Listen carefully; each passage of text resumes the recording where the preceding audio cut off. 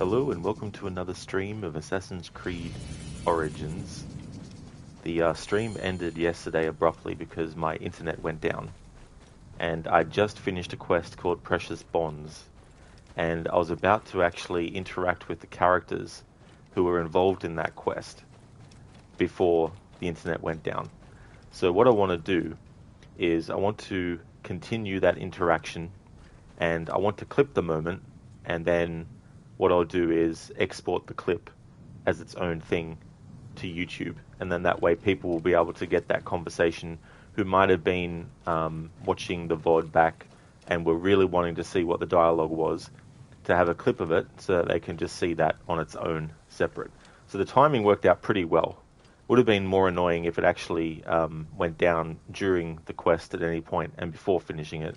But because it happened right after finishing it, it means that the quest finished. But yeah, after that, it was like, no internet. I was like, what? I looked at my stream and it came up with offline. And I was like, what?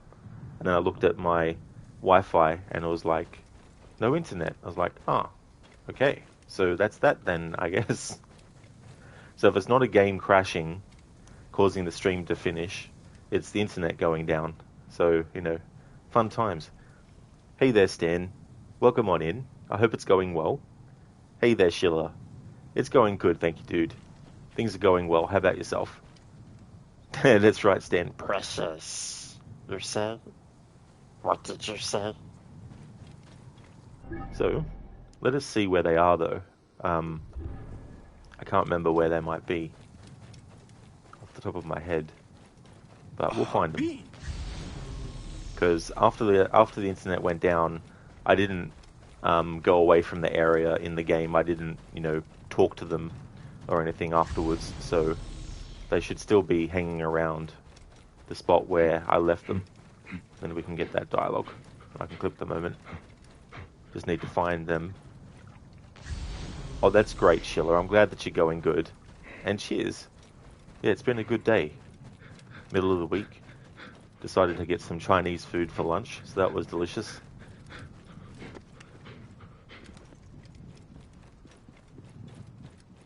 And I've also got it for dinner. Leftovers. It's a great thing about getting food like that. You can get a couple of meals out of it.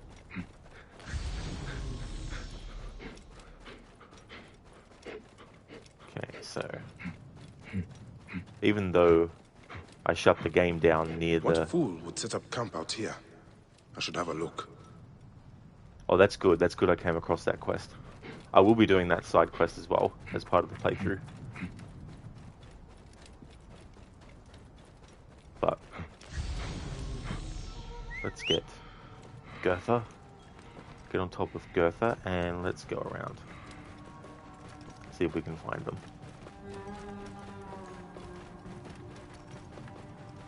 Oh yeah, Schiller. It's absolutely delicious. I decided to get some that I hadn't had for a while. I got the satay chicken. Hey there, Zereth. Detroit, become Malacca. How's it going, Zereth? Thank you for redeeming the Leap of Fail and the Senu tours as well. I'll get to those in a moment. There's some things I want to finish off that got interrupted by the internet going down in yesterday's stream. Hang on. Stop! You! Hey there, AC. I hope things are going well. Welcome on in. Hey, what? And they won't be there.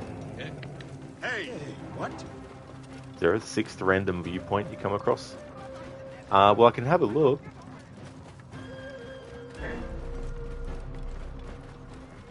Whoa.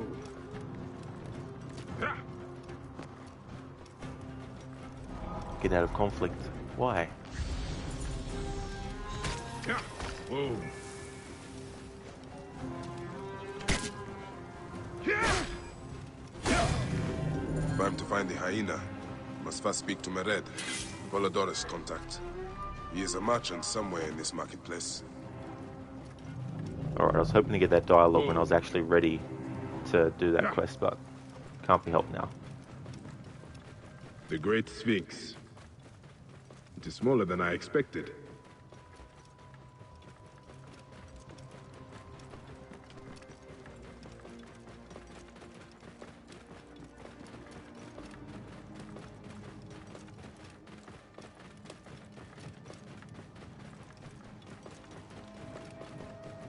Whoa.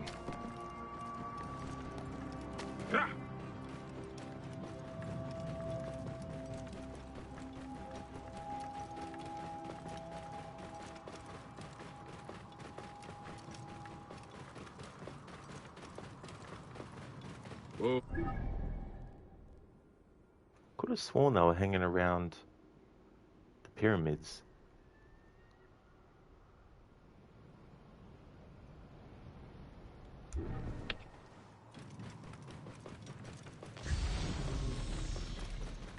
Maybe not directly next to one, but in the vicinity of them.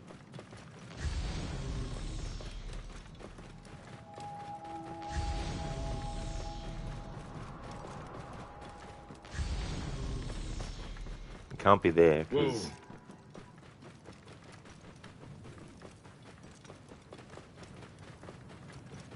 If it was, I would have already gone there.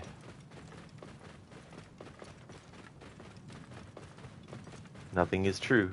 Everything is garech. The Mr. Laughing enemy in Hyena. Yeah, just like in The Lion King. Just imagine leap of fail off a pyramid. Yeah, unfortunately can't do it the way that they're sloped. There's no way to actually jump off and die from it, die from the fall.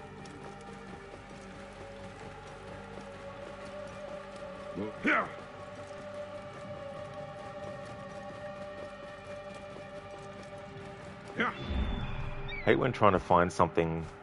Like, I wish the game didn't take me away from where I was when I actually closed the game down. Because I was literally right next to the characters when I closed the game down.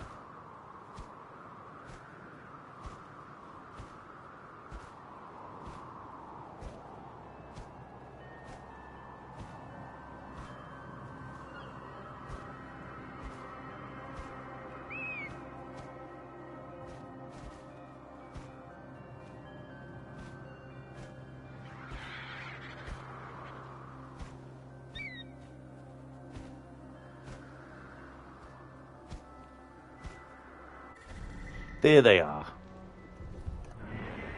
Found them. I was way, way, way off. Zereth, you wonder how long it would take to 100% this game? I've done it before. It took quite a while. I don't know how long, though. World, I see you.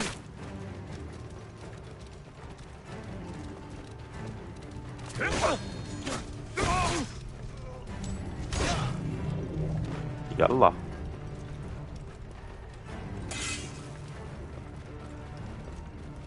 Detroit becomes sleepy.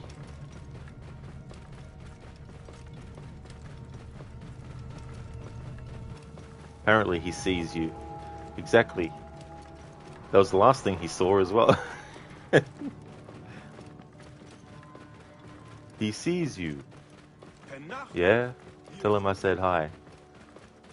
There's a horror movie called In the Mouth of Madness about this horror writer whose works of fiction are actually coming true and affecting the readers by turning them into psychopaths killing each other. And in a bookstore, the main character is buying all the author's books so he can research, and there's a guy with glasses that has some like ulcers around his mouth, and he walks up to him, he's like, he sees you. And then the main character played by Sam Neill is like, yeah, tell him I say hi. Whoa.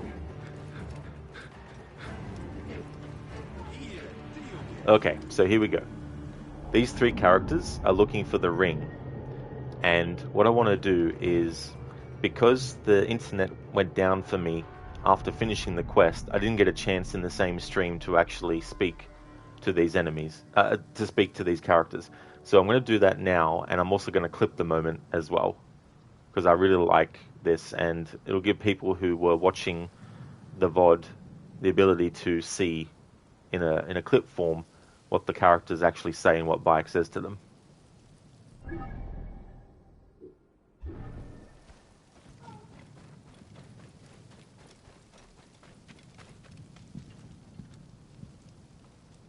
Damn those two! I have to find a ring before they do. Keep looking, eh? I'm sure it will pop up somewhere. Ah, I will never give up.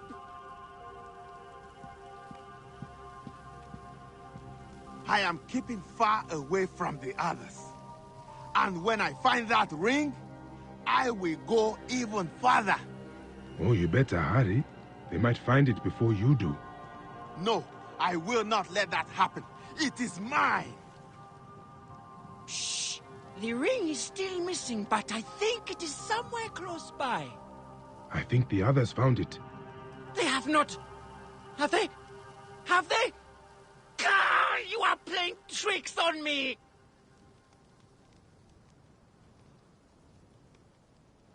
Alright. Hopefully I did it in enough time to get the clip.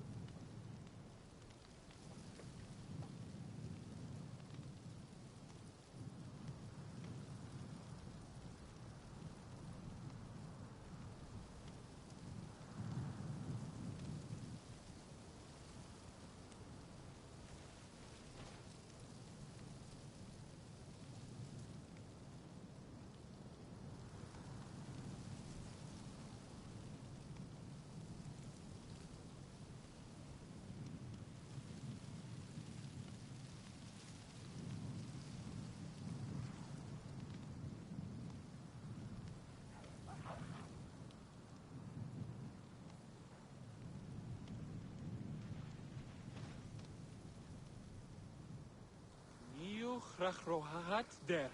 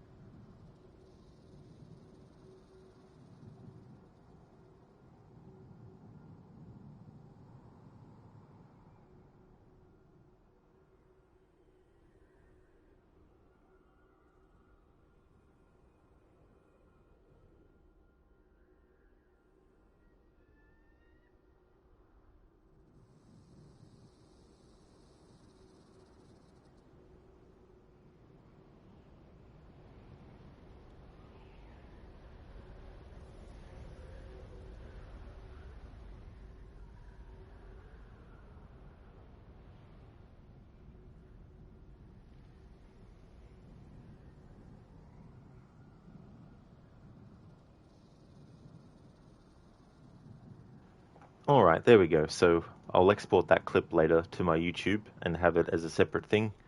And then I can put a link to it in the description of the VOD from yesterday, so that people who were watching the stream before the internet went down and who wanted to actually hear that dialogue from those characters can actually just hear it in a short snippet, instead of me trying to edit it together into a video and spend hours and hours on it. Alright, Zereth, so it's time to go and honor those redeems for you. Okay, so first up you had a leap of fail. I don't think I can do it off of a pyramid. I'll try and just test it, but like, I think Bayek will automatically be saved by the fall anyway.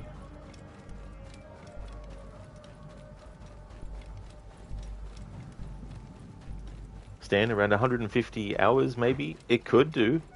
Yeah, I mean it's pretty intensive too, especially if you want to also do it for the DLC. Do all the locations and all that kind of stuff. Hey Dr. Darling, Rod wanted to kill the hyena yesterday, and it was like, nah. Yeah, the internet had other plans. It was like, oh, no, we're not going to do that. Yeah, that was the other thing I wanted to do in that stream before ending. But we'll do that in today's stream. I'll do that at the top. So yeah, when it comes to these pyramids, you can't really jump off. Like, that's as best as I can do in terms of making him jump off. Alright, so what we'll do instead is I've been doing the same location a few times. Let's see, when I took care of the thingamajig. Rematch Ra, no.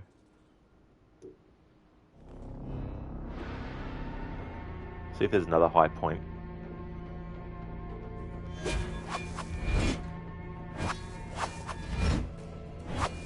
Indeed, Zereth, the one ring to rule them all. But they were all of them deceived, for another ring was made, in the fires of Mount Doom. The Dark Lord Sauron forged in secret a master ring to rule all others. No, that's not what I wanted to do. And besides, that's not really a good spot. Did I actually get a viewpoint in the Quatara Depression? I didn't. Okay. It meant gnome. I meant gnome. You are so strong, but you can be stronger. Master skills can be acquired repeatedly. Over and over again. Over and over again. Where does this put me? Ah, this puts me here.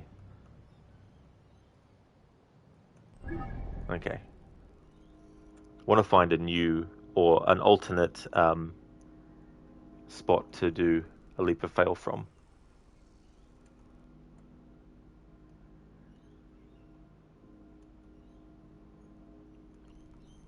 Sup, man, gnome? Polydorus Estate. I mean, it doesn't have to be at a viewpoint either. I might try the lighthouse. Oh! Hang on. Now shit, where the hell is that? Is it in Heraklion? Is it Memphis? Oh man. Anyway, I don't want to spend too much time on trying to find one now. Hey there, Lucas. Welcome on in. How's it going? Can you make a suggestion? Sure, go ahead.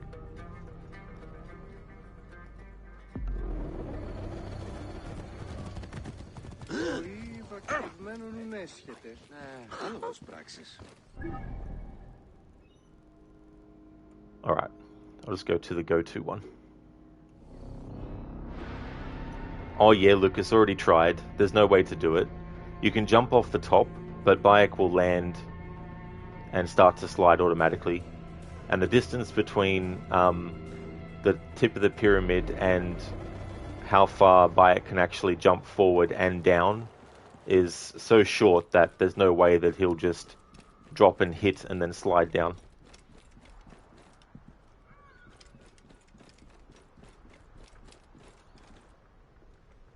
Dun dun dun dun dun dun dun dun dun dun dun.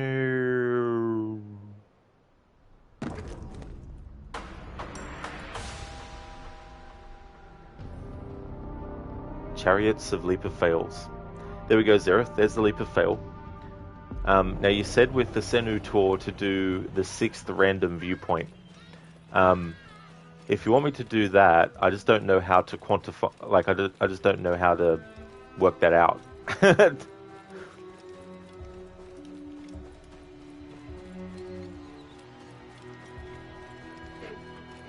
Or from where I currently am, for example, I could look at the map and then just count 6 viewpoints away from where I am.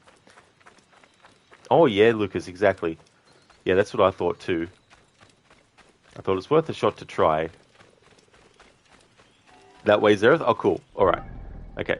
So the 6th random viewpoint is where you want me to go to.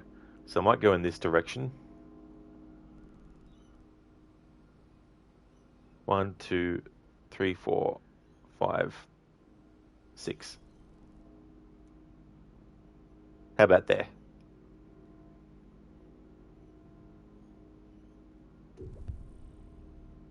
Is that one a good spot, Zereth? Lucas, quantify. Listen to you, Mr. Fancy, your big words. I know, right?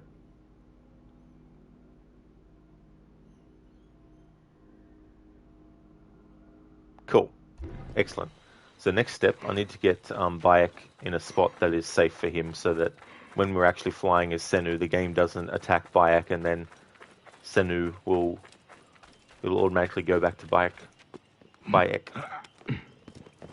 Hey Arthuri. I'm doing good, thank you today, dude. How are you going?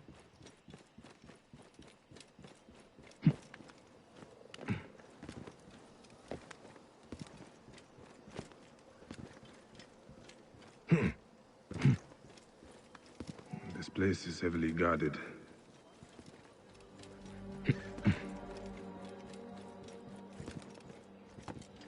I don't think there's any enemies patrolling this little pocket here.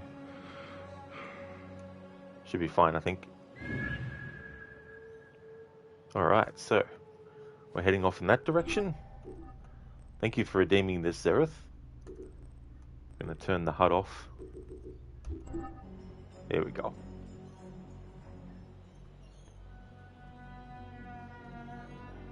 Zereth, Bayek. Lucas, isn't this the one with the giant war elephant? It is, yeah, there's several. There's one in the story that you have to deal with, and then there's other ones around the game world as well that you can deal with as well. Man, I love using the same words 3 times in the same sentence. Arthur, you fine too? Everything was good? Easy morning, a work holiday? Excellent, that's good. Oh yeah. I really hope that the time goes really quickly for you. Really slowly, I mean. Not quickly. What am I saying? When you have a day off, it's good for time to go slowly, not to go too quickly. And hey there, Kargat. Welcome. This is New Game Plus. I'm doing the main game and the 2 DLC on New Game Plus. Lucas, are you drunk? Lol. Well, if you can get drunk on Mocha, Robusta, and Arabica coffee, because that's what I've been drinking. Zereth, you said it as well as saying it as well. As well. Exactly.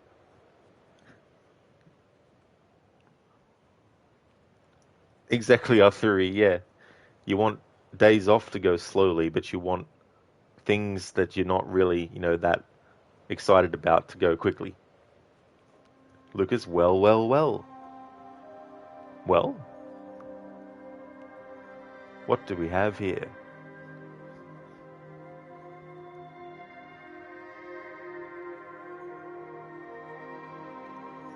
Lucas, English is silly. It definitely can be sometimes. Some of the words. Having words that are spelt the same, sound the same, but are actually about 2 different things. Cargo, cool. You go to the Sinai today with no HUD on Nightmare. Excellent, that's cool. That's really good. Yeah, I haven't done no HUD with this game yet. I've done it with some of the games in the series. But if I was to do one with the bigger games, like the RPG ones, I'd probably choose this one, I'd say, to do that with. Because it's not as big as Odyssey and Valhalla. So it wouldn't be as sort of like time consuming, I guess. But it is interesting playing without the HUD. It's very immersive. Very immersive.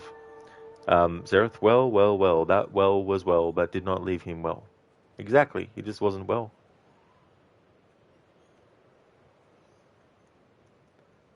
A theory, no training, no work, only this time a relaxing. Maybe you're going to town to the shops today, but that's not for sure. Nothing is pre-planned. Well, that's good to do that sometimes too. It's good to just, go with the flow of things sometimes and not really make any solid plans and just see how the day turns out and what things you might decide to go and do and see and stuff.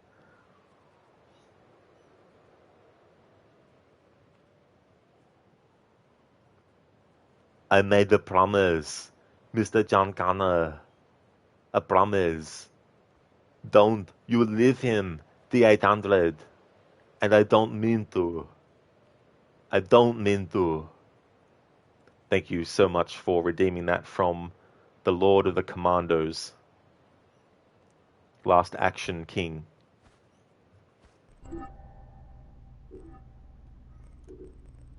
I've lost my bearings. Let's put this on.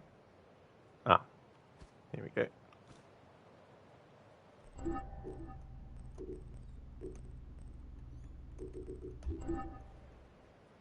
Lucas, look over there. They're at their house. They are. They're over there. Exactly. You got 3 different theirs. It's the other thing too. You got, different spellings but the same sounds. Dr. Darling, Fellowship of the Terminators. That's it. Fellowship of the Terminators. The 2 Terminators. Could be the sequel. The Return of the Terminator. He said he'd be back, and he didn't lie. Kargat, when you're done with Origins, you go to Odyssey and you're scared this game's so much. Sorry, you're English, you're from Russia. Oh, that's no trouble at all, Kargat. Yeah, that's no trouble at all. Even the English language can be, difficult for English speakers as well. So that's all good. But that's good too, that you're going to play Odyssey as well afterwards. It's a really big game. Like, if you like games with really big maps and lots to explore, there's definitely a lot of that. It's more of a it's more of a stronger RPG as well in terms of the weapons, the gear. Getting different gear pieces with different statistics and things.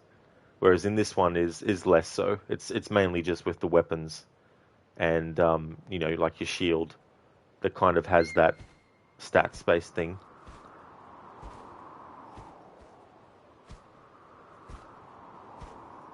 Zereth, which went well. Well, which was well said by the which said it well. Exactly. I mean, that's what I say to my coven all the time. Shilla, Odyssey, the peak of Assassin's Creed. Oh yes, Shilla, that was actually the true origins of Assassins. Ubisoft Quebec showed us that Ubisoft Montreal were wrong when they did the origins of the Assassin's Creed and the Assassins. Bayek and Aya weren't truly the ones who formed the Hidden Ones. It was Darius and Cassandra's son. Well, Darius's grandson who did it.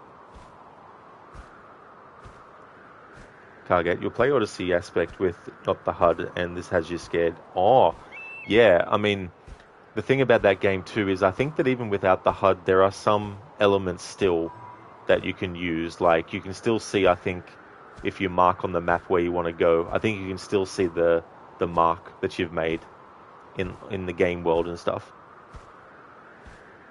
Zereth,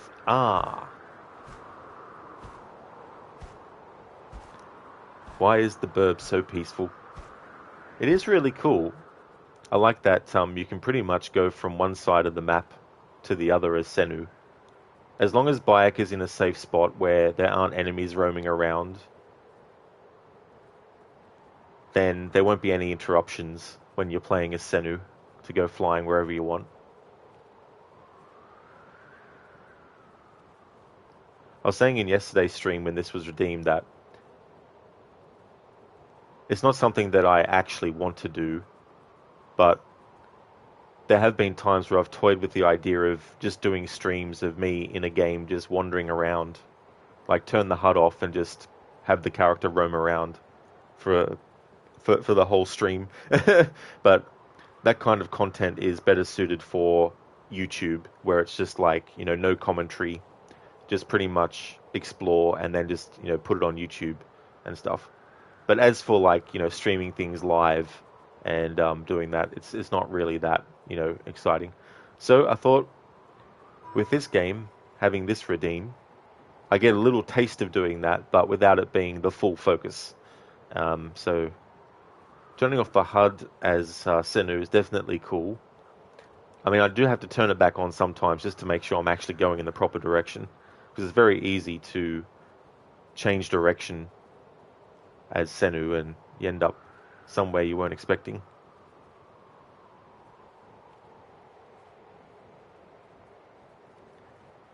Hey there, Babs. Good evening. How's it going? Lucas, but which butt are you sitting on? Which butt are you sitting on?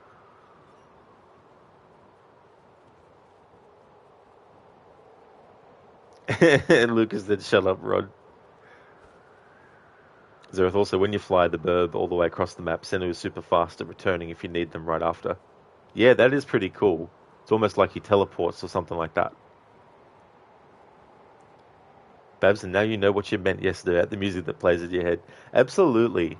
You know, like I'm sure that there's like a sample from that song that has been used in countless other stuff. My first thought was that I might have heard it from the trailers for the first Tomb Raider movie with Angelina Jolie. So I checked them, but there wasn't anything like that. So I thought, maybe it was in some other sort of like trailer for a movie or something like that. Because it'd be so amazing being able to fly. It would be, you know, like just jump up in the air and away you go. I've had lots of dreams like that, where it's just like jump and then start flying. Boom. Babs, that song was everywhere in the 90s.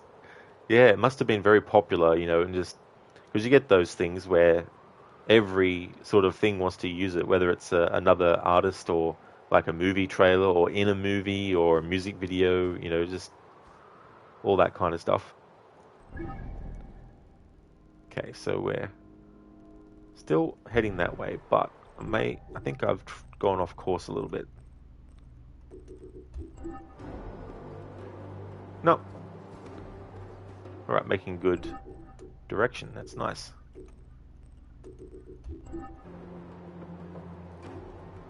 Cargate, you completed all AC games, 1 to Origins. What remains is Origins DLC, Odyssey with DLCs, Valhalla. Oh yes, so you don't want to do Valhalla's DLCs? If not, that's definitely understandable because there is so many.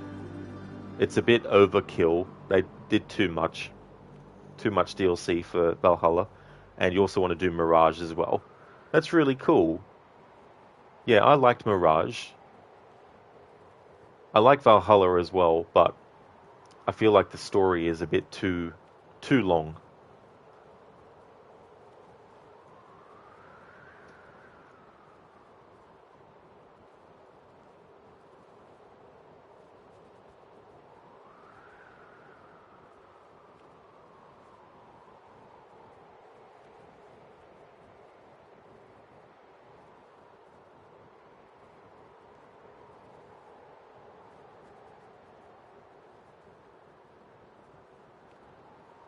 Zereth, how about this sentence? But don't butt in on a topic of butt talk, as it is not be well to be well versed unlike a talk about the well. Well and butt. That should be the name of a couple of characters in like a parody of something. Well and butt.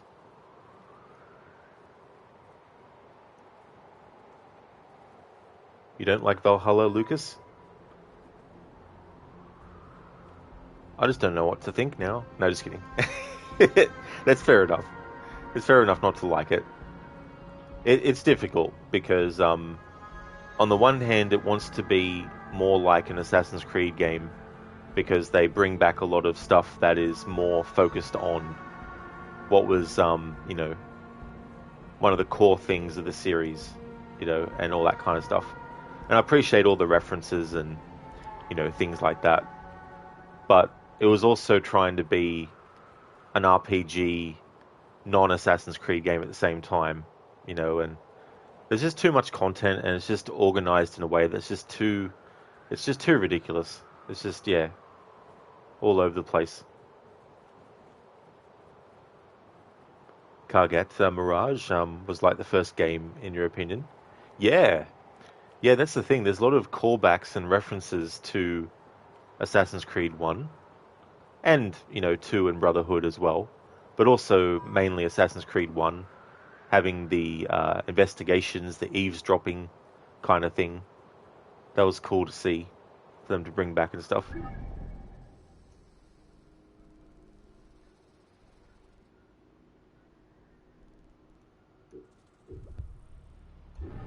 Okay, so there we go. That was another Senu Tours. Thank you for redeeming that, Zereth, and thank you everyone for flying with Senu Tours. Thank you so very much for the follow, Kargat. Thank you very much. Lucas, oh, go play some Rogue. Not in this timeline. Babs, you haven't played Valhalla yourself, but you watched Lucinda play some of it, and it felt long. Oh yeah, Babs. Yeah, there's definitely a lot of stuff that could have been trimmed down. And I feel like the main focus, like I get it, you know, the whole idea of Vikings going to England was that they wanted to carve out their own land and they wanted to take things over, you know. I understand all that and create alliances and settlements. But that should have been the backbone skeleton of the story, but not actually the main focus. The main focus should have been on the Order of the Ancients, the Hidden Ones, and also how Sigurd and Sigurd and Eivor relate to the wider Isu, you know, narrative and stuff. That's why I worked out an order in which to do the story arcs that tries to condense or at least make it feel more precise, where it's like, for example, spoiler alert, when Sigurd gets captured, I made sure that there weren't too many story arcs not related to that I had to get through to be able to get to the other story arcs that were related to it, you know. So I made sure to condense things like that. It means having to go out of order in which they recommend you to do, like with the power levels and stuff. But it just felt narratively better. It felt more focused, and it felt more like urgent as well. Because like with wanting to find Sigurd, if you do the quest lines in a certain order, you can well and truly do heaps of story arcs that aren't even related to it. And you think to yourself, Eivor wouldn't be messing around doing this in a time like that, you know. So being able to put them closer together really worked out well. I think maybe there was only one story arc I had to do between the ones related to Sigurd being captured that weren't about that, before I was able to complete the story arcs related to Sigurd being captured. Schiller, if the whole game would have been like the London arc, that was a good one. That was Schiller, yeah, I agree. Yeah, that was a good arc. Seeing the way that the Order of the Ancients were corrupting and the power plays that they were doing, you know, because that's the thing that the Order of the Ancients, you know, were good at doing, you know, the manipulation of people and kingdoms and, you know, politics and all that kind of stuff. Zereth, why do you hear the Star Wars theme while the bird is flying low? Dun, dun, dun, dun. Bum, bum, bum, bum, bum, bum, bum, bum, bum, bum, bum, bum, bum, bum, bum, bum. I know that's not the actual Star Wars theme. But I was trying to do a bit of the music that plays in A New Hope when they're doing the trench run on the Death Star. Kargat Valhalla is Assassin's Creed game with cut stealth and Assassin's mechanics. Yeah, the stealth, like, if you really do try to do a stealth focus in Valhalla, it's very, very, what's the word I could use? It's very uneven with how it's done. And there's a lot of unfair detections that can happen. Lucas, you just can't get over how beautiful this game is and how amazingly real everything looks. Yeah, and this game came out in 2017 as well, you know. There's definitely a lot of really great environments in the game. Babs, everybody knows about the word. Bird, bird, bird, bird's the word. A well, a bird, bird, bird, bird is the word. A well, a bird, bird, bird, well, a bird is the word. Babs love it, Rod. Yeah, I actually do like that music from that movie. There is a shorter version of it in Return of the Jedi when they're fighting the Death Star in that too. Or at least there's a little part of it that's a bit shorter. Zereth, ooh, or the Dam Busters music with Senu is flying. Oh, the Dam Busters, yeah, I haven't I haven't actually seen that. Okay, so there we go. That was the Senu tour. And just to show how far we travelled, this was the destination-ish. And Bayek, we put him all the way over this way.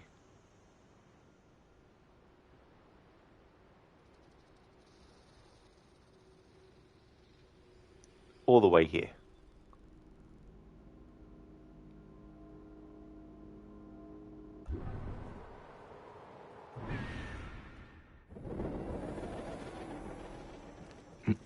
There we go. Thank you, Zereth, for redeeming that. Okay, so time to change what Bayek is wearing for this stream.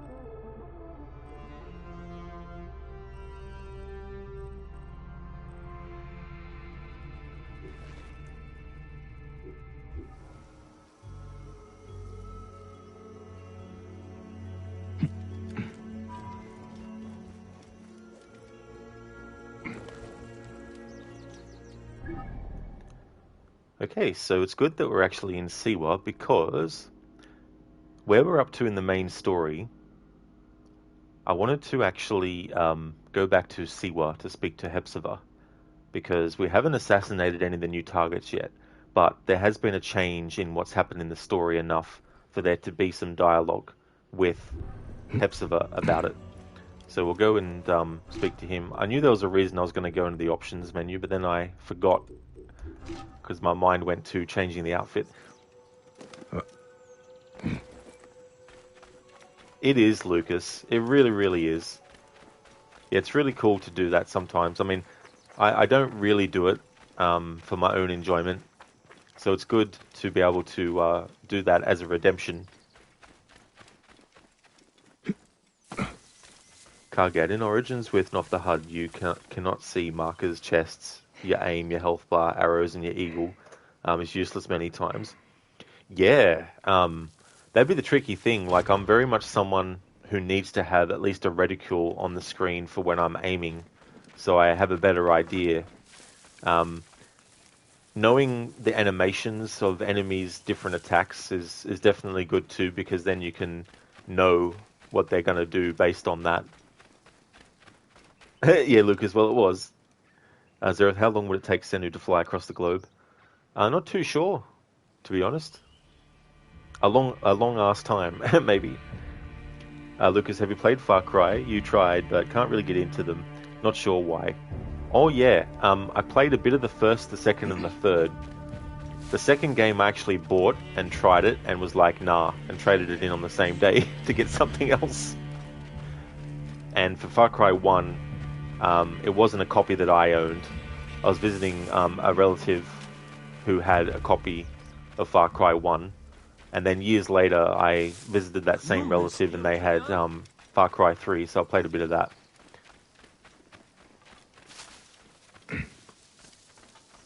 Gargate, this is Torch here, playing with not the HUD, but you're getting used to it. Yeah, that's what I've found with some of the games I've done it with. Like, so far I'd have to say the one that I've liked it with the most is the first game.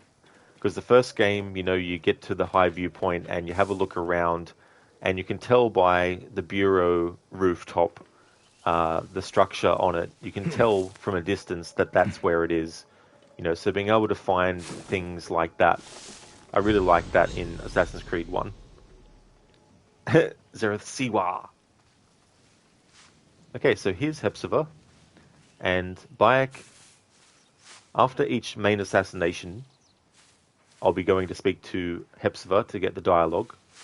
We haven't killed any of the new targets yet, but there has been a development in the story enough for there to be some dialogue about it between Hepzibah and Bayek.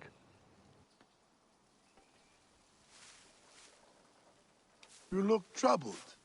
I was a fool. I've learned that the snake is in fact many people. You vowed to kill the snake.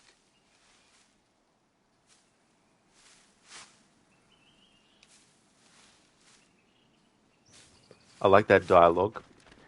because what Hepzibah is basically saying is he does know what Bayek means. He's not ignoring it and saying, you said you'd kill the snake. But it's Hepzibah giving Bayek kind of like a bit of a pep talk and saying, it doesn't matter that wasn't the snake. You vowed to kill the snake, and, that is something that I believe that you are able to do, So you get that dialogue if you just do the quest where Bayek and Aya find out about the new targets, but before you take out any of the new main targets. Although I think he will say it too as well if you've gone past that point. But yeah, that's what I wanted to show before jumping back into the story. And we're going to take on the hyena still as the first of the new targets, the hyena. Let's get closer to that spot. Not close, but just close enough. So I'll go to this viewpoint for that. Babs, you were saying this to Rod yesterday, but the music that plays in your head during a Senu tour is Sadness Part 1 by Enigma. It fits so good. It really, really does.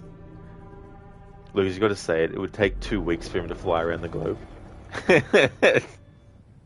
I see what you did there, Lucas. Very clever way to reference Total Recall again in a stream. I like it. Sheila, the next time you play AC1, you want to try it without the HUD. Crooked once told you that it was supposed to be that way. That is true. Yeah, that's something I didn't know until Crooked mentioned it as well. That when they first designed Assassin's Creed, for the longest time, they weren't going to have any HUD elements. It was designed through the sound design and also visually, sound design wise in terms of hearing the, eagle, also seeing the eagle flying around viewpoints and all that kind of stuff. But it was one of those things where whoever was in charge or whoever had final say was like, no, add the HUD elements to it. But yeah, it's definitely a very, very rewarding way to play it too, Schiller. It really sort of immerses you into it, but it also ties in well with how the game is almost like... it's certainly remembering where the series started and how simplistic but how advanced it was. Because nowadays it might be easy to just write it off as, oh yeah, it's just a simple game and, you investigate, blah, blah, blah, found the person, yeah, go and kill them next, rinse and repeat. But there's just something about the vibe of Assassin's Creed 1 that if you have the HUD off as well, it just amplifies that kind of feeling. Hey there, Senny. Welcome on in, dude. Does Siwa know peace yet? Oh, I don't know, Crooked. That might be a lifetime away. Yeah. Will Siwa ever know peace? How's things going, dude?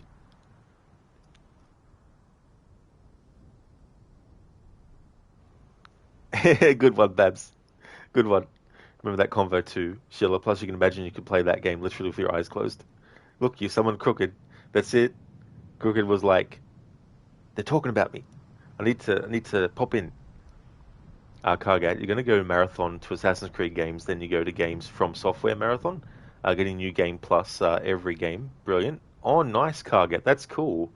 I still haven't played any of the games by From Software myself, but I do want to at some point in the future, because they do look like I know that they have the reputation for being very, very difficult and stuff, but I'm kind of like one of those players where if something starts to really get at me, I'm like, no, I'm going to keep on going until I get it, kind of thing. It almost becomes like a me versus the game. Oh yeah, Carget. So when you finish Assassin's Creed Marathon, yeah, cool. Oh, that's good to have like a bit of a plan and stuff.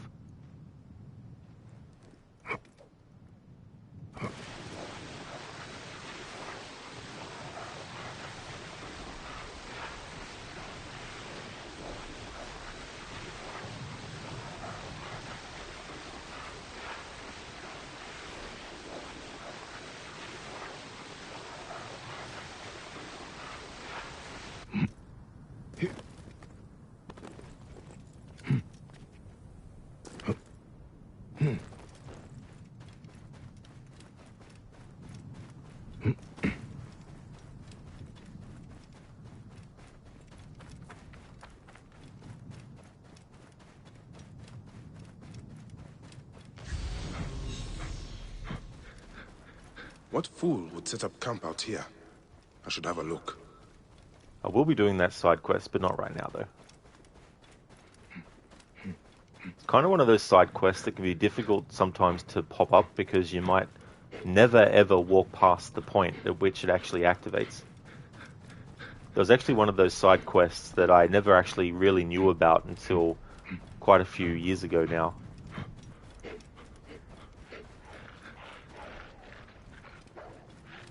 Hi, Ina. Bye, Ina.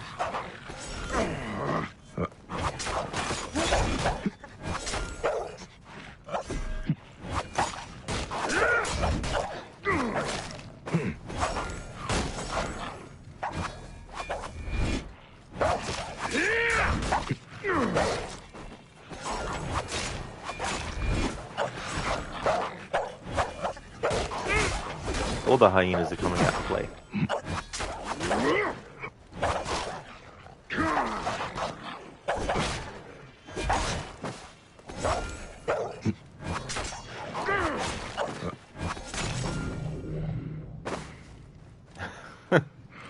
That's a lot of hyenas. Lucas, isn't NG7 from Mass Effect, or is it N7? It's N7 in Mass Effect, yeah. So, have we found the ultimate insult yet? Malacca. That's the wrong game. It sure is, Zereth. That's Odyssey, not Origins. Lucas, what's a Malacca? Well, basically a Malacca is a wanker. It's an insult in that sort of way. Zereth, why were the Egyptians good at making pyramids? Because they were so smooth. Absolutely. I could just imagine them as they're building the pyramids, rocking out to some beats. Babs, oh Rod, that pun was... Oh yeah. It was pretty punishing.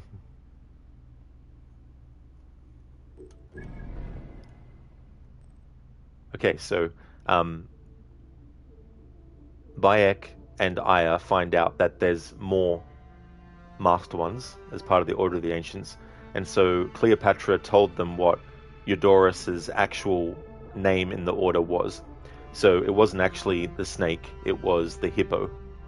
And so that information has now been updated in this menu. The hippo, Eudorus. Royal scribe to Ptolemy. Eudorus was one of the puppet masters of the pharaoh. He met his death in Alexandria's opulent bathhouse thanks to Bayek's newly acquired hidden blade.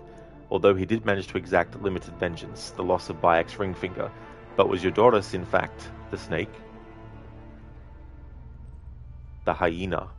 The hyena oppresses Giza with the Order of Ancients. Okay, and here's the quest. Bayek travels to Giza to meet the informant, Mered, to learn about one of his targets, the hyena. Bayek travels to Giza, where one of his targets, known as the hyena, controls the markets in pursuit of a mysterious agenda. Apollodorus' contact is Mered, a merchant who has kept tabs on the hyena's activity. So with this Mered character, there's actually quite a few different dialogues you can have. And I'm going to try and hit all of them if I can. Especially once we get the horse. There's some things that can be said if you try to do that. Zereth, delicious.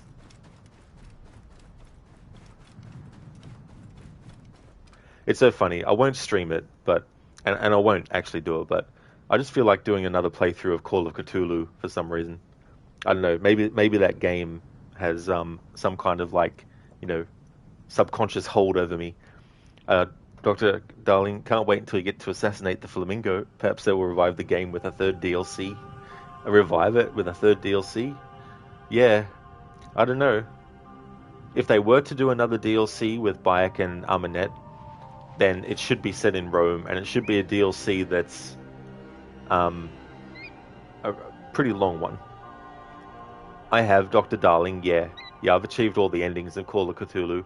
The last playthrough I did was one where I think viewers voted on certain choices.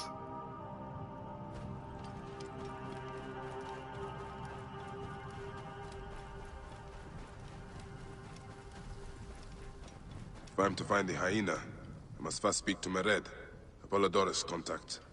He is a merchant somewhere in this marketplace. Now, the actor for Mered, when I was playing Mirage last time, I was like, I wonder, that's right, this character's from Origins. And now that I'm actually playing Origins again, I can't remember what character this actor voiced in Mirage. But I'm pretty sure that this actor that we're going to hear as Mered is actually in Mirage. I'm pretty sure anyway, I think.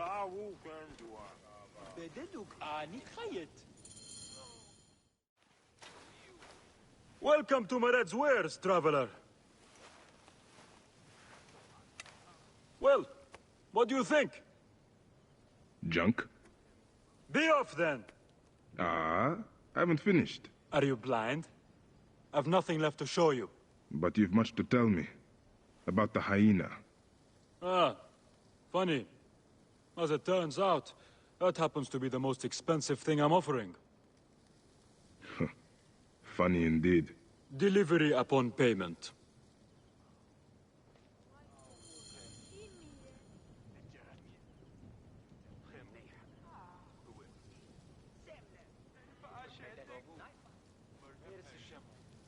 Do you have enough to barter with me? Here. Your absurd fee. Now what can you tell me? The hyena is not her real name. Easy, easy. A poor attempt at humor, I'm afraid. Where can I find her? Her name is Khaliset. A favor. Some customers of mine took my horse after a dispute. Their camp lies in a quarry just south of here. Take my man, retrieve my horse, and I'll give you what you came for. How you found yourself in Apollodorus' company escapes me. You'll get it for me. If Apollodorus wants my continued service. Give my men a hand. They'll know exactly what to look for. It'll be easy. Get going before those bastards do something stupid with my mount. A favor for a favor. My mount for the hyena's location. Get going before those bastards do something stupid with my mount. Dr. Darling, you remember that playthrough? You just don't pay attention to story details when you're watching a game you don't own. I didn't have the game back then. Oh yeah. Yeah, I can't even remember what ending I got as a result of that. I think it might have been the ending where you don't summon Cthulhu, I think. Zereth, pirates perch proudly on plundering pirates' shoulders. I mean, I 100% agree, Zereth. I mean, that happens every day. Hey there, Afro. You think he was one of the three triplets brothers? Oh, yes. What was their names? The Banu... Is it the Banu Master, I think? That could be it. I think it might be. I don't... I'd have to rehear them speak again, but it could be Afro. I haven't, Kargat, no. I mean, in Assassin's Creed Chronicles Russia, there is some Russian that is spoken, but it's very, very quick, and it's not like full sentences being spoken. Dr. Darling posted a Tomb Raider meme on Discord if you're interested. Yeah, I reacted to that, Dr. Darling. Yeah, that was funny, about finding the dinosaur, and then Lara's like, shame, while loading a gun. Hey there, Wayne. Welcome. T and AC stream before some AC too. Nice combination, Wayne. Welcome on in. I hope you're enjoying your tea. Zereth from Monkey Island. When you try to use the stump, you are humorously asked to insert a disc that doesn't exist. This is followed by a message suggesting you call the helpline at 1-800-STAR-WARS if you need help. I didn't actually recognize it. But that's a good call, Zereth. Yeah, I love stuff like that in the Monkey Island games, all these references and things.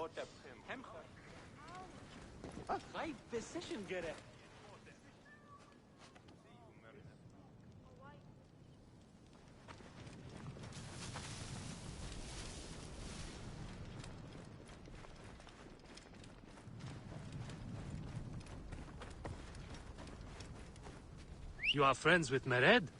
Ah, barely. He's a necessary ally. Mered rarely keeps protectors as allies. He doesn't trust authorities. But he pays well. And very few pay at all here in Giza. Cannot trust this sand in your hand. What can you tell me of the hyena? This Khaliset girl. We speak one word, and we are hyena food.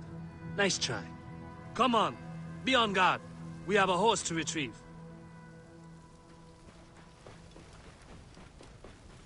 That guy is just like, what am I going to ride on? Zereth, how much did the helpline cost a ring? Probably would have been an arm and a leg, maybe, I think. Whoa. Especially, you know, it was probably like per minute you were charged for talking on the phone. Oh, I see Kargat in Origins. Yeah, I haven't heard the Russian language in Origins. There are some games in the series where I've been able to play through the game with the language of the country that the game is in. Like with Assassin's Creed 2 and Brotherhood, I've played with the Italian language. And for Assassin's Creed Unity, I've played with the French language. And more recently this year, I did a playthrough of Mirage with the Arabic language, which was cool to do. I wish more games in the series gave you the option to choose the spoken language to be that of the game's country that it's in. The guards here are vigilant. Die! Hey, wait! You will not escape!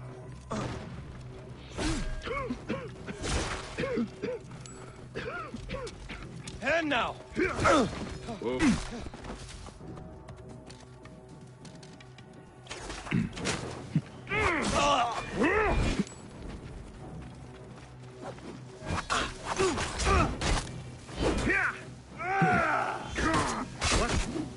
Time to die!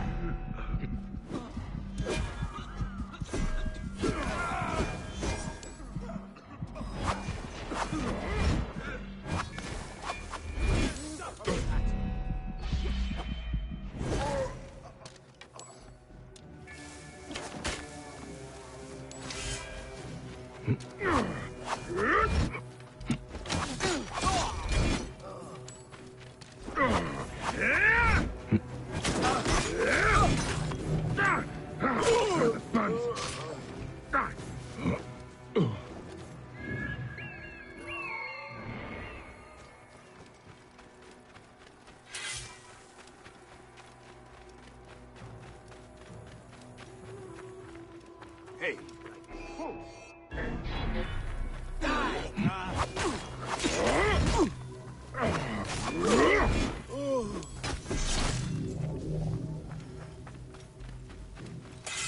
This must be Mered's horse.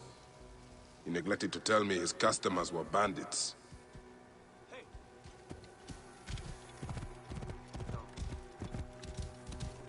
Wait a minute. Get the bastard! Zereth, the helpline number given in the game, 1-800-STAR WARS, was a toll-free number, meaning it would have been free to call within the United States. Ah, I gotcha. Yeah, I had no idea. Kargat, and very Turkish in Russian. If they release Assassin's Creed game in ancient Russia, this is very memorable in your country. Yeah, that's the thing. Like, so far in the games, they've only covered 1918 with Assassin's Creed Chronicles Russia. But they haven't covered any other time periods in that country. So I think it would be good. There's so many settings that... Hey, what? Stop you shit! So many settings that they can do that they haven't, you know, done as yet. I mean, yeah, they've probably done a lot of comic books and books in the series that are set in different time periods in different places around the world that the games haven't yet, but... Hey there, Godfather Al. Welcome on in. Are your medjayings done? Yeah, we're doing the medjaying. And stealing from bandits. You know, the usual. Zereth, Father Ted reference. In Broken Sword, The Shadow of the Templars, the director's cut, there's a nod to the British sitcom Father Ted with a character named Father Mahoney, who closely resembles Father Jack from the show. Oh, okay, Zereth. Yeah, I'm not too familiar with that show. I've seen some little bits and pieces here and there, but not completely.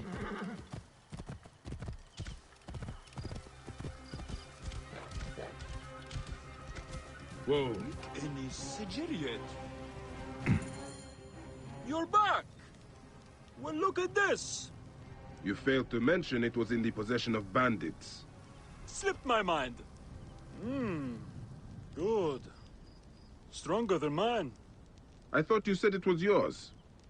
Yes, of course it is. You've done good by me, my friend. Then you'll deliver as promised. My word is my word. But I've one more thing to ask of you. Done with your games. All right. The hyena lives in a cavern, just over those hills. Day and night she roams the desert collecting silica, precious teardrops of the gods. What has happened to those who have interfered is best left unsaid. If I find you've led me on another futile chase, it won't be my words that hit your ears. 1,000 promises. I have no reason to defy you. Don't die out there!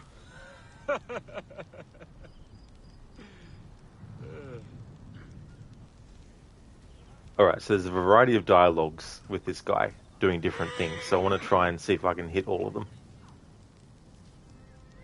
What are you waiting for? You want to find the hyena, don't you? Khaliset takes shelter in a cave in the hills behind Menkaure. What are you waiting for? You want to find the hyena, don't you?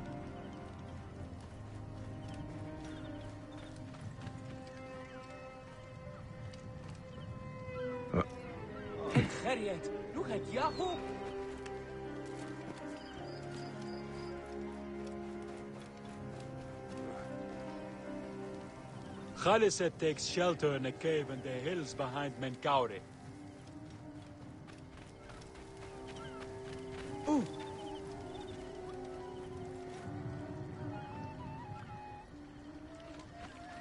B.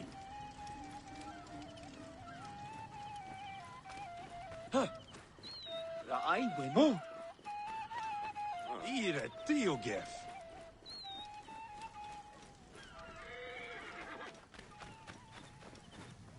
Nia. So I know about what happens if you steal the horse back. So I already know that, but there's some other dialogue that can trigger somehow surrounding this character.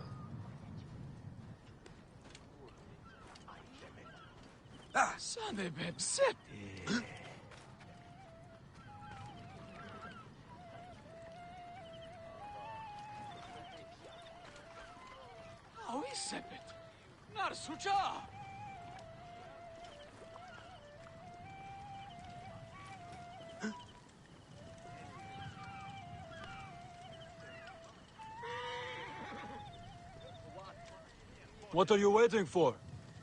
You want to find the hyena, don't you? Arrive nachte. Huurt en bed.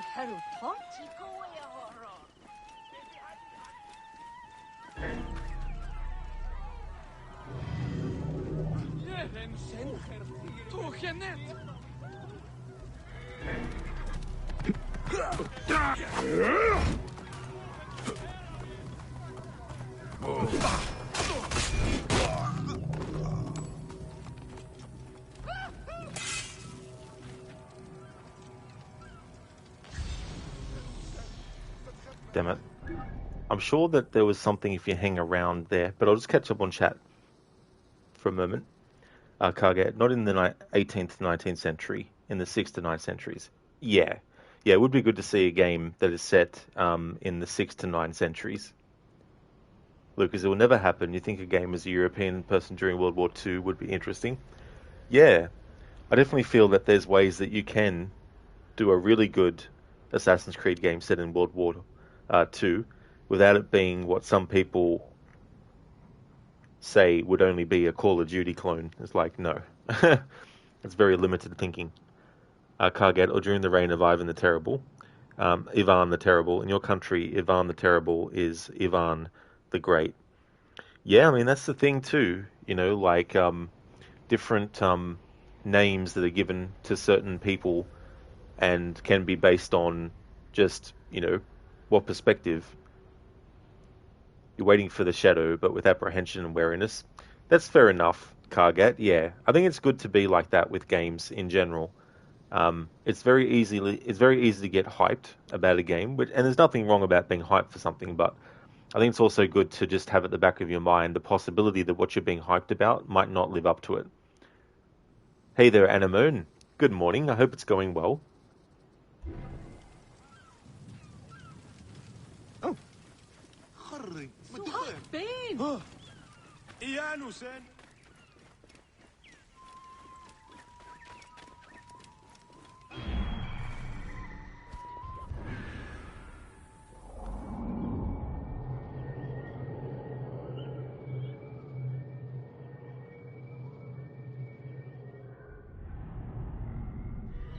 That's right, he'll go over to that spot. Then I think there's some dialogue with him.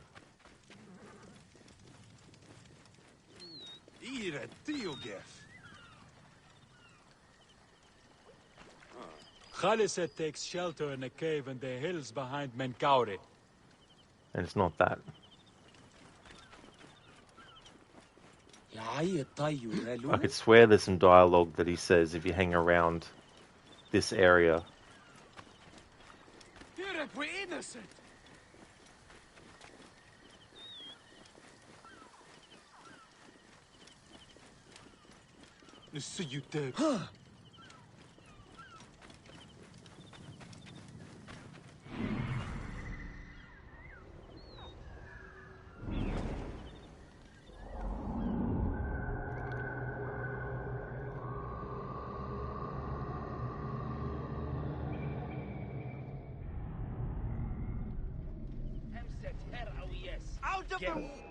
Out of the...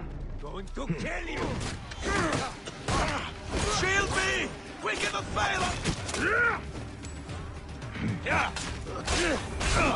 Time! Push on!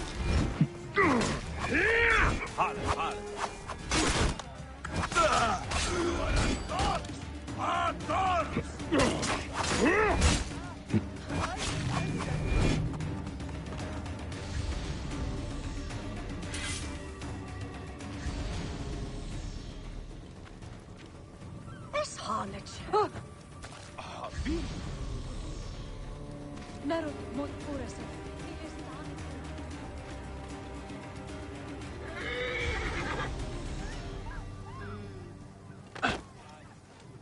Anyway, that dialogue that I was hoping to trigger, I can't remember how you trigger it, so instead I'll just go to what happens when you take the horse off of him, the one that you brought back to him. That's if he hasn't been despawned out of the friggin' area. That I wouldn't be surprised if that happened, because whenever I try to show something, that's when everything goes wrong.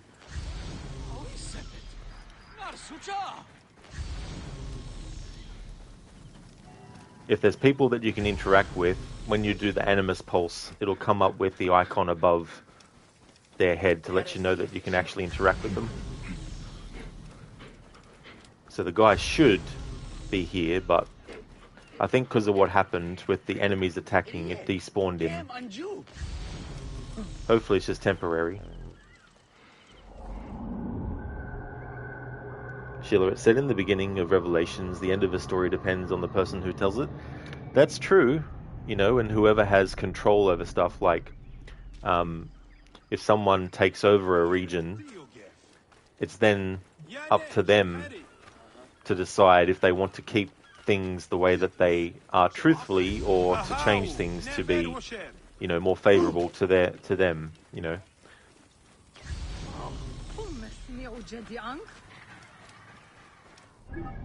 Alright, how about I actually just fast travel here? Maybe that will reset the area.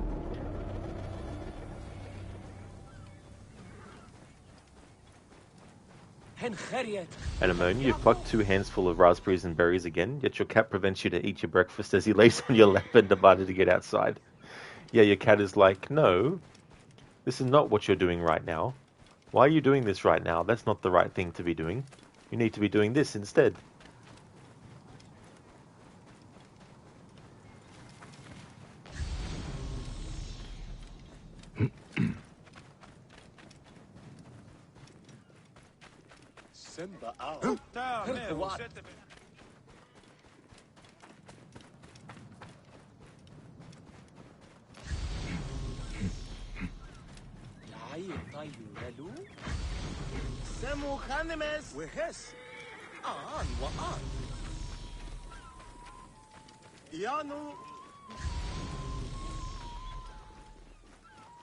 Alright. Next trick. Reload quest objective.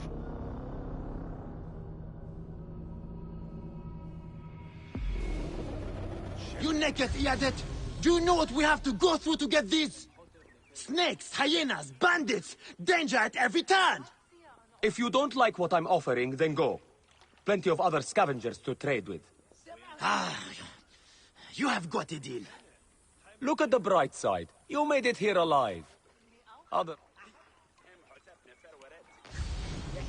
I told you how much I'll pay. No more. You naked Iadet! Do you know what we have to go through to get these? Snakes, hyenas, bandits, danger at every turn!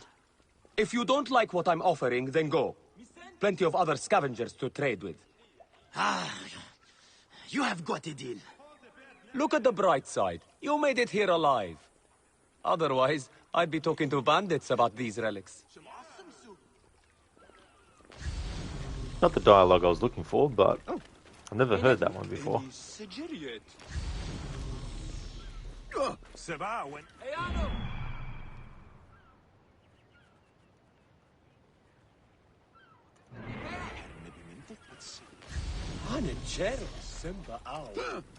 Scavengers and swindlers!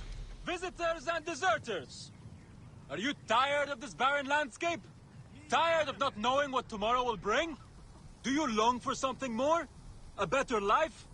Then look no further than the great city of Letopolis. Many have already claimed a home of their own from the generous master Taharka. In his new Letopolis, there is only comfort and security. Letopolis is a right and a privilege for Egyptians everywhere. Put your trust in Master Taharka and reclaim the life you deserve. Alright, so Mered has despawned out of the game world, which is annoying because now I can't even do the dialogue that he says if you take the horse.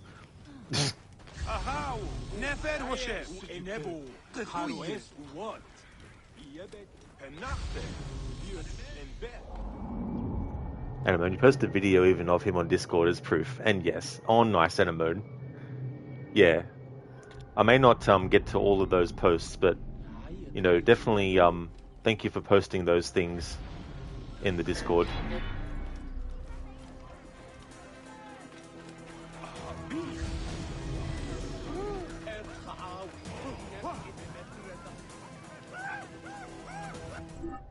Alright, next trick.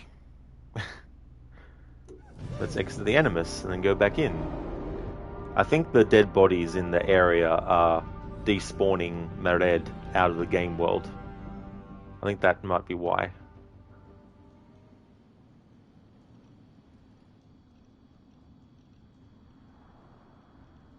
Something that someone should do for Odyssey is actually mod Layla so she's not wearing the exact same outfit for Odyssey.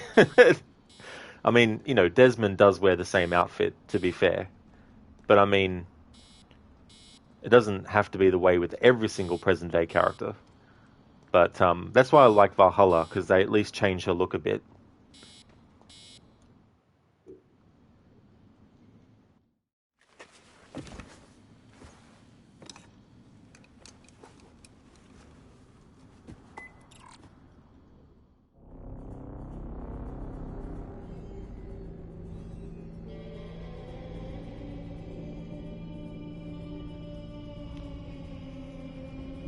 No problem, Anemone? Cool.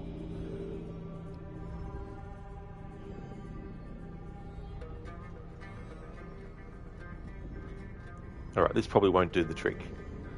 So the next trick I would have would be to just go to the game menu and then go back in. Here he is, he's been respawned. Okay, that worked. Khaliset takes shelter in a cave Alright, in the hills so behind Menkaure. I can't trigger the dialogue that I was hoping for with Mered, but this is what happens if you get back on the horse that you actually stole back for him when he claimed it was his. But it's not his, but he claimed that it was his. This is what happens if you get on the horse. Hey! That's my horse! You can't steal something already stolen, Mered. Yes, Bayek. Please return the horse to the stables for me. Whoa. Yeah.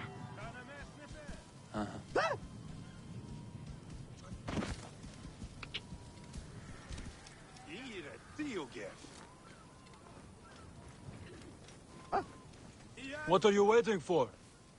You want to find the hyena, don't you? I'm waiting for Christmas. Alright.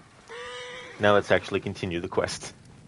But yeah, I could swear that there was other dialogue with him if you hang around the area and he'll say something else. But maybe that's before you interact with him in the first place. That might be what the situation is, but I'm just forgetting that's what happened. Because it was a couple of years ago that I did the playthrough where after every main quest and everything, all side quests and stuff, I would go back to the quest giver and see what dialogue they might have. And I will be doing that for the DLC this time around in this playthrough, because when I did that stuff with the main game 2 years ago, it was going to take too long to do it also with the DLC, so I decided to leave the DLC for another playthrough to actually do that kind of stuff with the dialogue. So that's what I'll be doing in this playthrough when I get to the DLC. Before each quest, during each quest, and different points, and afterwards I'll be talking with the characters just to see if there's anything new that gets said. There's actually some dialogue with a character that knew Khemu, because it's been quite a few years by that point in the story since Khemu was killed. And one of the friends that he had, she is captured, and you help her. And there's some dialogue about Khemu and that. But there's also some stuff with her that I missed because there's a battle that takes place, and it can easily lose track of where she is. So when I do that side quest in this playthrough, I'm going to try and see if I can finally get that sorted. Whoa. It would have been cool if you could make the time go when you're on a mount. Like, I thought maybe a bike would just, bow his head while on the mount.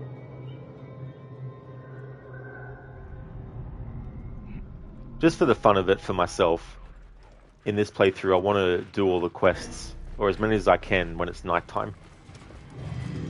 There's just something too about this game and nighttime as well. Especially with the desert.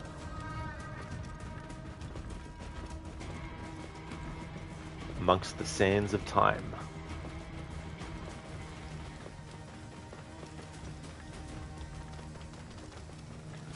I can't believe that when the remake of Prince of Persia Sands of Time actually comes out, it'll be 6 years since it was actually first announced. Like, that's 6 years. Whoa. Like, I hope it's not a Skull and Bones situation. They spend so many years on it and then it turns out to be nothing like people were hoping.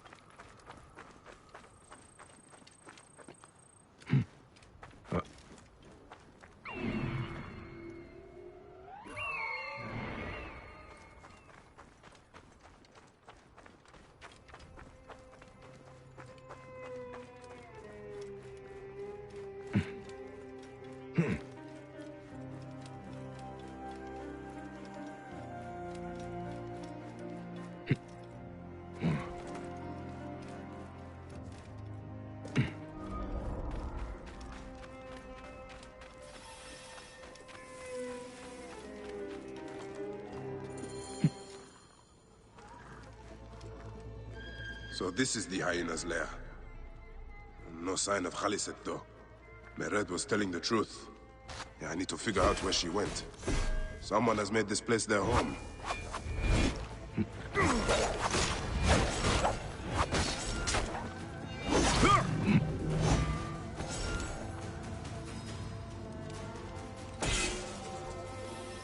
A letter. The symbol of the snake is on it. Khaliset is clearly working with the Order. And they don't know she took some of the silica for herself. What was worth the danger of crossing the Order? A message to Khaliset. Halaset, it has been long since we have heard from you. We had expected more relics by now. None of the previous items were of any use. I have sent on more drachmas for you, should you... No, it's a terrible impression of Flavius the fuckface. I'll stop it.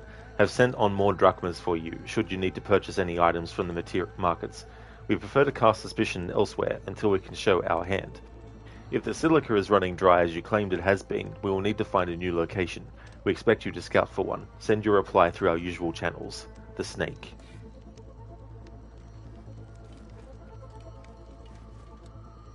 This is where Haliset slept, protected from sandstorms. The lotus flower of rebirth. She must have picked these for a reason.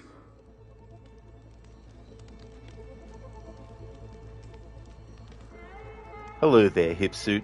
Howdy to you as well. I hope it's going good.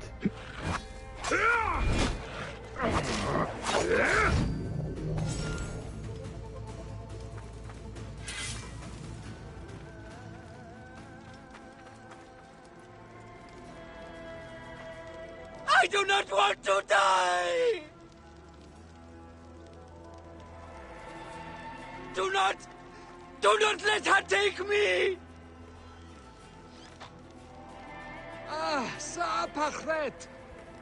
Mercy! Thank you, Magi. The hyena, where is she? I do not know. I'm the only one left. She took the others away hours ago. Took them where? She kills them. I know it. Her hands. Oh, gods. Her hands are so bloody. Peace, friend. You are free. I will deal with Haliset. Where is Haliset taking captives? And why? Hipsuit, yep, things are good. 3 days left until vacation. Oh, hell yeah, Hipsuit, that's cool. I really hope that the time flies for those 3 days so you can get to your vacation, and then that the time slows right down so you can enjoy it.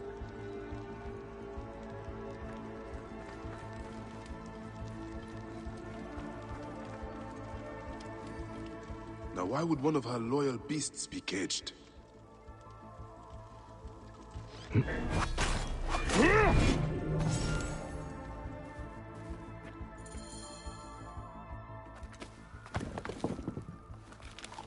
Khufu's tomb.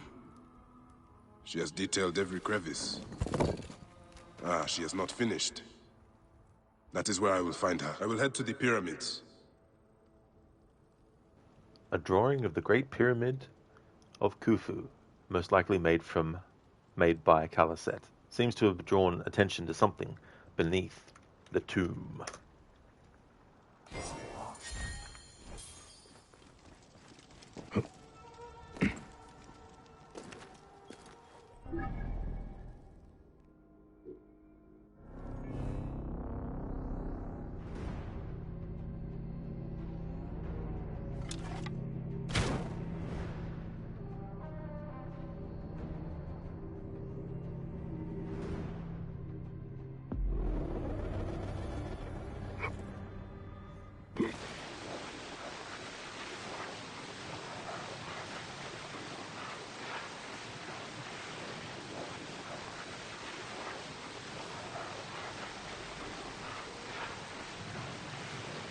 I wish the camera would zoom back wider when you slide down the pyramid so you can get a better view.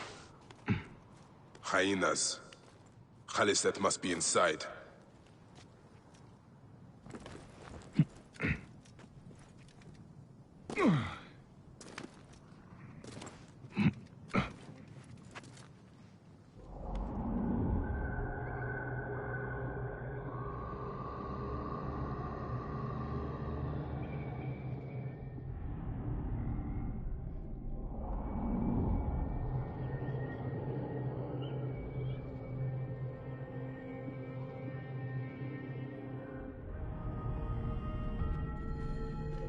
You, who dares to enter here, what silence has befallen her?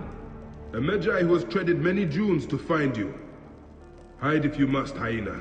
But this tomb will not protect you. I demand that you stop here.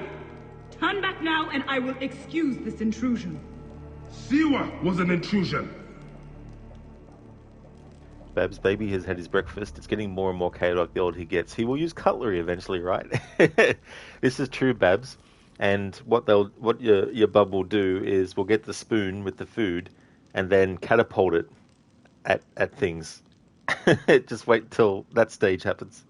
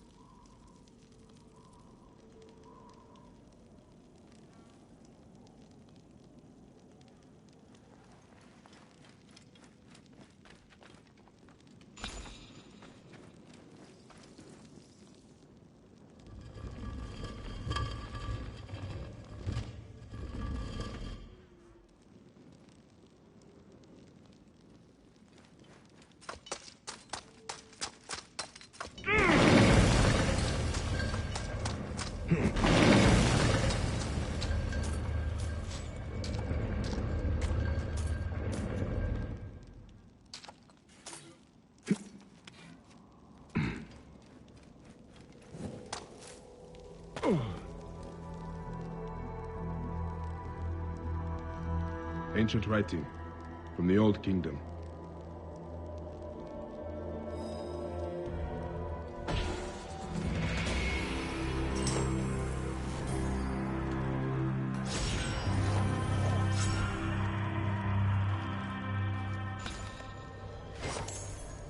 Nice one, Senny. Sand from the Old Kingdom. Babs, he likes grabbing handfuls of porridge and smearing it everywhere. You never know, Babs. He might be an artist in the future. He might be getting some practice in.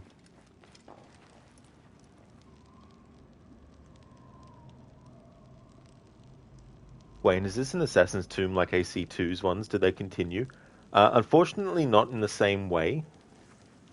The ones in AC2 and Brotherhood and Revelations are really done as like a bit of like a spectacle, and very much in the line of the Prince of Persia games, you know, things like that. But yeah, in this game, the tombs are more just the exploration side of things, and like reading information. There's some information about, you know, different deities and things like that that you can read, and, you know, collectibles and stuff in it. But yeah, unfortunately, there's no classic tombs like in Assassin's Creed 2 Brotherhood and Revelations in the later games, which is a shame.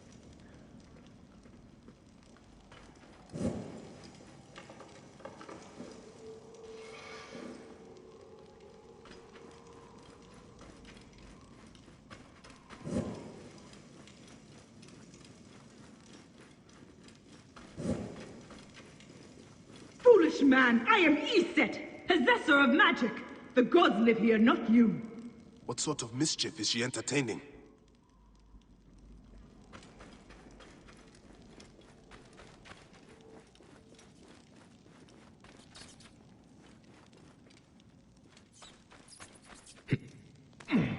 Begone! Osiris cannot be disturbed. if you try to go to this location right here before this quest, the game won't let you. This will actually be closed off. So if you ever play this game and you get into a tomb where there's like a section that's closed off, don't worry, you will be able to get there soon. You just need to get to this point in the story where you're dealing with the hyena. Adamon, you get to walk with the demanding brat cat. That's okay, Adamon. I really hope that the walk with your cat goes well. Hope it's a good one. This trapdoor. What is it protecting? Heathen! The wakeful one is asleep! Go no further, or I will drench these arid plains with your blood! Wayne, nice to know they continue for 2 more games for you anyways. Cheers, they're real fun. I agree, they're just so good to do. And you never know, they might return to that at some point, but they are really good, Wayne. If you enjoy the ones in AC2, then I think there'll be some in Brotherhood and Revelations that you'll also like too.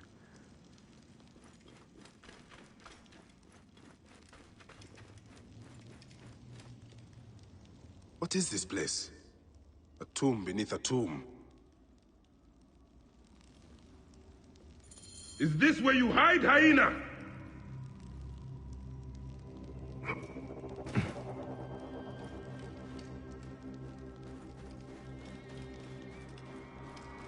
What gruesome madness happened here? A dark place with a window to the gods. What kind of ritual is she performing? I won't be covering it in this playthrough, but there is something related to the Isu messages that you can hear that are in certain tombs in this game. But for this playthrough, I won't actually be interacting with those.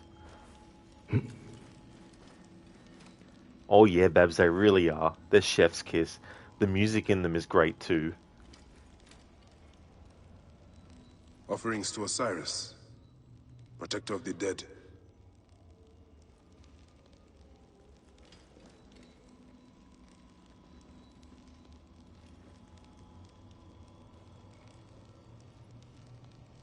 Still warm.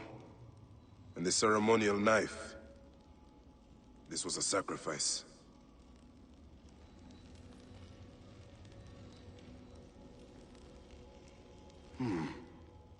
Alicet drew these symbols here. Was she trying to figure out their meaning?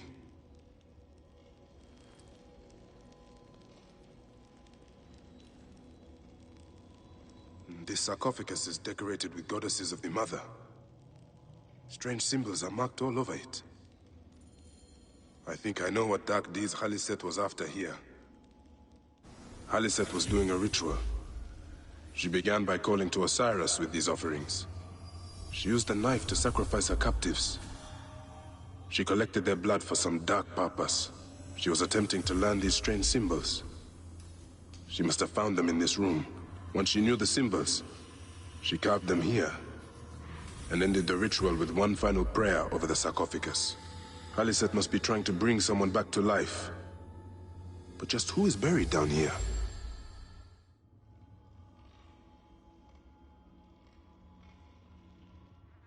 Just want to get to it while I think about it.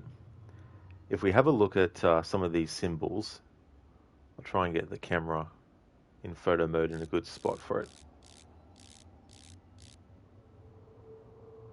Alright, the graphics aren't helping me there because it's made it a bit blurry.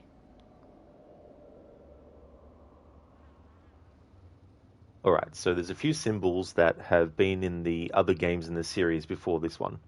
So in the DLC for Assassin's Creed Brotherhood, the disappearance of Da Vinci, you come across these symbols. And then in Assassin's Creed Unity, when you're doing the Enigma puzzles, the symbol that represents each Enigma puzzle is a combination of these. If I move the camera over this way, and if we have a look, there's larger versions of those symbols that have been drawn. But there's also another symbol that has appeared in the other games in the series too, which is that one there. Kind of like a V shape as well. So I like when they do that. Creates a consistency, but also a pattern and a thread from one game to the other as well. Wayne, nice. Can't wait to get there, trying to take your time and understand the lore and stuff. That is really cool. It's good that the games have got your interest in that regard too, as well. Because there's definitely a lot of great details that you can come across, and you can cross-reference them with other games in the series and all that kind of stuff too. Hey there, Clip. Welcome on in. Looks like the one in the middle is from Black Flag. Is that the one... I'll just see if I can get the camera in a good spot again.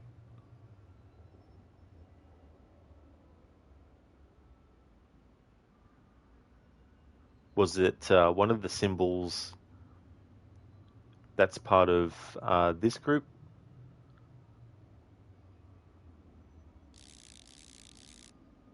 The Steely. Oh, yeah.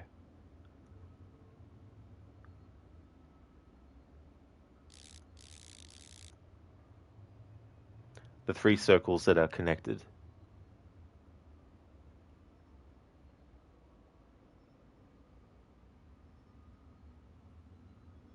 Oh, these. The gold ones.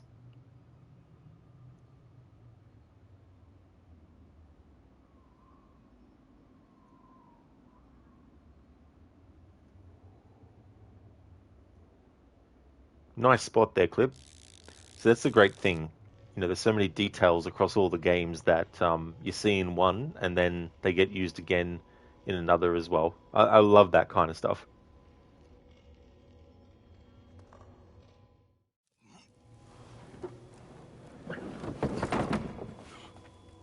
The child.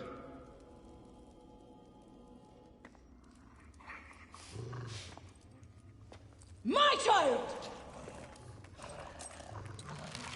You lost your child. I haven't. Her rest is temporary. You have intervened on her reawakening. And yet you aligned yourself to the Order. Ravaged this tomb. Haliset! Don't you dare say my name! My name does not merit your lips, you who have dishonored her. I am a good mother. Yeah!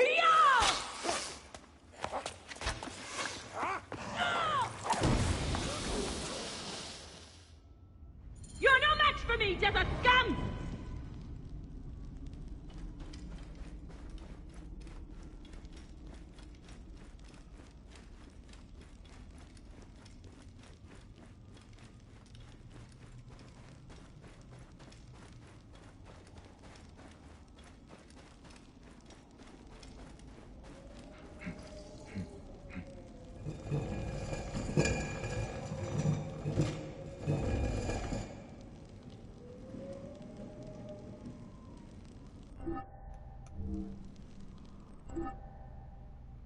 That's something I forgot to do. The hyena, Haliset. In the Giza Plateau, a member of the Order called the Hyena prowls the barren landscape. Stories of disappearances and deaths plague the community. With relics, tombs, and other mysteries hidden beneath the sands, the merchants, scavengers, and bandits who occupy the area are always at odds, yet they all share a common sentiment when it comes to the Hyena: fear. Zereth, done your proxy vote application for upcoming general election? Had to do it by 5 PM today. Oh, that is good, Zereth, that you got that done before the cut-off time. That's really good. You are no different than any of the others who have come before you. Come, fight me if you must. Then your blood will be part of my daughter's resurrection. I will bury you in the sand, fools.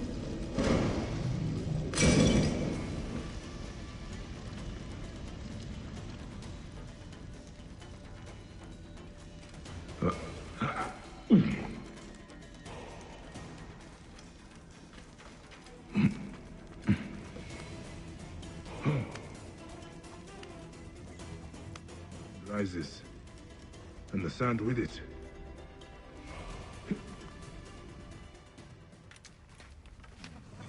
Now I will show you what happens to those who desecrate my daughter's tomb. Yeah!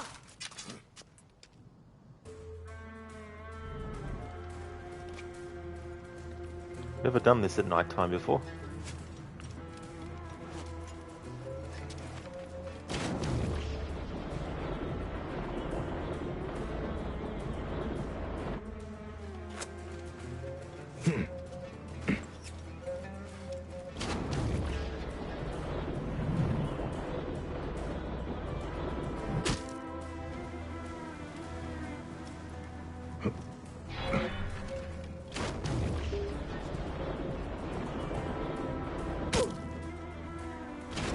You are in pursuit of the impossible, Haliset. No measure of magic can bring our children back.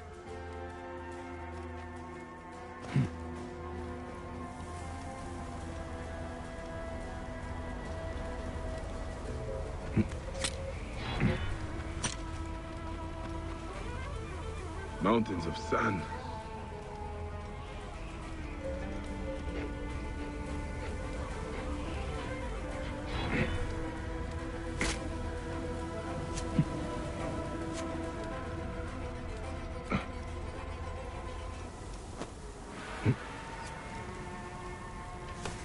Hathor! Protect me from this defiler! I have come only for you, hyena. The gods need not be involved. You have infringed upon Ishe's place of rest! You cannot defeat me, Medjay! Come and face me!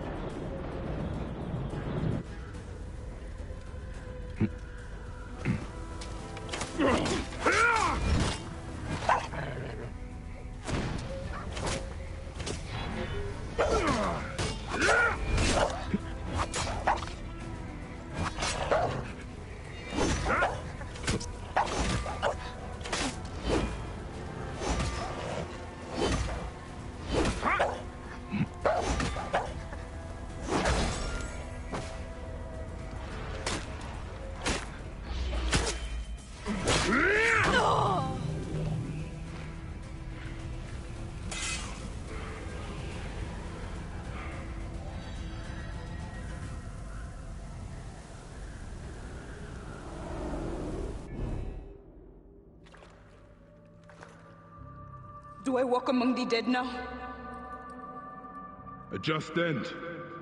You defiled the dead, and enabled the people who killed my son, all on a selfish whim. No! I gathered the silica for them. It powered the magic stone of those who came before. You saw it, didn't you? These symbols only needed to be learned. It is not meant for us! It makes no difference now. I wanted to protect my daughter in life and death. I have done neither. Osiris! Please grant me reunion. She walks alone in the field of reeds. Am I to remain in the Duat forever? I just want my daughter back! Please!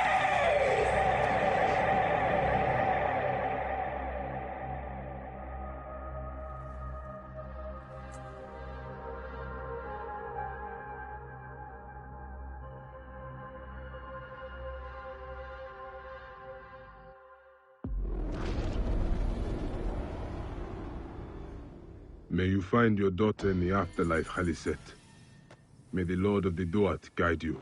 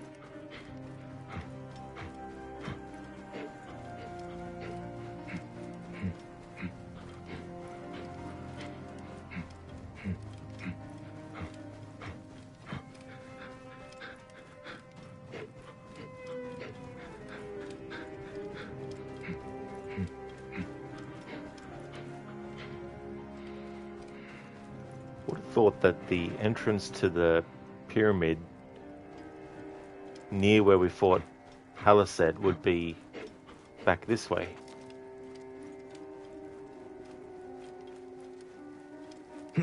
Because I wanted to put her body laid to rest with her daughters.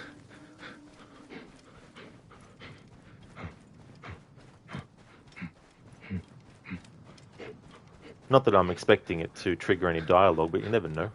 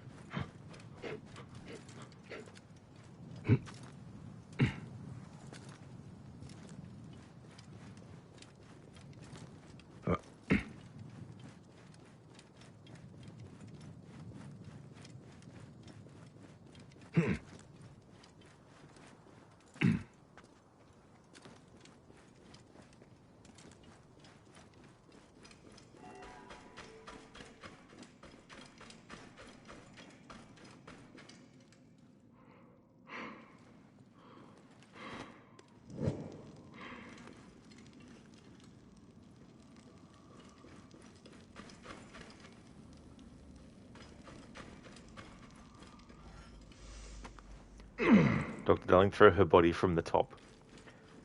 Well, this Order of the Ancients member is different because she's driven by a same thing that Bayek and Aya are. And both Bayek and Aya having suffered the loss of a child. Bayek knows what that is like, and Aya also knows what it's like to actually bear a child. And you know, have them, you know, be killed, you know, so she's one of those Order of the Ancients members that I don't really have much disdain for. Because in a way, she was fighting against the Order, but just differently. Because she was more about wanting to bring her daughter back, whereas they were wanting the silica for their own purposes. And she was getting it for them for a time, but as we read with that letter from the snake, it's been a long time between the last time she sent them silica. So they were asking what was up about that. But obviously it's wrong to take the lives of the people that she did in the pursuit of resurrecting her daughter. But there's a common ground between the two. And I like how in the sequence after she gets killed, the way that Bayek looks down at the feather and the way he looks back at Halised as she's being dragged away. And when she says, you know, I just wanted my daughter back, please. It's something that Bayek knows what it feels like to want that. Because he wants his son back as well. But he and Aya have dealt with their grief over the loss of their child in a very different way to Halised. Halised has become convinced that she can resurrect her child through doing the sacrifices and by getting the blood of those she's sacrificing and using it in a ritual to bring them back to life. I'll just put her to rest here. There's nothing... I don't know now where the entrance is.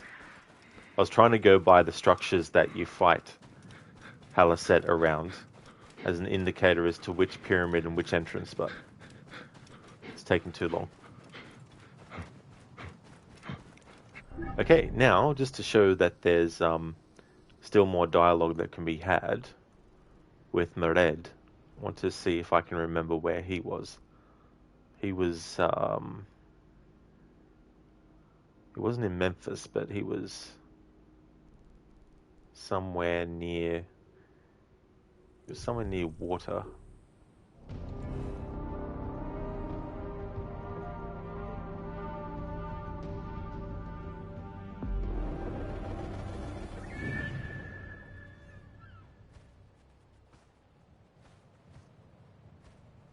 Oh, excellent. This is where. Okay. So we'll talk to Mered and see if he says anything different now that we've taken care of Halaset.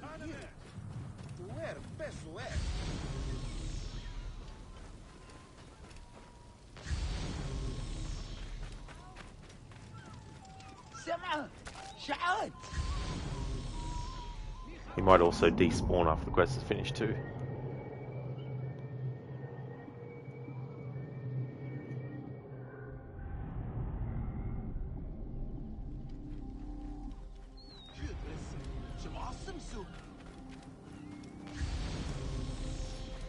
Oh.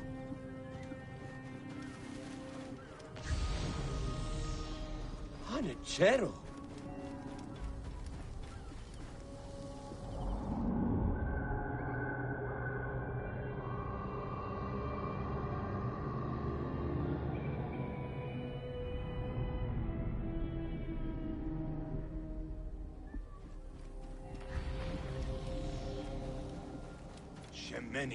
Here he is. You have returned. Alive. You have your horse, and the desert is free of the hyena. Why so disappointed, Mered? It is nothing. I bet that you would die within those walls, Magi. You come out, I lose money. I know. Maybe you can throw a corpse in there for me. We both win.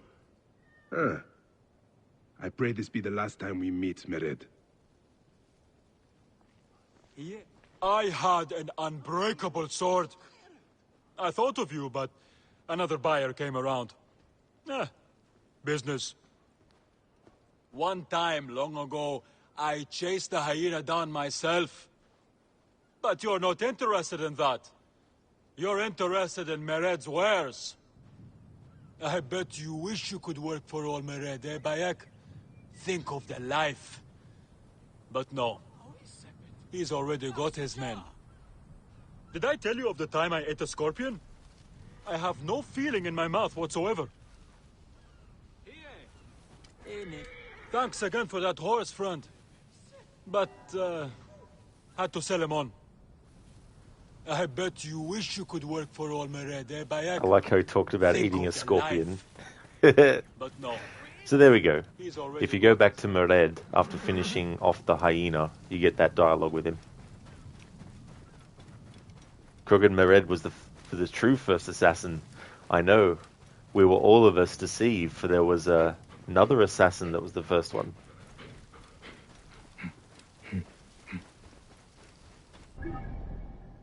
In the dunes near the Great Sphinx.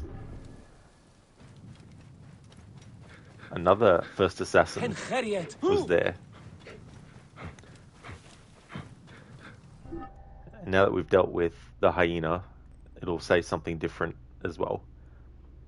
After her daughter's death, Halaset became obsessed with trying to resurrect her. With the help of the Order, she discovered an ancient tomb that she believed to possess the power to restore life. Far removed from reality and relentless in her approach, the hyena's actions harmed every soul in Giza.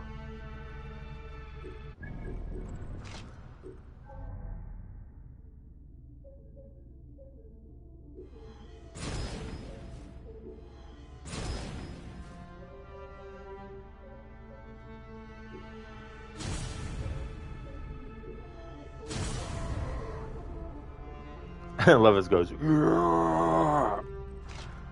you add to the warrior.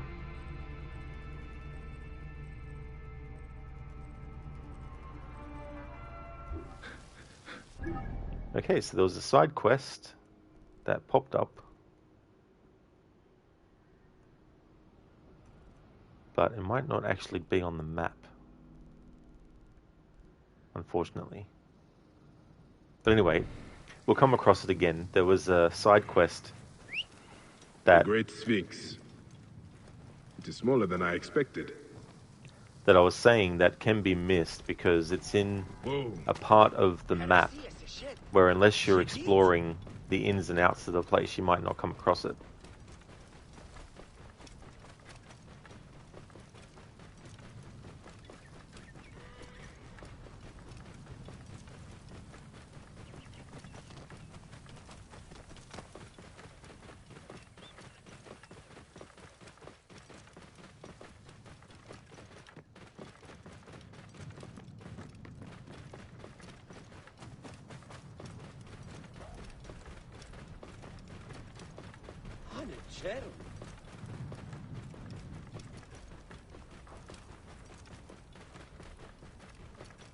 Hey there, Carbon. I'm doing good today, thank you, dude. I hope your day is going well. We just finished one of the main story quests. We took care of one of the Order of the Ancient members. And now I'm going to do a side quest that can be missed. It's interesting, the setup for it.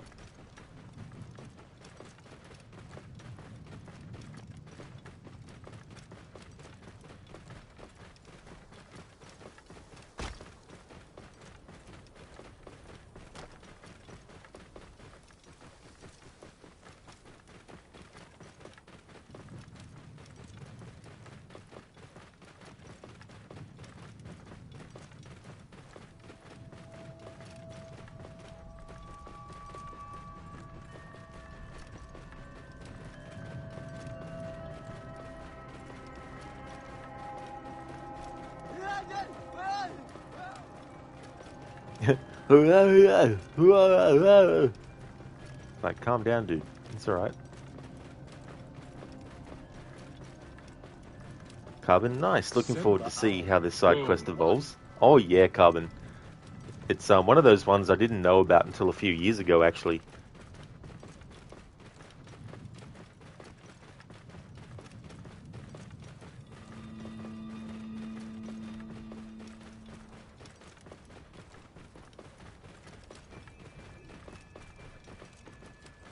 Whoa.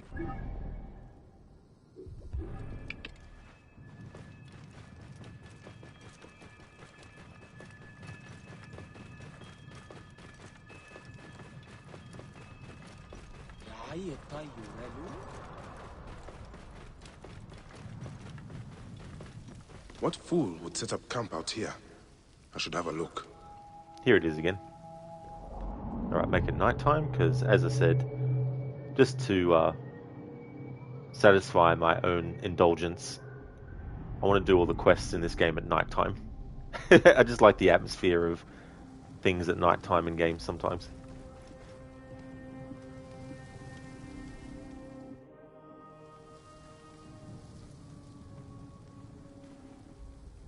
Greek garb.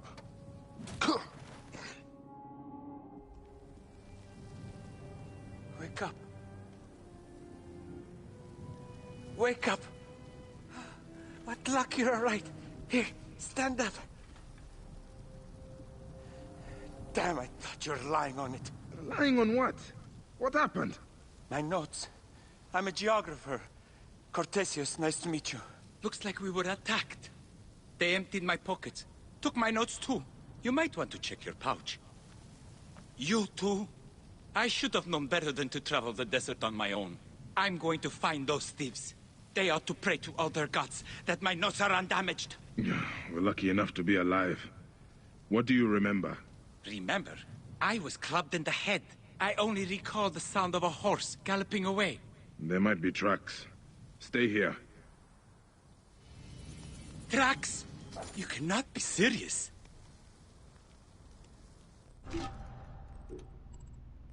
What's yours is mine.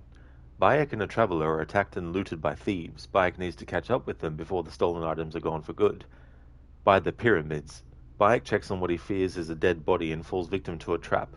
Both he and a traveling geographer, Cortesius, awake after being knocked unconscious and having their pockets emptied. Cortesius' notes are gone, his life's work in jeopardy. The thieves fled on horseback, perhaps leaving just enough of a trace.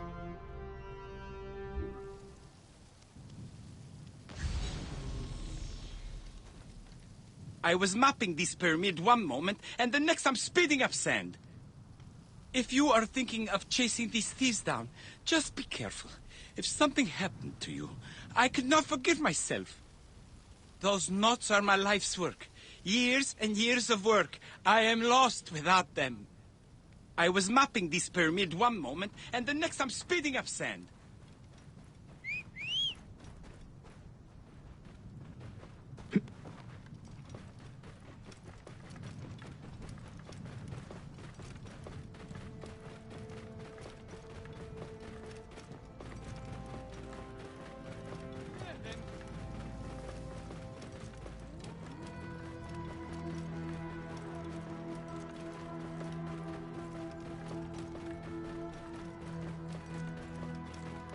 The thieves fled towards those ruins.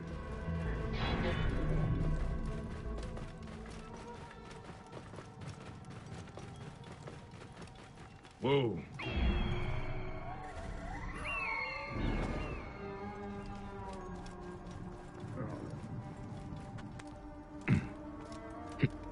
That must be the horse the thieves used to escape. Through here.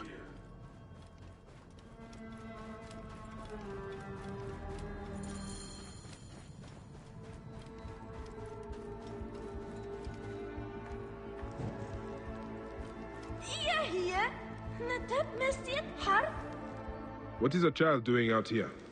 It is dangerous. I'm just finding things for Anta. What are you doing here? I'm a Magi, looking for some thieves who came this way. Did you see anyone? No. No one. Are you here alone? No, I mean, yes, alone. That boy is hiding something.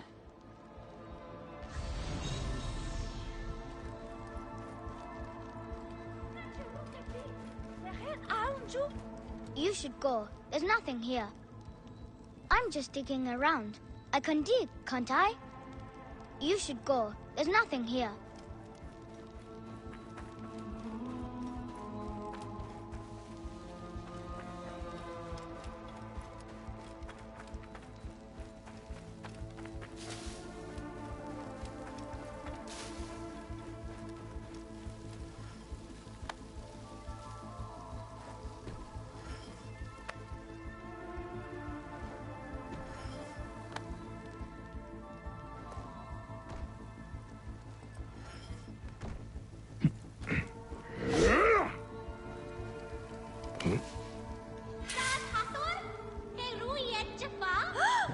It is odd for a child to be playing here, no? Oh, what do you mean? I'm looking for some stolen items. Looks like you could help me. I don't know what you're talking about. My child, you are not at fault. I am here to help. We hid it in Menkaure's pyramid. I'm sorry, we had to do it for Anta. I'm sure Anta is a good friend, but Giza is no place for such foolishness. Search Menkaure's pyramid. Please don't be angry. Search Menkaure's pyramid. Nima. That's also the name of Darius's daughter in Assassin's Creed Odyssey's Legacy of the First Blade DLC. If you play as Alexios in that DLC, then Nima is the one that is with Darius, and Natarchus is, spoiler alert, dead. If you play as Cassandra, then Natarchus is the one that you interact with, and Nima is dead.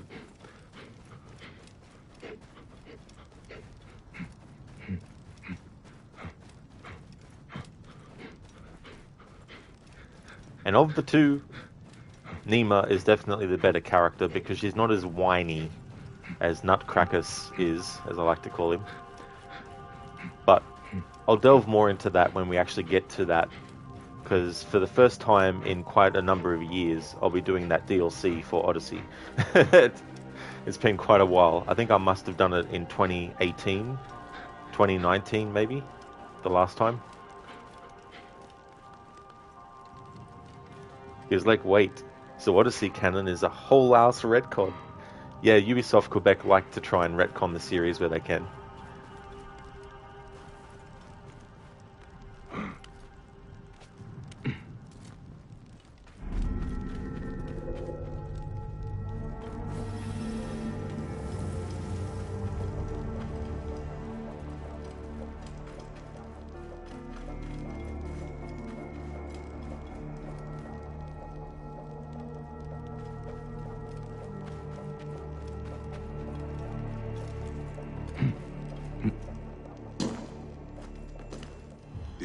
Of the ancients.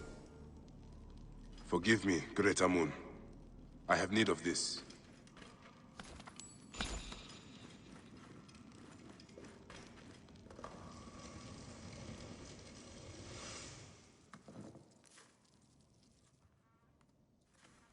This is our pyramid! Hey, you've got quite the swing.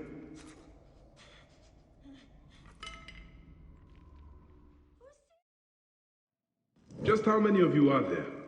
Only my brother, sister, and I. Don't harm them. I'm the one responsible. I want the note you stole from the Greek geographer you knocked out. And I want my money back.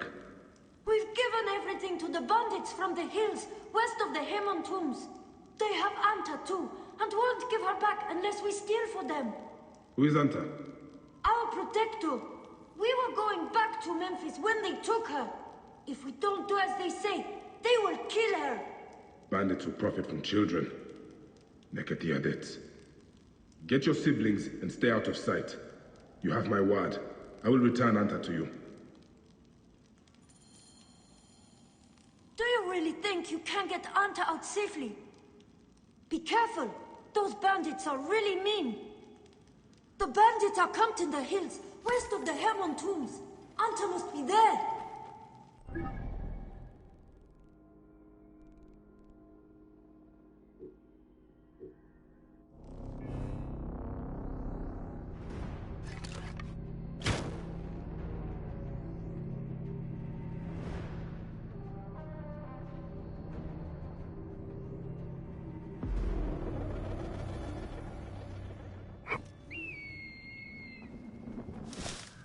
Hey there, Raid. Welcome. Wow, Nito, this is really special. You've enjoyed this. You can't believe how lucky you are to be here, having such a good time.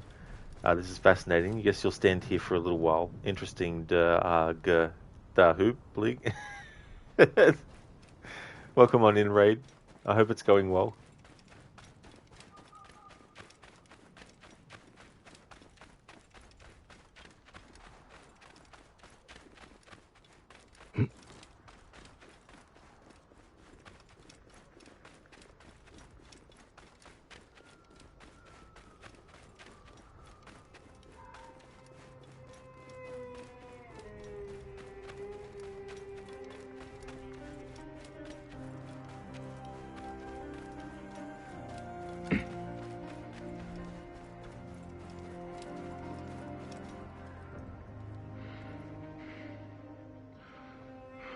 Hail to you, Osiris!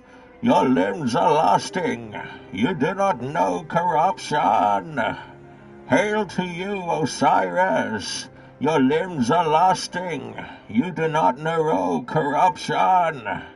There are no worms with you. You are not repugnant. There are no worms with you. You are not repugnant. Here is the tomb of Osiris. Motionless like Osiris. Motionless, his limbs like Osiris. Let them not remain motionless. Let them not corrupt. They move not. They stir not.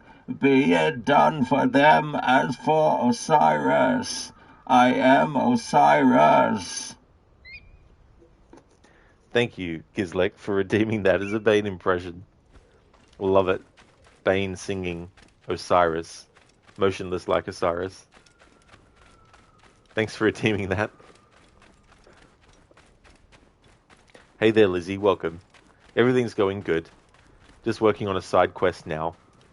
It's one of those side quests that it's easy to miss, because it's one of those ones that only actually pops up when you get near it. But yeah, it's going well. How about yourself? Gizlek, perfection. Thank you. This is the camp where Anta is being held. The children gave everything to these bandits, so I should keep an eye out for Cortesios' notes. No trace of Anta or the notes. The bandit stash is likely guarded deep inside their hideout. Hey, what?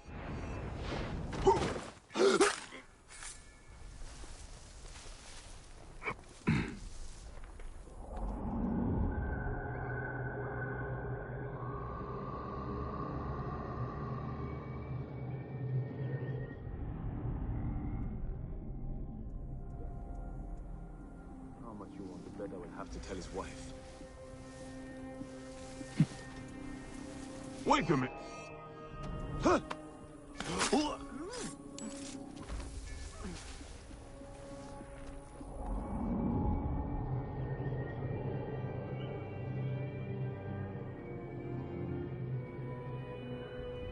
Raid, isn't this the cave where Bayek and Aya are buried? No, not this particular cave. It's in the Quatara Depression area of the map, over this way. And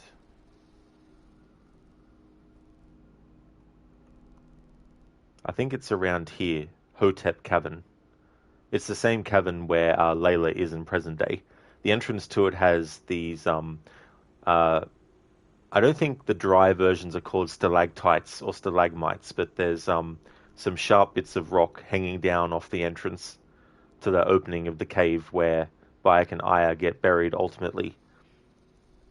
Oh, that's okay, Raid. That's no worries at all. The only reason I remember where it is because in yesterday's stream, I think it was, I actually went to it, and when I went there as Bayek, I then exited the Animus, and then as Layla went out the entrance, and she made a comment on being here as Bayek. Or being there as Bayek, I should say.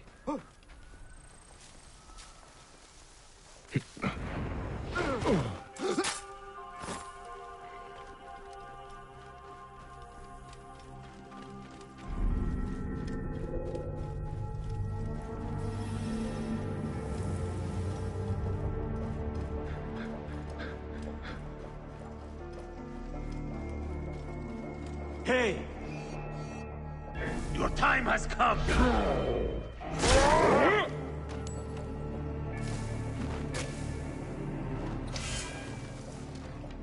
Hey! Stop! Die then!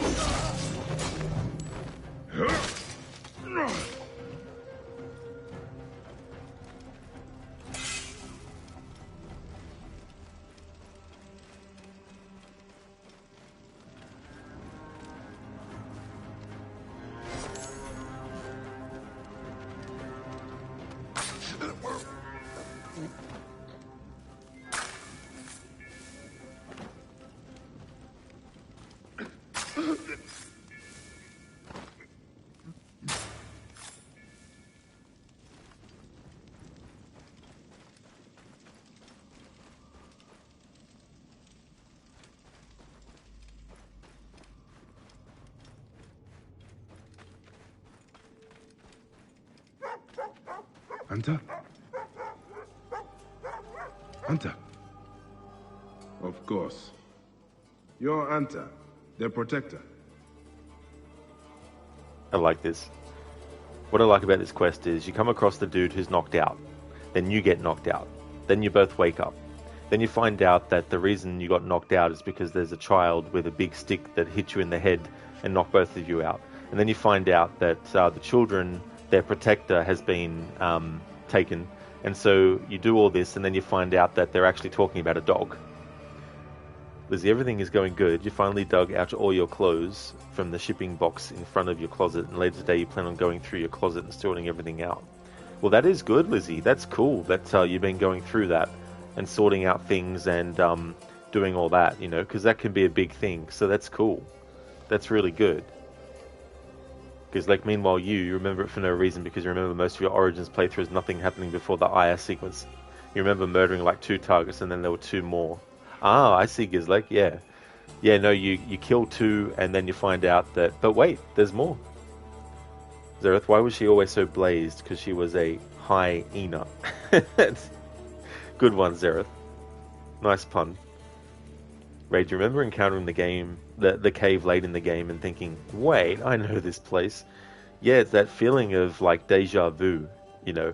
I think it's cool that they did something like that. Like, these little things that aren't that big of a deal, but if you like to have some kind of, like, you know, extra dialogue and stuff, it's cool that they made it that if you go there as Bayek, then when you exit the Animus and go out of the cave as Layla, she actually comments on the fact that she's experienced a memory as Bayek visiting the same place. And that's something too that would be so surreal as well. Like, it's one thing to see a place in movies and stuff and then go there yourself, but imagine experiencing someone else's memory centuries ago of them going to a location and then you go to that location yourself. Like, how surreal that would feel. You know your way back? Come on, girl.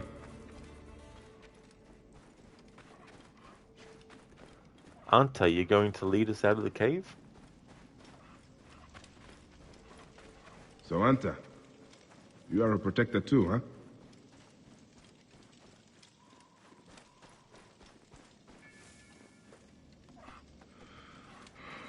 Excited, aren't you?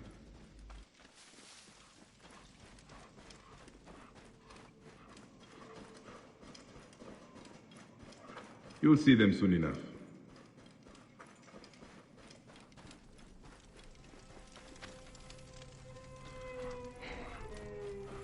I'm right behind you, Anta.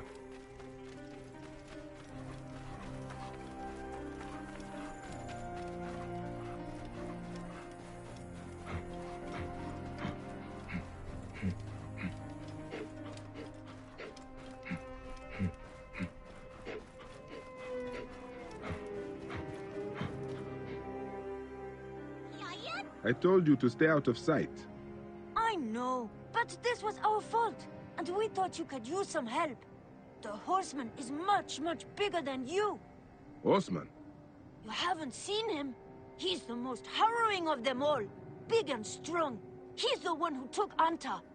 He might have Cortesios' notes. Probably using them to locate treasures. I have seen him in the ruins around Khufu's pyramid. I will take care of this horseman. You should leave. Now! I should have a look around the pyramids. I can finally find those notes. Do I wait for this horseman to come back to his cave at night? Or seek him out as he roams and terrorizes Giza? Do you want us to help you out with the horseman? Do you want us to help you out with the horseman? If we don't do anything, the horseman will come for Anta again. We need to protect Anta. She's a god. Her barks are more fierce than words. Zereth, why is it hard for the cult to find their enemies? Because they are the hidden ones. Yeah. They hide everywhere. They could even be right behind you now, Zereth. Especially standing next to a three-headed monkey. Guys, like, no, they're Medjai. Shake my head. That's true. To a point. Bayek is still a Medjai in many ways.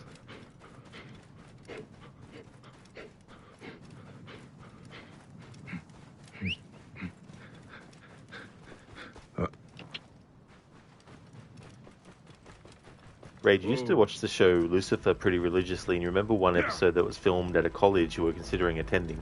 So when you saw it, you were like, wait, I've been here in real life. That'd be so cool, Raid, to see something like that and be like, yeah, I've been there. I've actually been to the spot. That's why I like it when people do videos where they show a scene from a movie and then they show you what the location actually looks like nowadays. Whoa.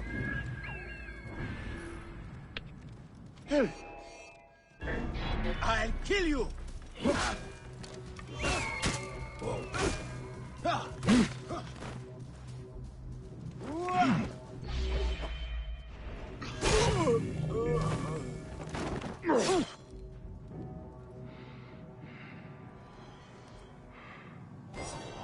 Cortesios' notes. You'll be happy to see these. Lizzie, wait, they're behind me. Uh-oh.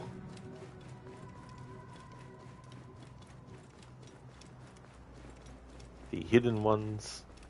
That's such a great DLC as well. Absolutely love it.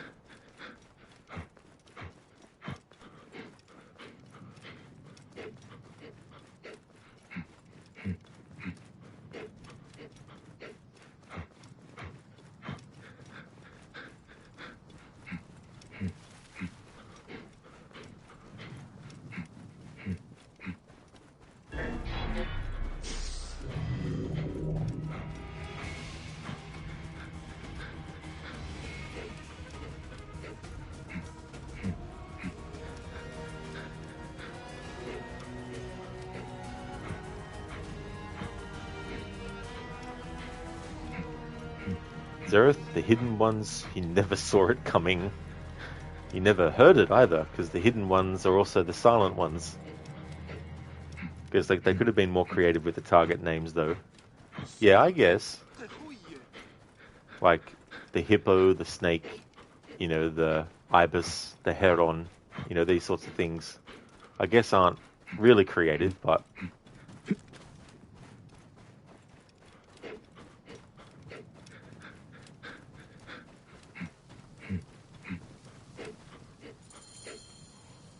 Hey! I bring good news. My notes. By Zeus, I can't believe it. I owe you my life.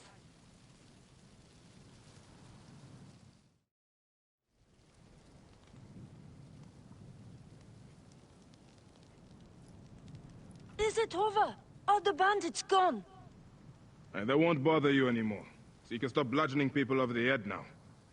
Are these the thieves? Oh, easy, friend. There was a misunderstanding. Their hands were forced. And these kids need a safe passage back to Memphis, right? Yes, to the house of Neff, with all the other children. I have not yet mapped out Memphis. It was supposed to be my next stop. Do you know the way? No, but they know their way around. What luck. Come along, then. Memphis? Ah, yeah. Of course. Thank you.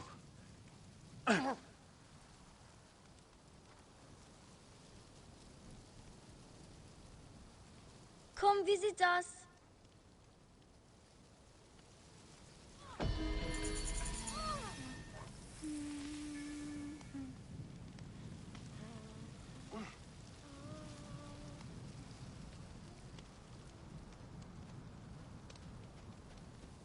okay. So that quest was what's yours is mine. I am excited to see Memphis for myself. I have only heard stories.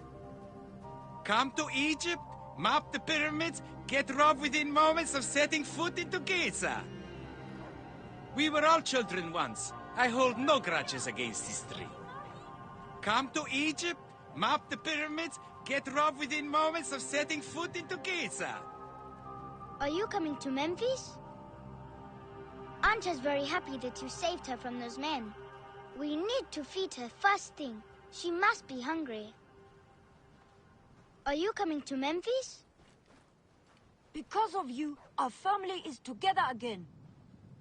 I will pray to the gods to watch over you. I hope you'll come see us in Memphis. I will pray to the gods to watch over you. Will you come see us in Memphis? You brought Anta back. She says thank you. Will you come see us in Memphis? They actually do eventually get to Memphis, and you can actually find them and talk to them again. But I'm not going to do that in this playthrough because that is very time-consuming.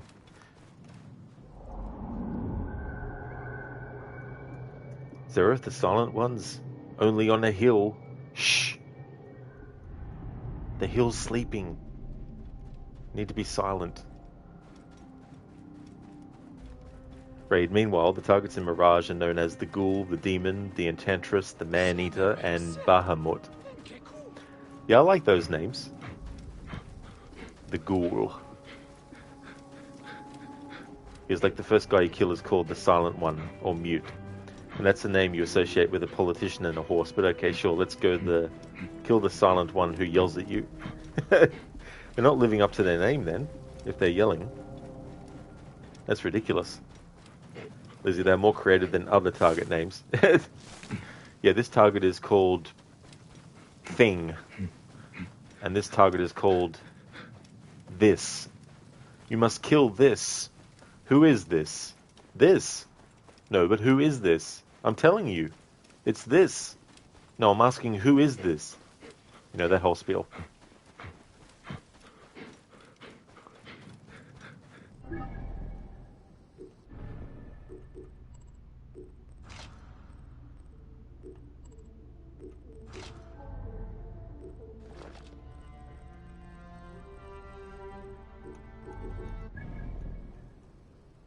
Okay.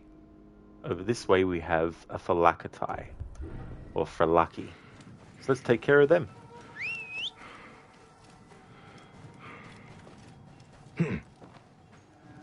Alright, so the plan is to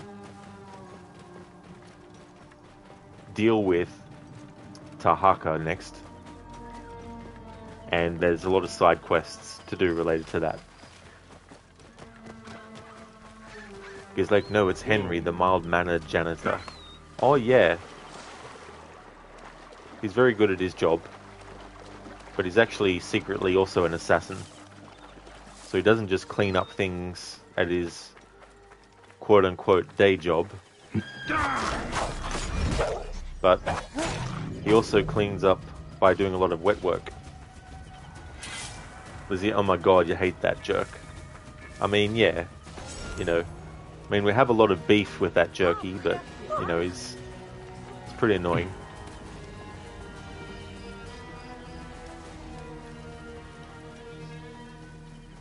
Zereth Garech.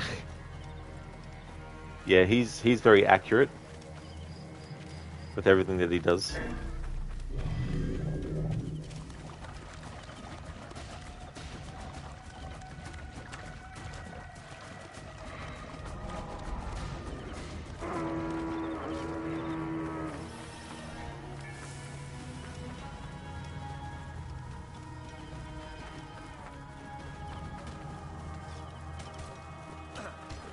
God has a prize for you. You are about to learn one final lesson.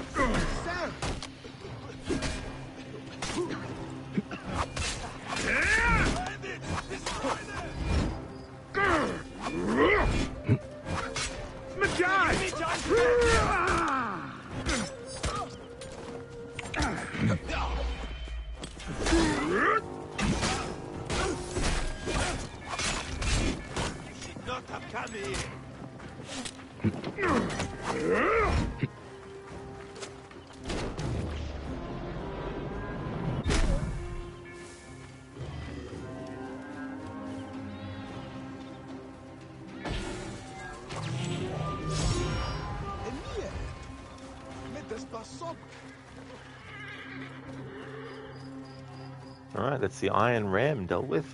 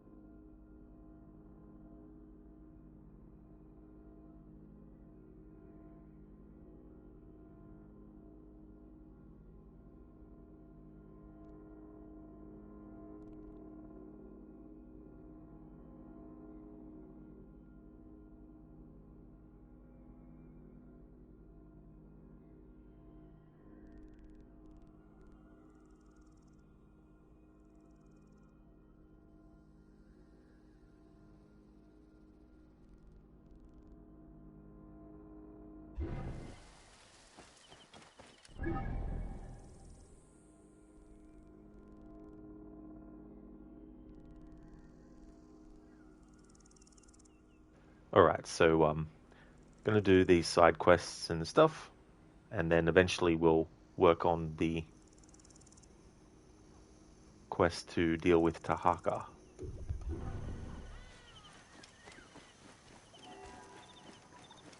Lizzie, doesn't this guy's son become a hidden one later on? He does, Lizzie, yeah. Yeah, Kawab. In the Hidden Ones DLC, Kawab is in that, but much older, of course, because a lot of years have passed since the events of the main story. Ray, do you remember finding guys in Shadow of War with the titles such as Dung Collector and Runny Bowels? Why you never let yourself be called such names, you have no idea. That's so funny. Makes me think of some of the names in Assassin's Creed Odyssey for the mercenaries that you have to face.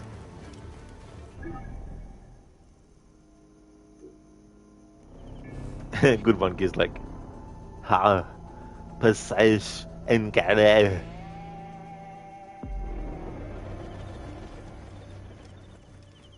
Higher precision, Gare. Lizzie ripped that NPC. That's true. He went from NPC to RIP. No, first he went from NPC to DED and then RIP.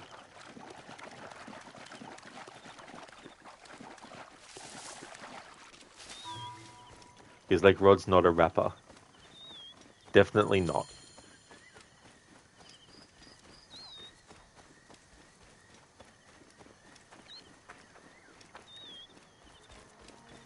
Thank you, Zereth, for redeeming the Leap of Fail.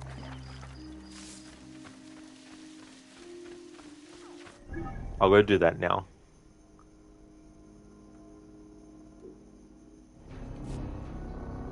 Rage always heard that line as high position, Gareth. I'd love to know what they're actually saying. Yeah, what Gizlek redeemed as the Arnie impression, the Pasesh and Gere, that's actually what it's supposed to be. Like the spelling of it. Whoops. Leap of fail, Rod. Not a leap of succeed. Zereth leap of Garach. High precision, landing into the haystack.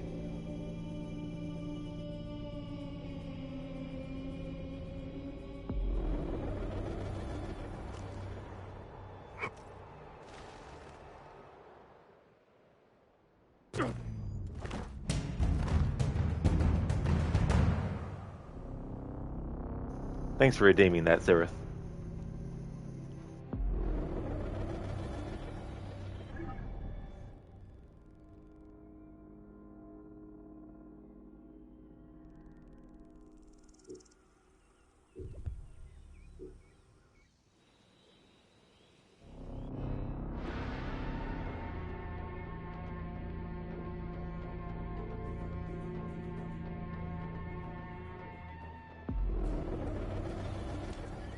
How is the house coming? Slow, to be honest. It's hard to get all the materials I need to properly fix it up. Yes, I know how it goes. It took me months to gather everything I needed for our home. Have you heard the stories of Letopolis? In passing, but I would rather scrounge for materials here than have to shovel for weeks under the hot sun for my house. You are right. Leave the desert for the gods.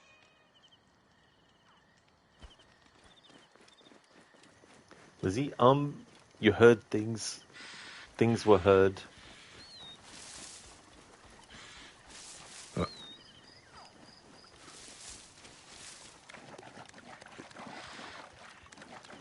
Rage, you would still like to know what it means, but unfortunately you don't speak Coptic.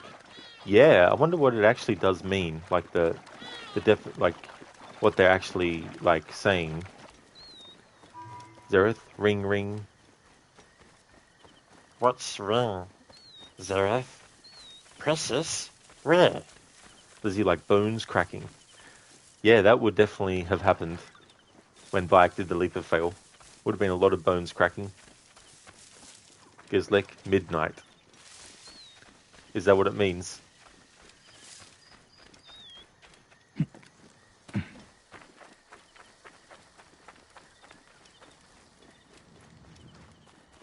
Please!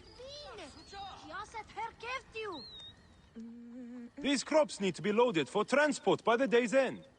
A little more than a moment of my time, don't you think? I'm sorry. We are normally two, but my son cannot keep up. One thing at a time. Let your boy rest. I will help you collect your harvest. He is too young to be working the fields.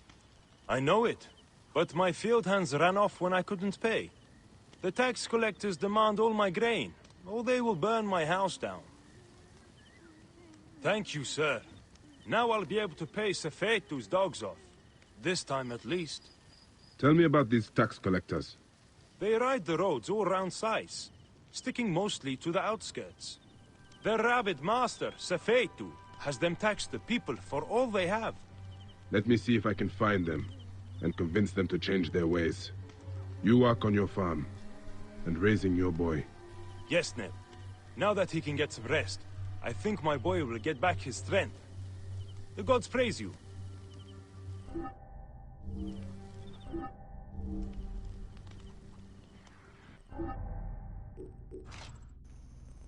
Abuse of power. A farmer asks Bayek's help, loading crops before the tax collectors return. Cruel tax collectors are abusing the people of Sais, threatening to kill them or burn their homes if they don't pay up, but the amounts are crushing. Bayek must help a farmer and his son deal with the farm, and then with the tax collectors.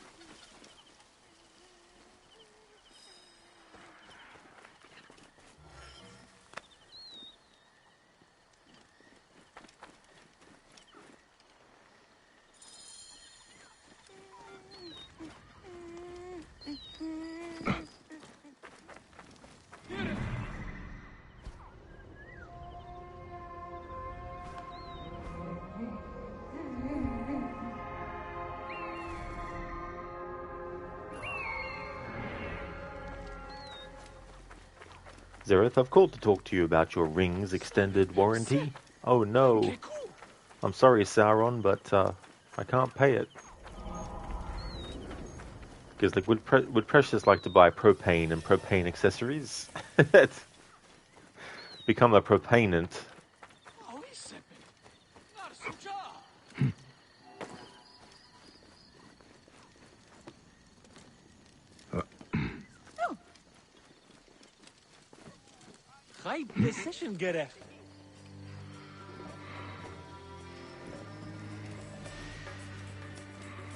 Get out of the way! I will finish you. Nothing gets past.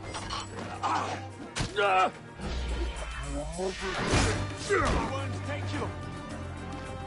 Any Sicilian? That'll cost you! Hey, what got you now? Join you dead! There you are. Rouse yourselves! Wait.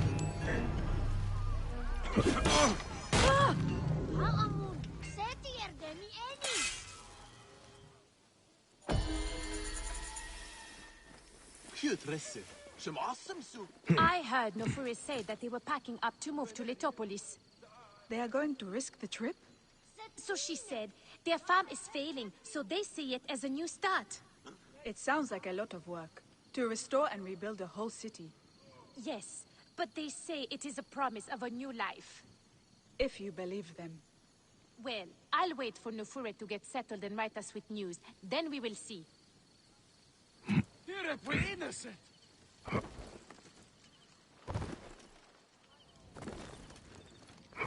It is Gizlek, yeah.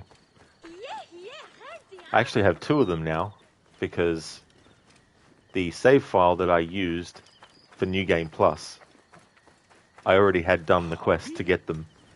And so doing the quest again on New Game Plus, I now have two of the same weapons and shields.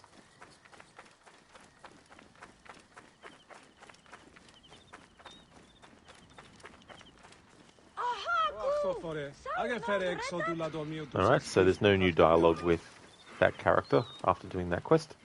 That's fair enough. Okay, so that is the Abuse of Power quest done. Next, the Ostrich.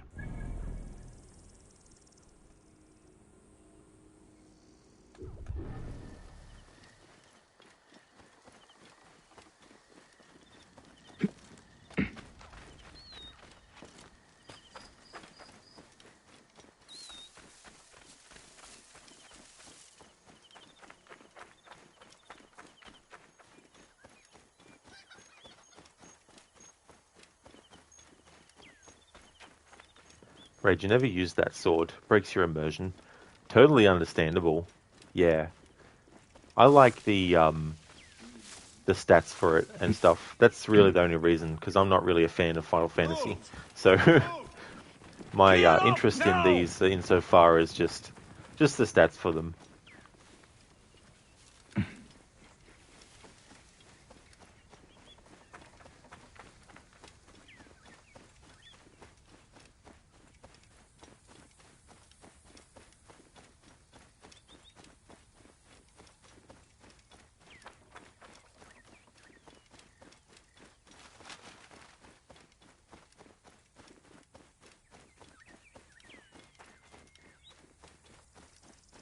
I should be cautious around here.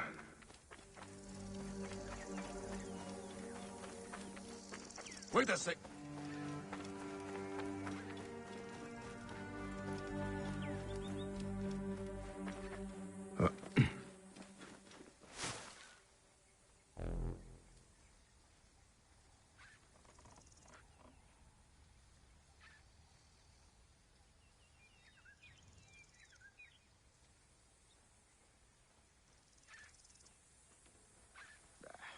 Best keep on my toes, though.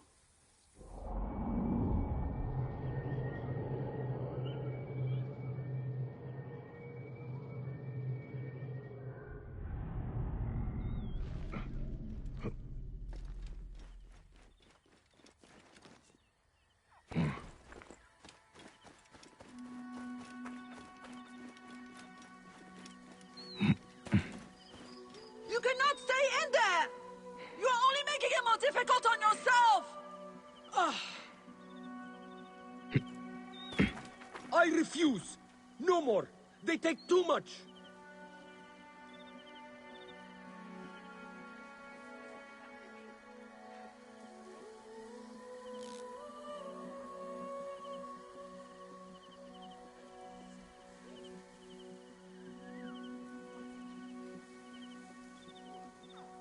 There's no one in there. Raid, you really got to wonder who at Ubisoft is thinking of all these crossovers. We've got Assassin's Creed crossing over with Final Fantasy and Far Cry crossing over with Stranger Things.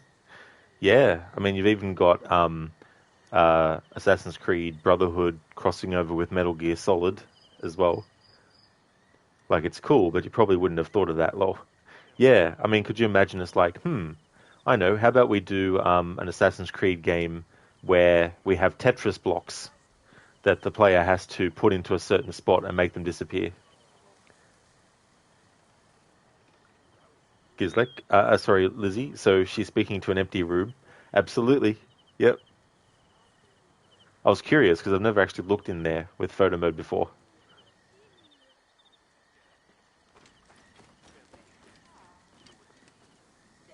My idiot brother has barricaded himself inside. Who is it that you're speaking to? It's one of them, isn't it? No, you fool! He fears Sefetu's men, but hiding his head in a bush solves nothing. I am not an ostrich. Do I hear horses? Is it them? You better run!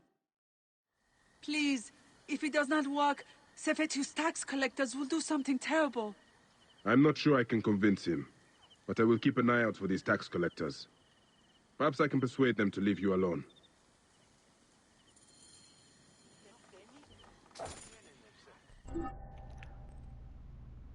A farmer locked himself in his house to escape tax collectors. Bayek must deal with them. A woman tells Bayek that her brother has locked himself in his house to hide from the abusive tax collectors who patrol the region. Bayek agrees to help them out by looking for the tax collectors and dealing with them. Raid, they took too much, including the interior of this house. They took everything from them, even the wallpaper. Not that there would be wallpaper in this time period, but still. Lizzie, creepy. It is kind of creepy.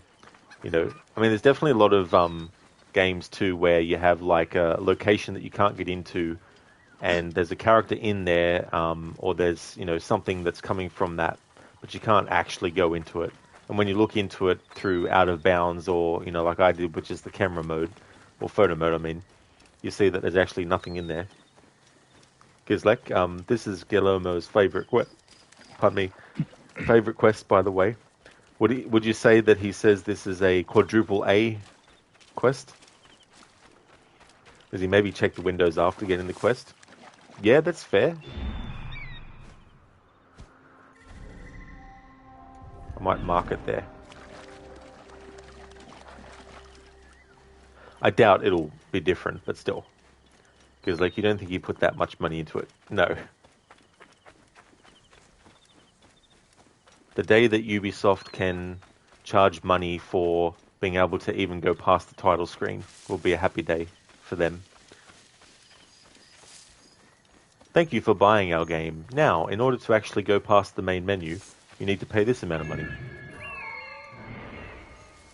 Thank you for buying our game Out of my way! and for also paying money to progress past the title screen. If you would like to go into the option menu to change options, please pay us this amount of money and you'll gain access to the options. Thank you so much for paying money for the main game and for being able to actually go past the title screen and for actually being able to use the options. Now that you've actually done all that, to even actually start playing the game, please pay this amount of money. You know, at every single perceivable step of the way. I'm being facetious, but you never know with Ubisoft. You'll be surprised if they try and pull that shit. Even to the most minimal and realistic expectations of what I just said. You like having side quests in your game? Well, to be able to do each individual side quest, pay us money for each individual one. Not only will you get 6 days early access, you'll also be able to get a shirt that says, I'm special because I had some special version of the game. So you can walk around the streets of your town or city proudly showing everyone how egotistical you are.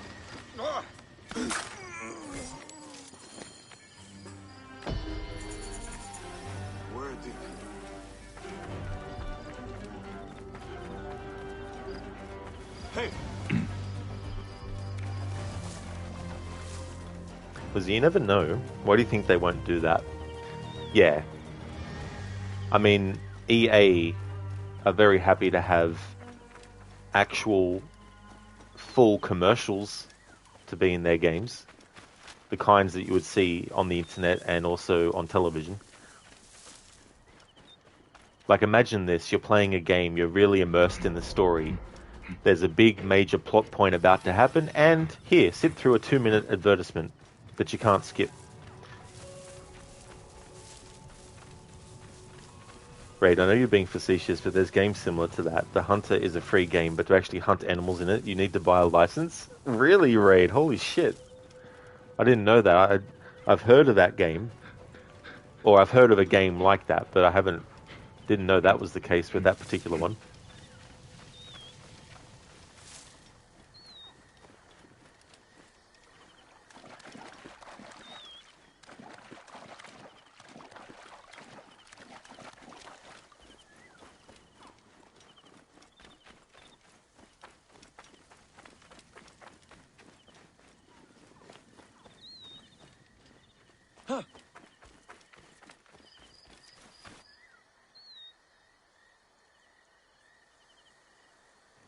No, there's no one in there, Lizzie.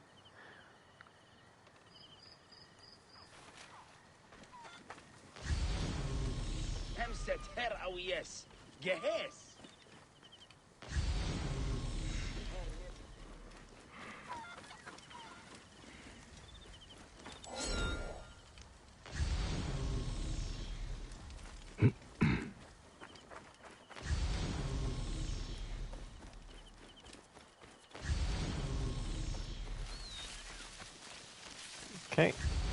Looks like they've disappeared from the game world.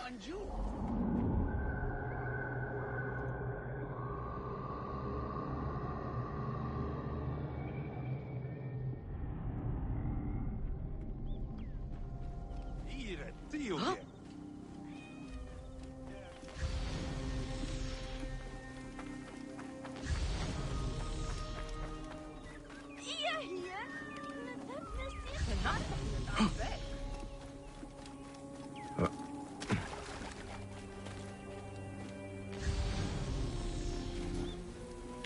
Alright.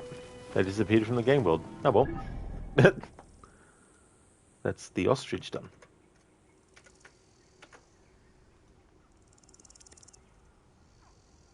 Lizzie, well that's realistic at least. That is true. Need to have a license to be able to do that. Yeah, it was weird, Lizzie. That sometimes happens though in this game. Sometimes there's people in quests that when you finish the quest, they're not there anymore. Right, like at that point, just make you buy the game up front. Oh, exactly, Ray. Just, don't make it free. Just, charge whatever money and incorporate the ability to get the license within that too, Because Because like, so how it works, you just link a video you uploaded. There's no actual upper time limit for YouTube ad, but you'd be surprised if you didn't lose money over that long an ad. Then again, it depends on your target audience settings. Oh yeah. So talking about ads, once you had an ad on YouTube that was about Booper, full length would have been 1 hour. What? 1 hour and 30ish minutes? Bloody hell. That would have cost them a lot of money.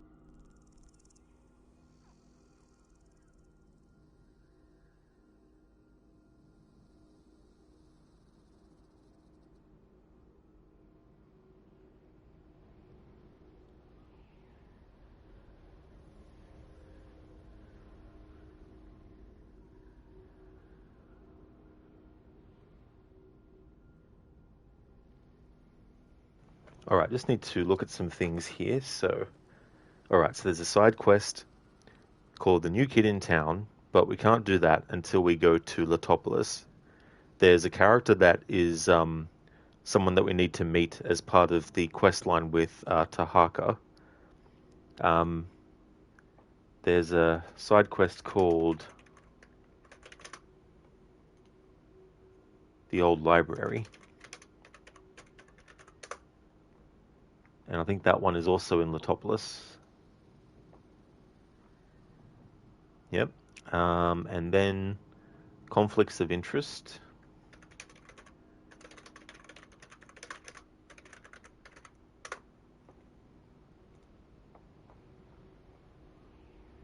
Oh yes, Sefetu is hunting Zervos, the harbour master.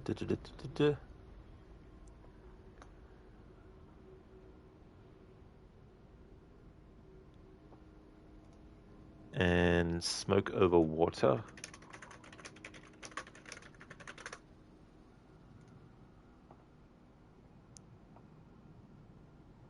Oh yeah, Harkuf smuggler, yeah. Alright.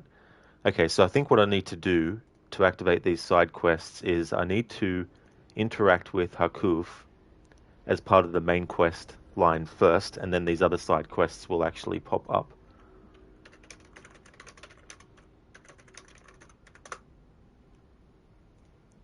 Then there's a side quest called All Eyes on Us. Sefetu, yep, so that's that one with all that. Lost Happiness.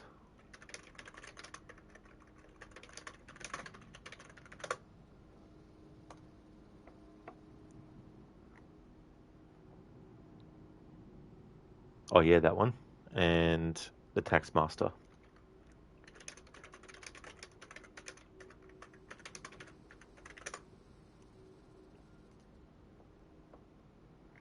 Harkuf was captured by Sefetu's forces, taken to Fort Nikel.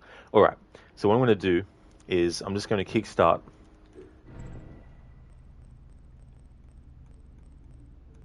Scarab Sting. Harkuf is a character that we need to meet, but those side quests that I just mentioned and that I was looking up info about, a lot of them are related to Harkuf after you've interacted with him. So I'm just going to do this insofar as getting Harkuf and his side quests available. Then I'm going to sidetrack and then do the side quests, and then that way I can finish the whole slew of side quests by doing all the stuff related to the Scarab Sting. Thank you for leaving the lurk, Zereth. Gizlek, well, unless it's different now, you pay per ad, not per minute. Could you bloody imagine that? By paying per minute? Ridiculous.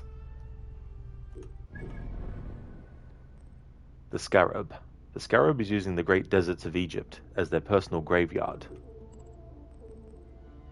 Bayek travels to Sais to meet the informant Harkuf to learn about one of his targets, the Scarab. Apollodorus sends Bayek to Sais to track down a member of the Order of Ancients, the Scarab, a cruel shadow terrorizing the region. Bayek's contact is Harkuf, the brewer, who has collected what stories he can about the mythical scarab.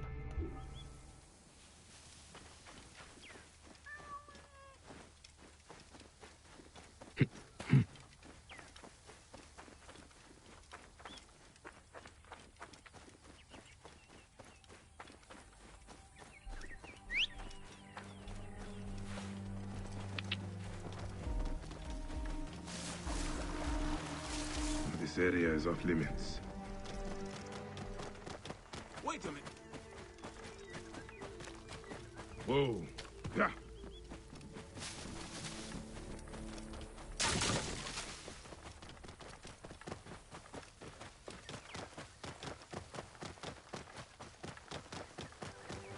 Whoa.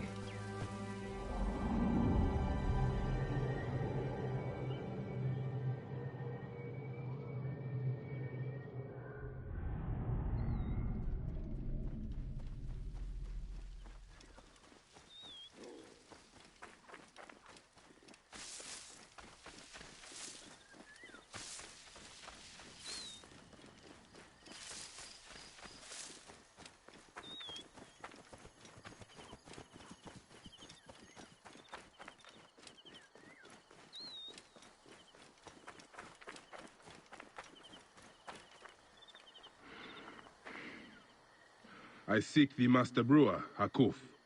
I have no time. Speak to one of my overseers if you must. You misunderstand. I am a Magi. Apollodorus sent me. Apollodorus, of course.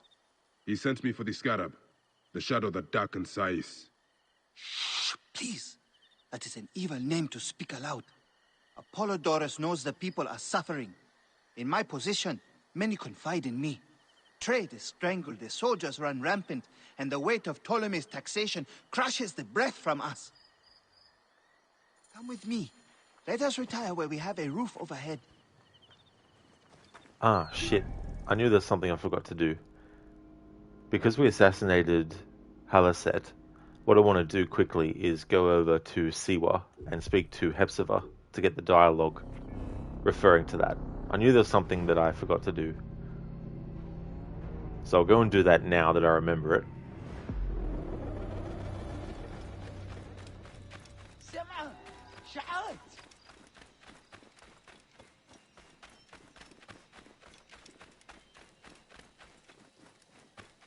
هن خريت لغة ياهو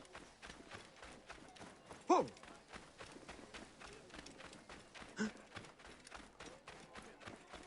شمني نسو تناتم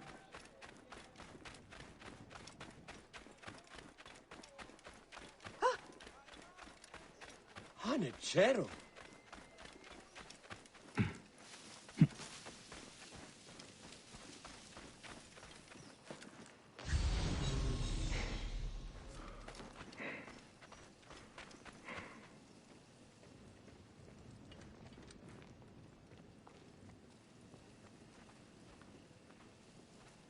You look troubled. I was a fool. I've learned that the snake is in fact many people. You vowed to kill the snake. What is it? I've killed a woman known as the hyena. She was eager to do anything for her dead daughter. I see this troubles you, Seni.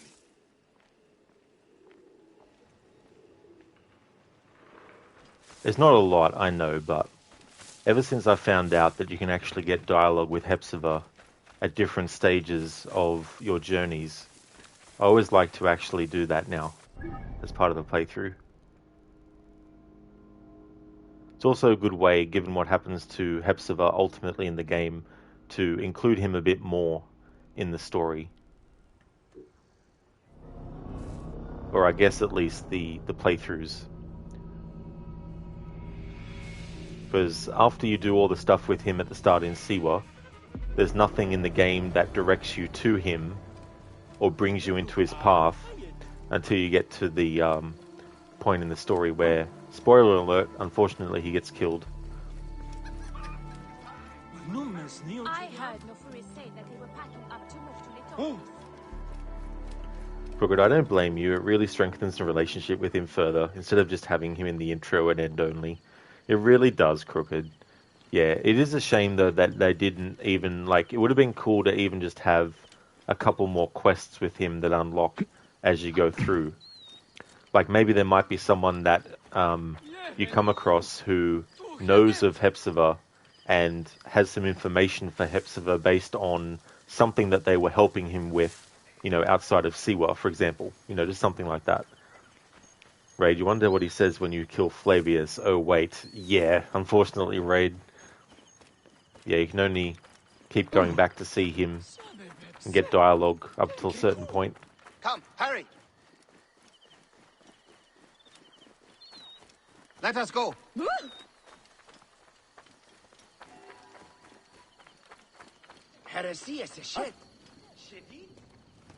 There are many terrible stories about the scarab. I am sure Apollodorus told you. Tales of mutilation, disappearances, and folk buried in the desert and left to die. A horrendous fate. Trapped in the shimmering sand, your mind and body pounded by the remorseless sun. Waiting for the final release into the Duat.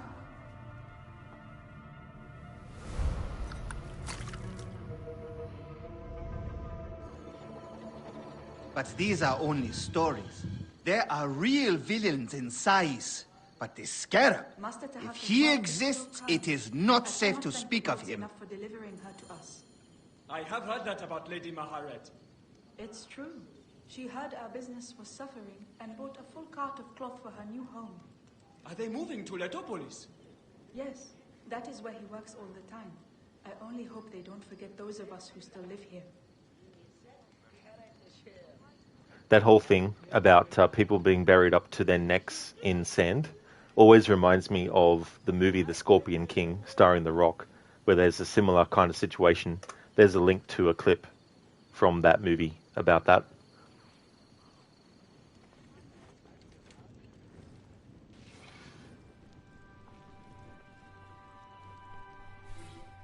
The investigations of Harkuf's agents.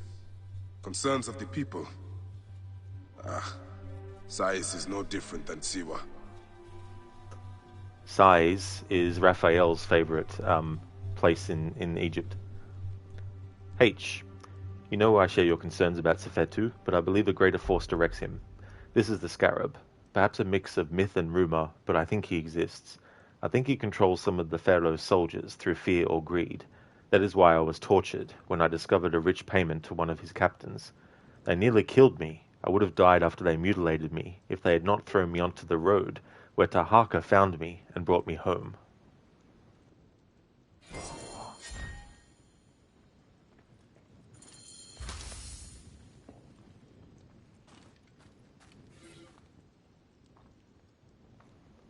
Disappearance in the night. 2 men disappeared in the night last year.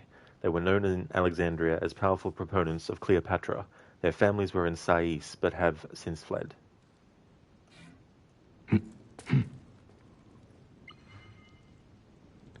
Okay, so these quests are the ones that I was going over. So we're going to accept all of those and get to them in turn. Good one, Gizlek. Yeah, The Rock from Baywatch. I still haven't seen that movie, but I remember the original series when I was a kid on television. But yeah, I haven't seen that movie that they did, which I understand is a bit of a parody of the show. Raid, for you, the buried in sand thing reminds you of that SpongeBob episode about Bubble Buddy. Oh, okay, Raid. Yeah, I'm not very familiar with SpongeBob. Only through memes I've seen on the internet. Or rather, well, I mean, not necessarily memes about the show, but memes about other things using his show as an example.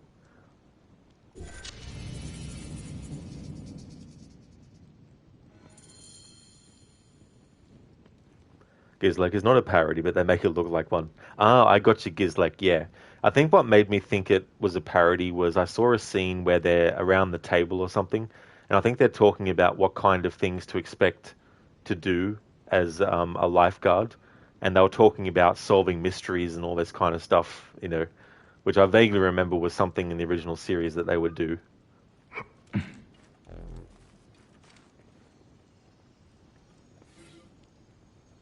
Bodies in the sand.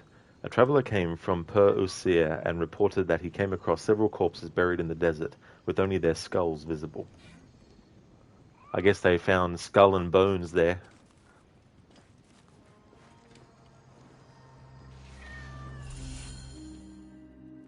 The last man who asked questions about the scarab was near beaten to death, with his tongue cut out. Who was he?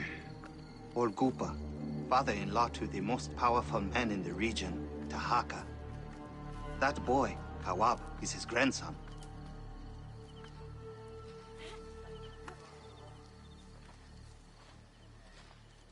Hey, you tired of winning? I'm looking for your grandfather. Do you know where he went? No, he left on the road to Campiros. He should have been home by now. I'll see if I can find him along the road.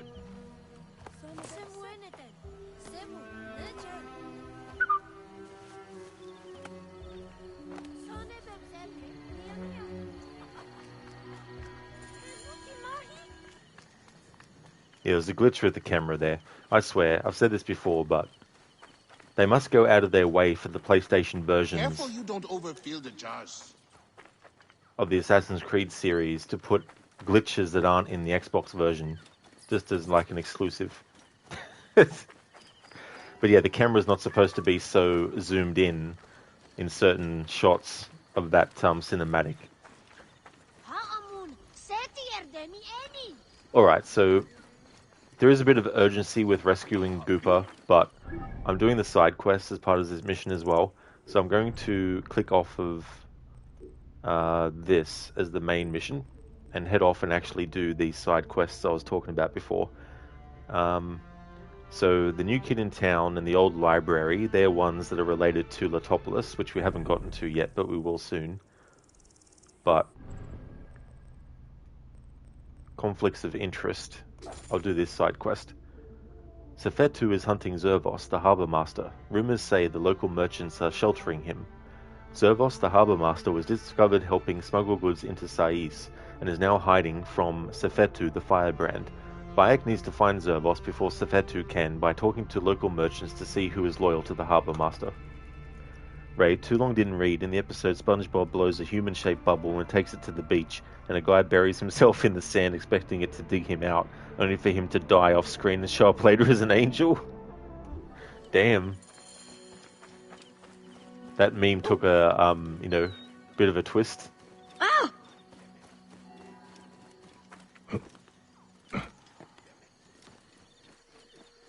Ha! Bane! Oh.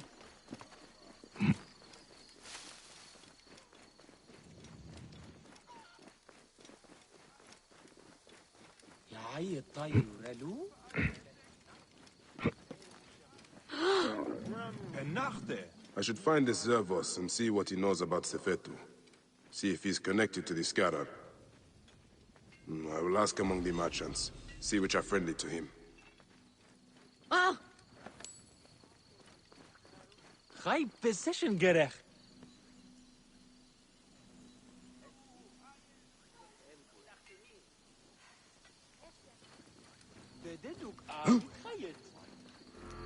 Alright. So, I need to make it That old mute daytime. was skulking around again. Isn't he from some rich family? Maybe. Maybe that's why no one has chased him out of town. I think he lives up at the Tahaka estate. Great, of course the guy who died is alive and well in future episodes, because nothing in SpongeBob makes any logical sense. I kind of like the idea of that, though. You know, it's like in Looney Tunes episodes where one of the characters gets quote-unquote killed by something that would kill in real life, but for the purposes of comedy, they don't get killed. They just walk it off. Because in the next episode, they're just running around like nothing happened. Also, reminds me of things like The Simpsons, like that episode where Bart wants to do a jump with his skateboard over Springfield Gorge, and his father turns up to stop him from doing it, but unwittingly ends up almost doing it himself, Homer that is, but he has that accident. He falls off the cliff and falls down, and then they get the ambulance to bring him back up. Then, of course, they bump into something or whatnot, and then the doors fly open, and then he goes down again and again. But in the next episode, he's fine. There's no injuries or anything to suggest that what happened in the previous episode actually has any weight beyond that, you know. But yeah, doing things like that, I like that kind of logic. Oh, you haven't, Raid? That's fair enough. Yeah. It's one of the really early episodes. I want to say it's probably season 2, maybe.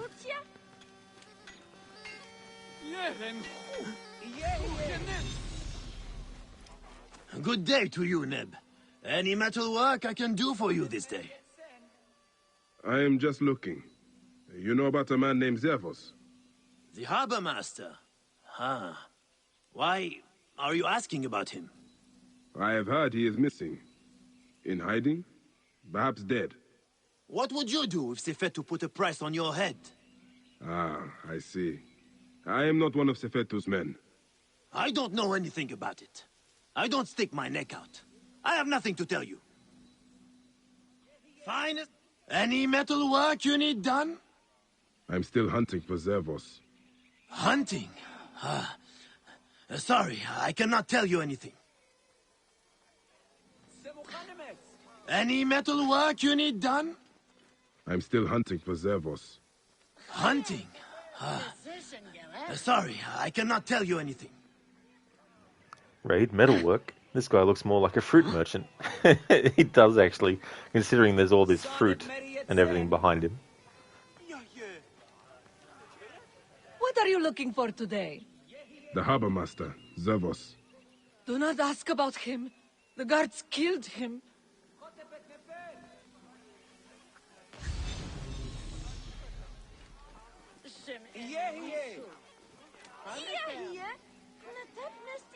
Care for some dates.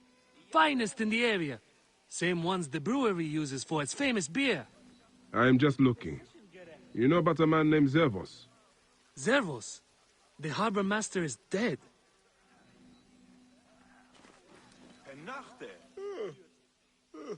You look like a strapping sword. Looking to improve your armor? Long night?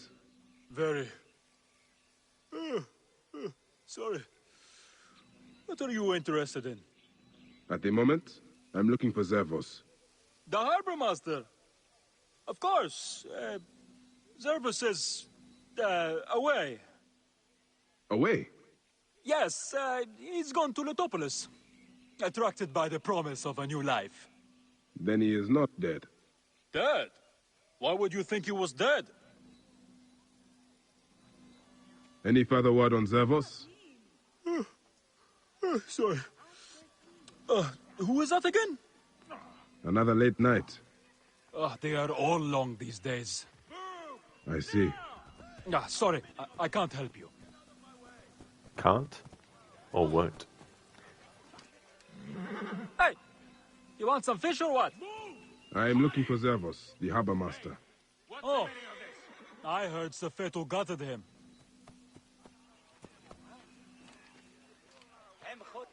Good day for business? Not half bad. What are you looking for today? For Zervos, the harbor master. Do you know where to find him? You are looking for who? Why? I don't know him. I heard he was dead. Why are you bothering about him? He was a good man. A good man? So you do know him? I don't. I just heard others say it. Leave me be. Right position, gerecht. Alright.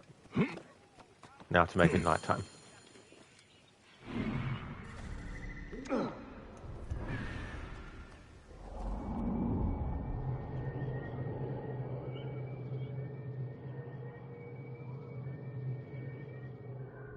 By order of Sefetu, a curfew is imposed in town after dusk. Halt!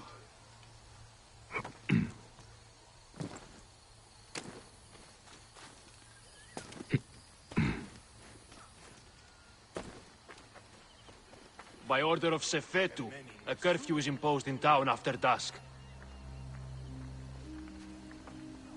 If If you want to discuss some metalwork you need done, come see me at the market. Back to your homes! By order of Sefetu, curfew is imposed! No. If you want to discuss some metalwork you need done, come see me at the market. By order of... Don't bother me now. If you want to buy, see me in the market. By order of Sefetu, a curfew is imposed in town. If you need some armor work, find me at the market. By order of Sefetu, a curfew is imposed in town after dusk. No one on the streets after dark. By order of Sefetu. Sefetu. Raid, Garrett's precision must be really high today. It always is. Without fail, his precision is always high precision. Garrett never has low precision. Some say that Garrett was born with high precision from day dot. Hey Anemone, welcome back from the walk. I hope you and your cat enjoyed it.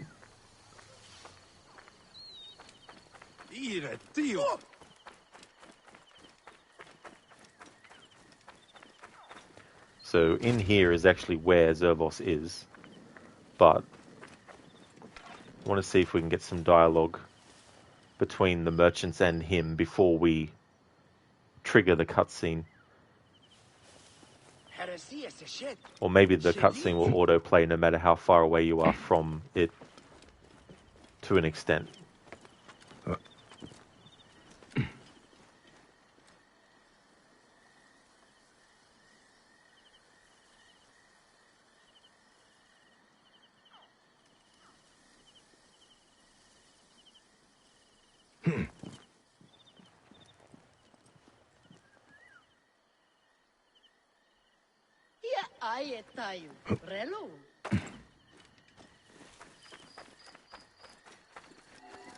How are you keeping?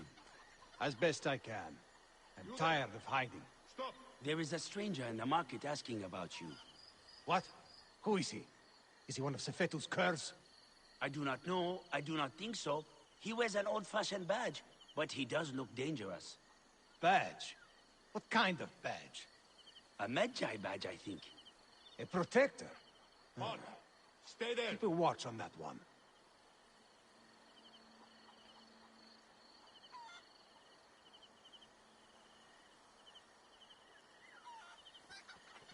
Alright, there we go. So if you wait there and you don't go into the area straight away, you get that dialogue.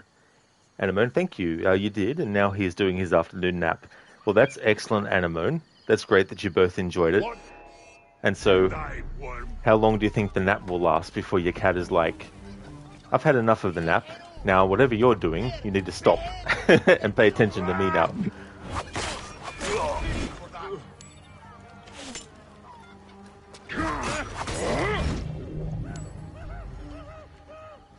Raid, that is an interesting shoulder pad Bayek is wearing. Oh yeah.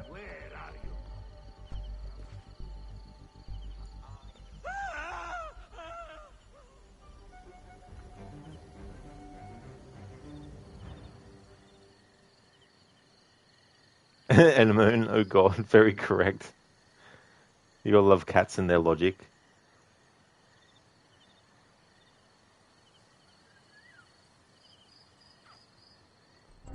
This outfit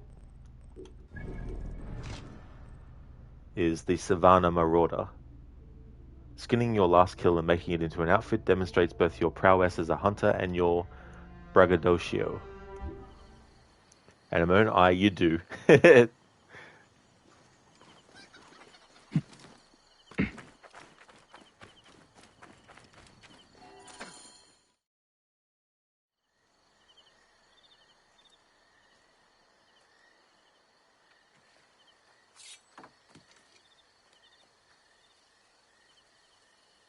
We are not fighting men. You can take the bounty off my head. I'm not one of Sefetu's men. I'm searching for Zervos, on behalf of Hakuf. Good. I am Zervos, mighty harbor master of Sais. Forced to hide on my own docks. Why is Sefetu after you? That dog. He is strangling the whole town. Taxes us to death. He burned my cousin's farm. That's right. I've been doing what I can. helping people hide their imports and exports. What Sefetu does not see, he cannot tax. And he figured it out. His men raided my business and my house. But I hid my records on my felucca. If they haven't found my boat yet, they soon will. I'll see what I can do.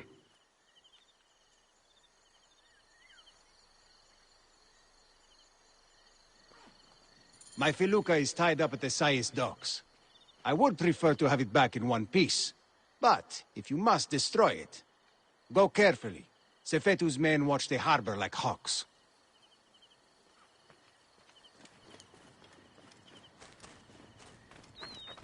Something I want to test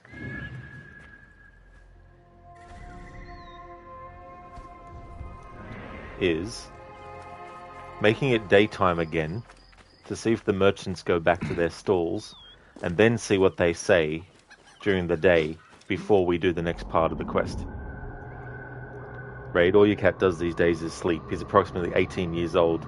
So how do, do you know how cats' years work? Because I'm not too sure, how much 1 year of a human equals for a cat. Okay, so this is one of those circumstances where they take the icon off the... They will attack on sight here. Or the mark you've made off the screen if you marked some characters. But if they're back at the merchant stalls, then they should be easy to find.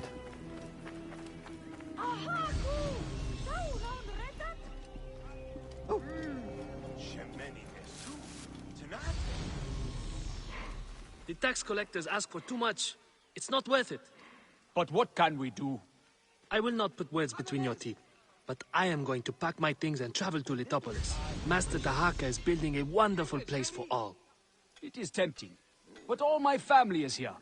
You are lucky to have no wife or children. You can just leave. Okay, so there isn't. Oh, well, fair enough. I just thought I'd try that while I thought of it. In combat, huh? Yeah, a lot of combat going on right this very minute, isn't there? Alright, now to make it nighttime again. Because in this playthrough, to indulge myself, I just want to do all the quests at night. Because I like the atmosphere and vibe of it.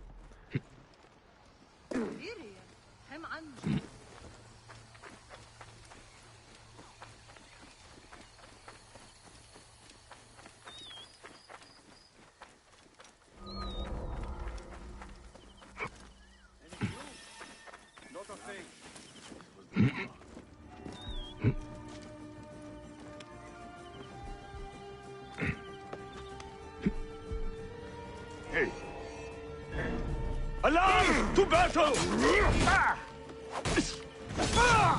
You will pay, corpse! No! Out! Out!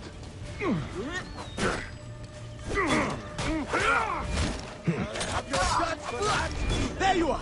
That's it! Die!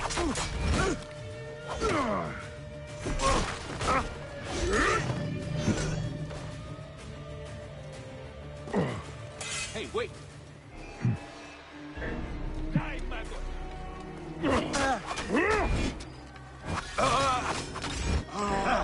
Mine now! You are dead!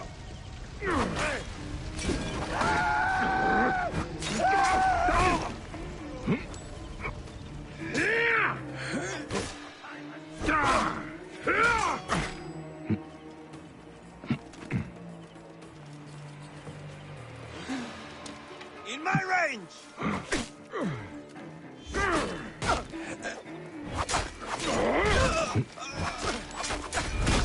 See you suffer for that!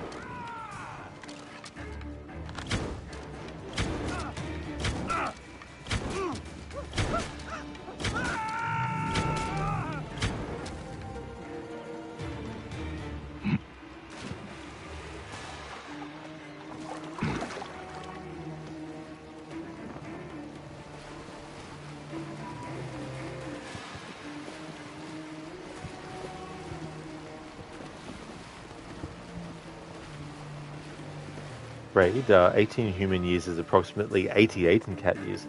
Holy shit. Huh. That's a lot. Bloody hell.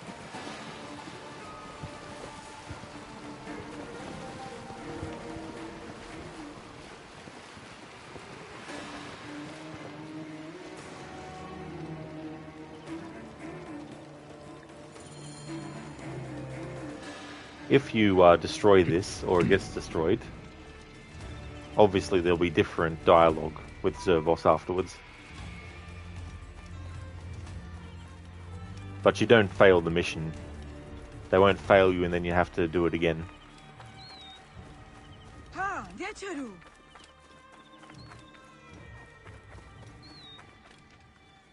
You needn't hide any longer. I secured your felucca. Your documents are safe. You saved my felucca. Here. Take this as a small token of thanks.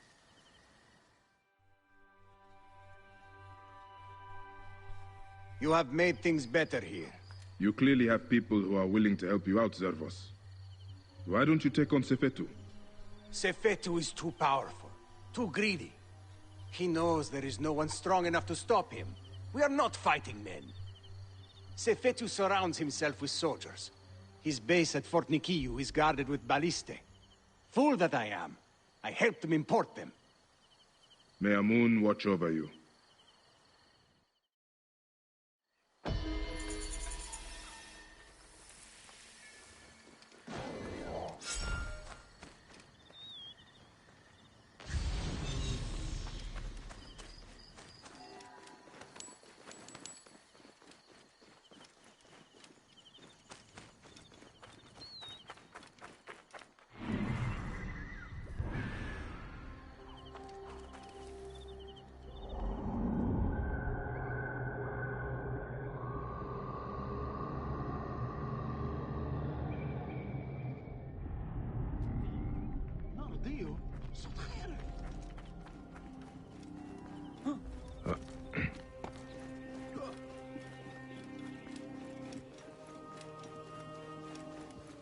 Hey you!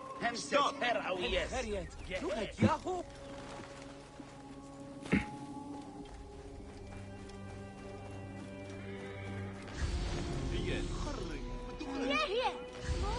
Huh? The tax collectors ask for too much. It's not worth it. But what can we do? I will not put words between your teeth, but I am going to pack my things and travel to Litopolis. Master Tahaka is building a wonderful place for all. It is tempting, but all my family is here. You are lucky to have no wife or children. You can just leave.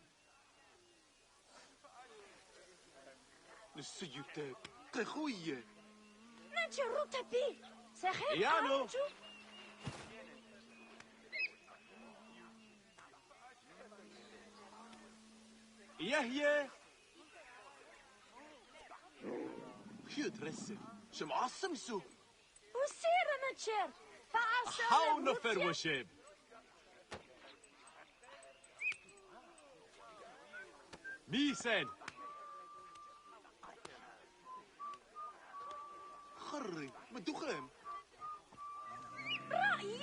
I just had to check for a moment because I could have sworn I heard a high precision Gareth, but when I actually looked back in the clip, it was Nek Eni Sajeriet instead. That old mute was skulking around again. Isn't he from some rich family? Okay, so the next side quest I want to do, Smoke Over Water. Harkuf's smuggler, Jeska, was killed by Sefetu. He wants to ask Amosis to take over her role. The smuggler Jeska was one of Harkuf's trusted agents, helping get folks out of Sais. Sefetu's soldiers captured and killed her. Bayek needs to find Jeska's friend, Amosis, the fish merchant, and see if she'll step up to help the cause.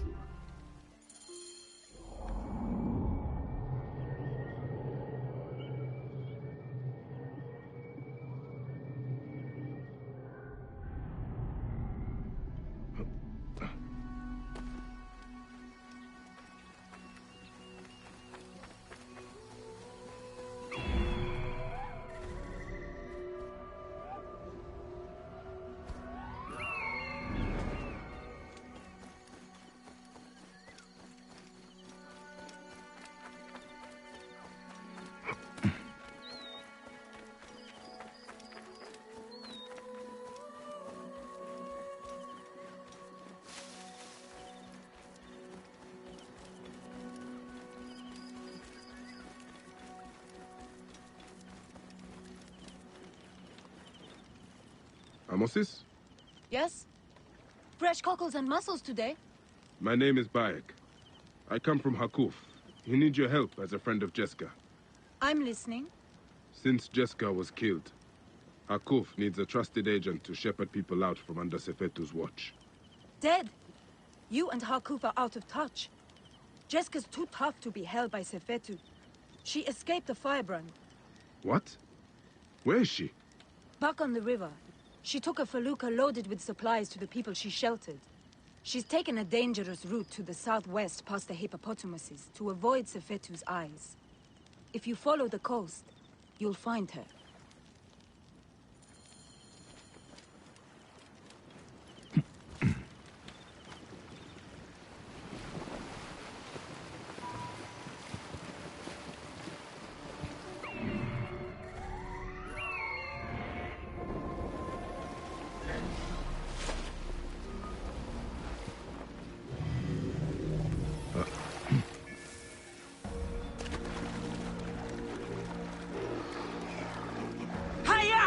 Away! These bloated lake cows! Help me drive them off!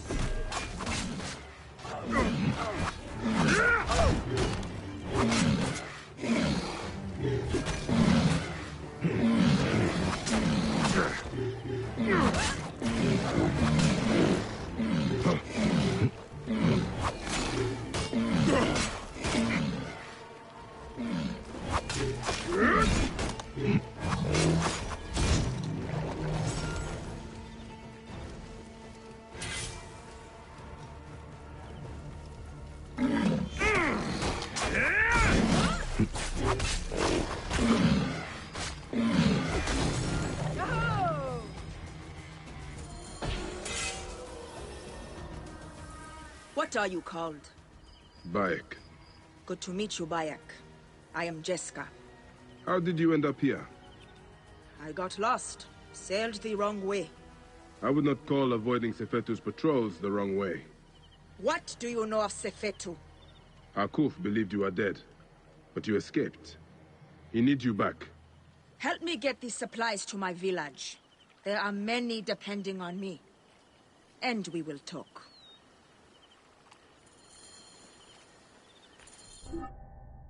That's okay, Sheila. No trouble at all, dude. I really hope that work goes well. No worries for the stream. Definitely catch you next time. Hope you have a good time with work. Would like to highly recommend people check out Sheila Locke's channel. He's also a big fan of Assassin's Creed, and he's currently doing his own annual series run also. He's currently playing through Assassin's Creed 4, Black Flag. He's also a fan of Dead by Daylight, and he also likes the Mafia games, as well as the Dark Pictures series of horror games as well. He's a great streamer, so definitely recommend. No worries at all for the shout out, Sheila. Absolutely no trouble at all, dude. Raid, hang on, is your bracer not fully upgraded? It's not, no. I got it upgraded to a certain point, but after that point I didn't really care much. But yeah, we're about 3 away from getting it fully upgraded, but I'm not too worried about that for the playthrough.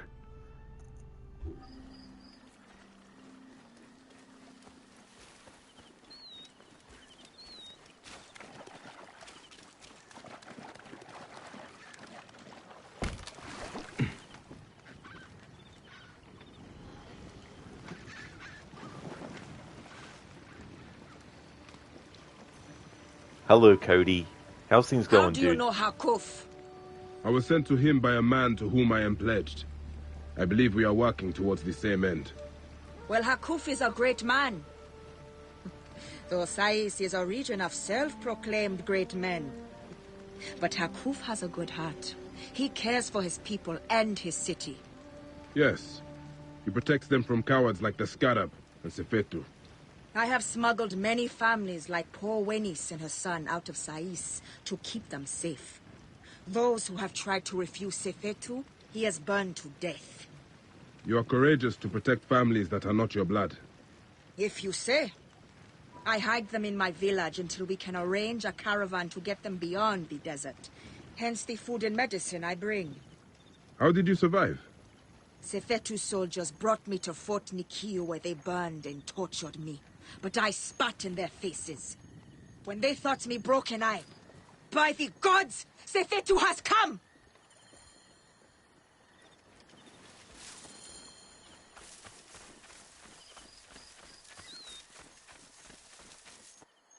If we actually have a look, you can see Jessica's face where she's been burned by that piece of shit Sefetu.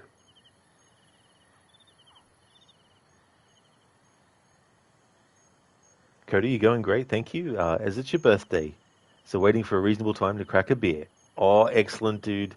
Well, happy birthday to you, Cody. I really hope that you can enjoy your day. Hope you have a great one, and hope you really enjoy the beer when you're able to crack one open. Hope it's a wonderful day for you, dude. As for me, I'm doing well, making some good progress. I took care of one of the main targets, and I'm doing some side quests and stuff that are related to the area in which the next main target is and operating, because I'm doing that as part of the playthrough, getting all the side quests done, so doing things in a certain order. You will try. Well, that is good. Excellent, dude. But yeah, it's one of those things where it's like, you know, you want to make it as great as you possibly can. Oh, cheers, Cody. Thanks, dude.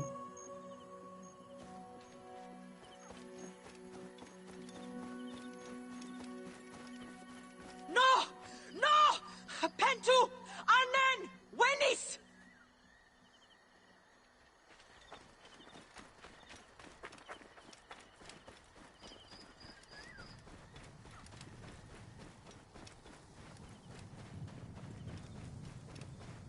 Best not to draw attention here. Oh. What?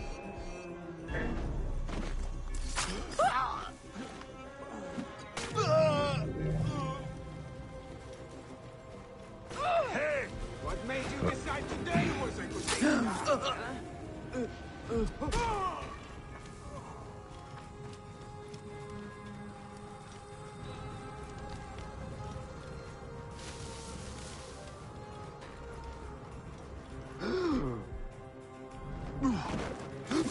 What's all that? Hey now! You're dead!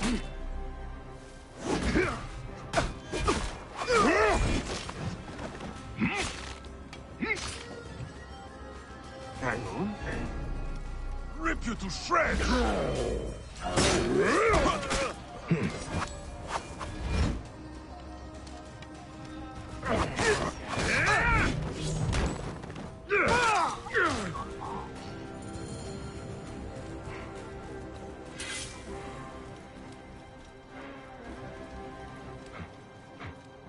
It is done. So many lives turned to ash. Is anyone left? We need to be quick. More will come.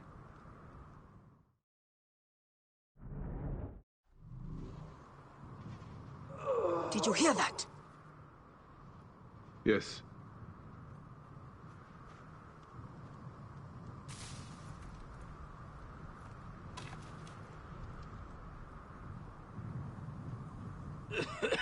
Pentu! Oh, by the gods, you are still alive! I will not leave you here.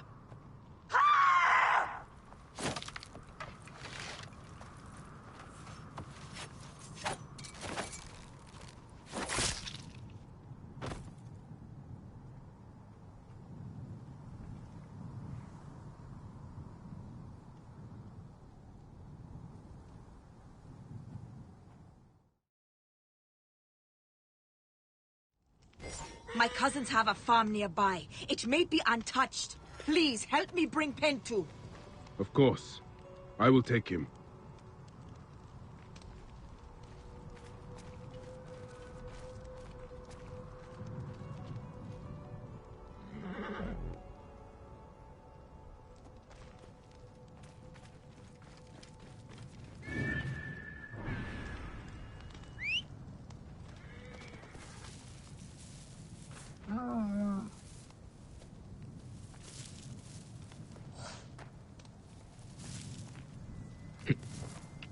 Whoa.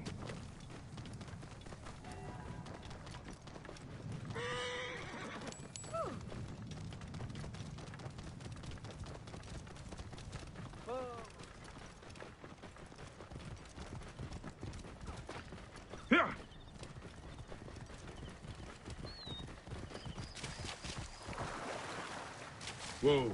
EP! Abana! Are you there? By Serapis! Is it you, Jessica? We saw what happened. We thought you died.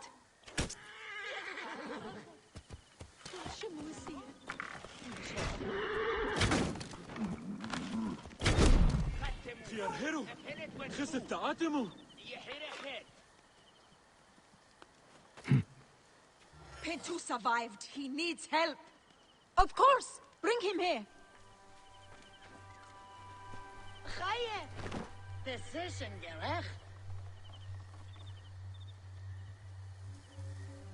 Thank you for Pentu's life. I did nothing that you would not have done. He owes his life to you. This is not the end of it, however. No. Those dogs still hunt for the prick master. I will go to Hakuf. We must find a way to peel Sefetu out of his shell and deal with I him. cannot bring your people back from Duat, but I will help you avenge your village.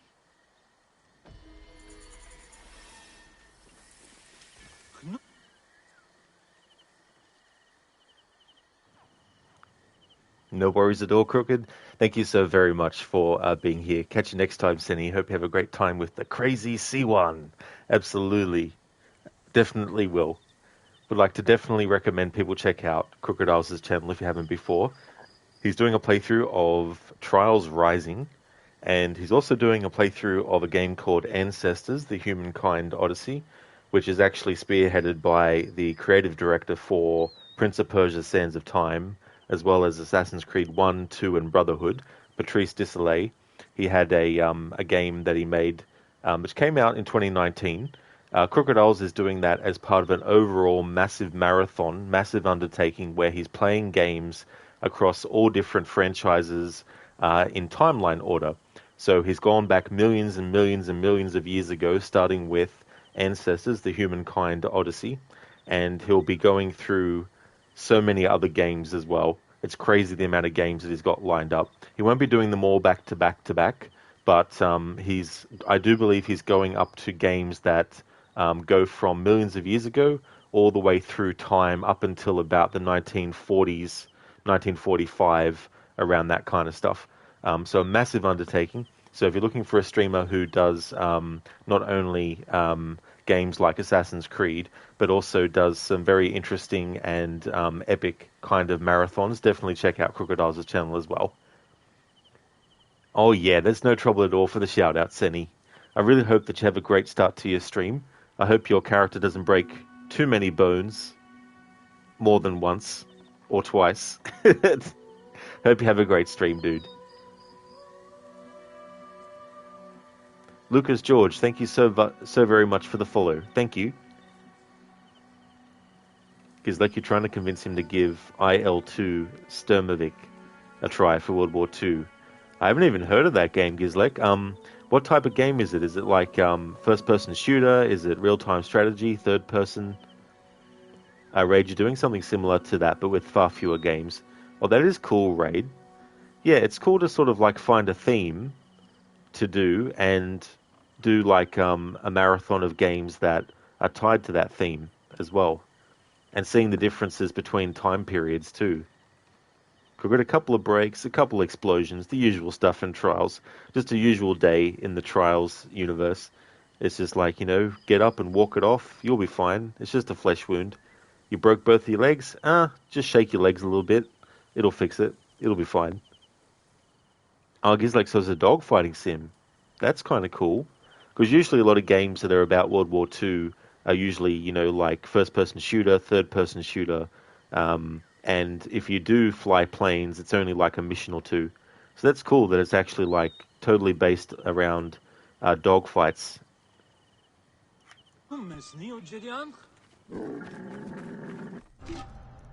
That was the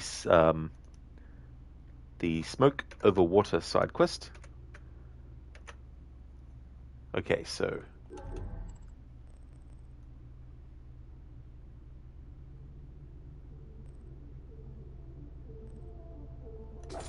all eyes on us. Sefetu has placed archers high across the city to act as his eyes.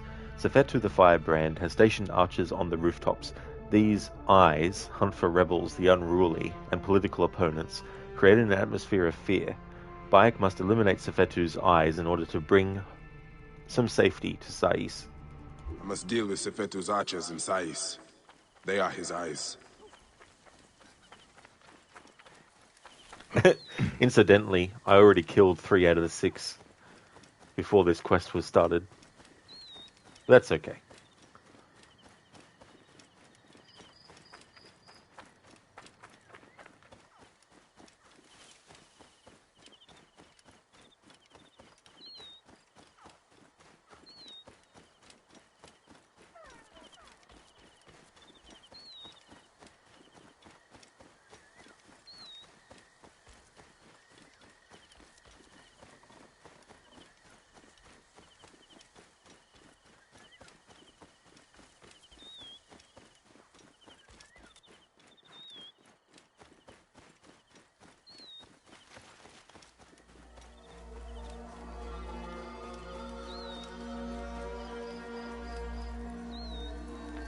En nachten, buurt en bed.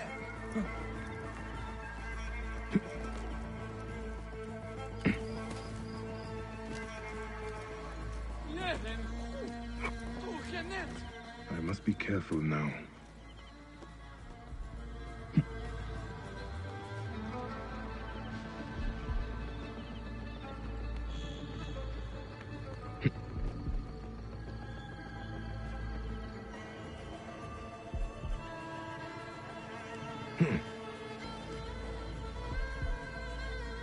Hey. I'll kill you! Hey now!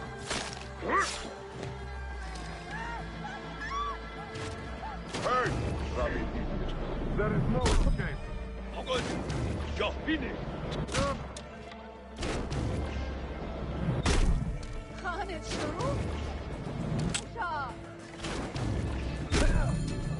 That takes care of Sefetu's eyes.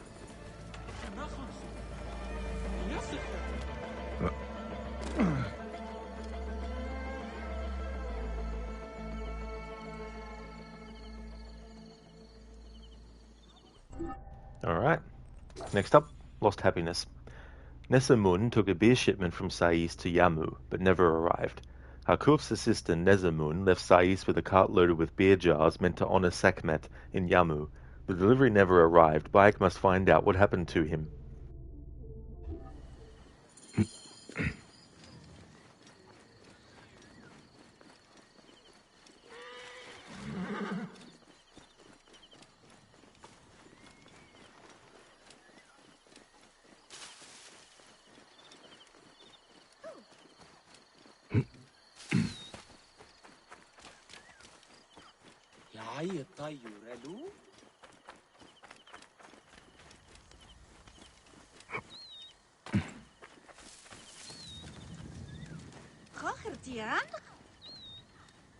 Please, Medjay, if I can trouble you, Harkuf's assistant, Nesamun, took a delivery of beer down the southern road. He never made it to Yamu. Please, can you find him and make sure he's okay? I am on the case. That beer was meant to honor Sekhmet. If he drank all that beer, he'll be whipped.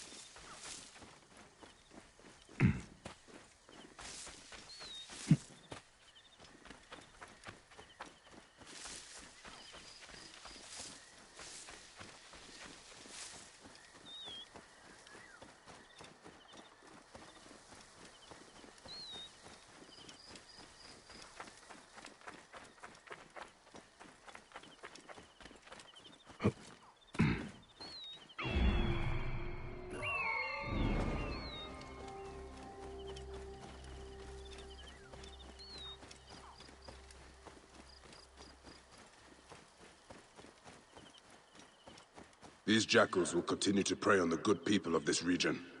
I must deal with them.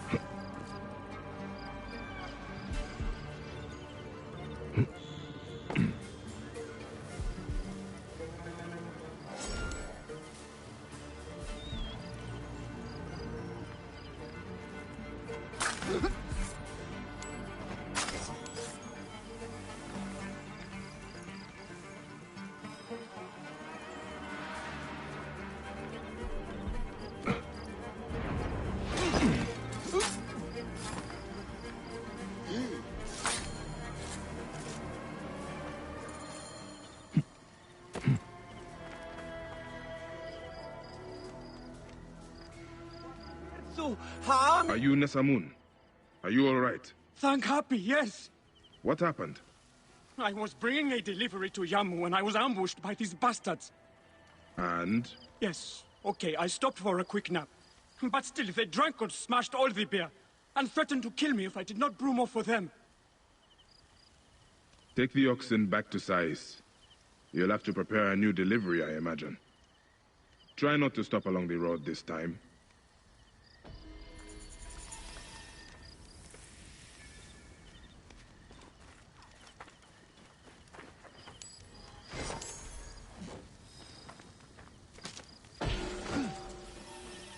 Hey there, Bellarista. Good morning to you. Welcome. I hope your day's going well so far.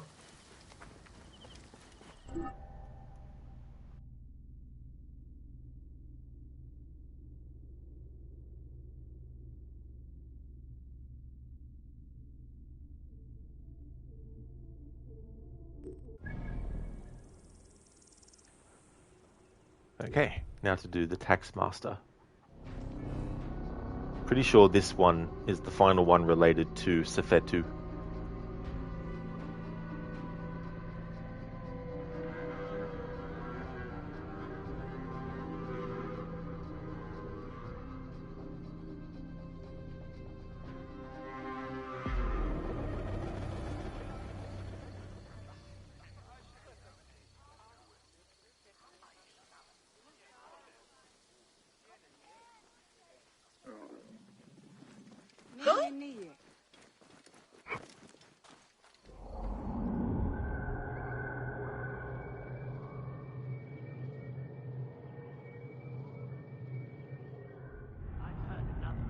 Failed to pay Sefetu.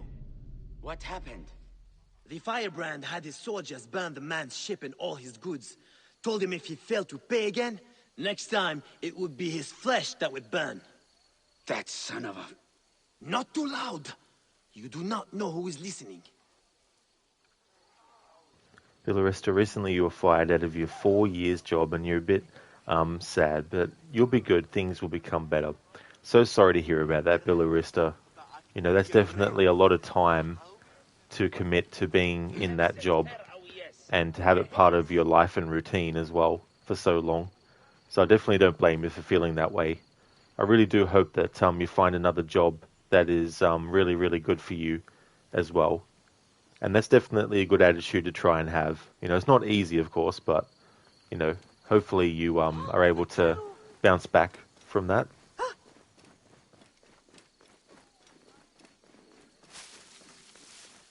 Did you have any...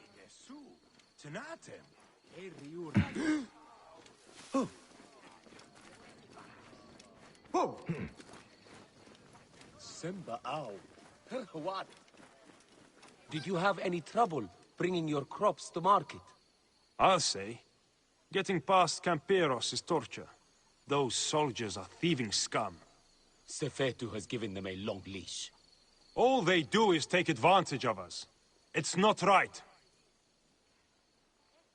Raid, apparently the featured article on Wikipedia today is torture. A bit dark, but okay. That's definitely one way to start your morning. Like if you search Wikipedia as one of the first things you do in the morning. Some awesome soup. Yes, it is some awesome soup. Definitely recommend. The chef is wonderful.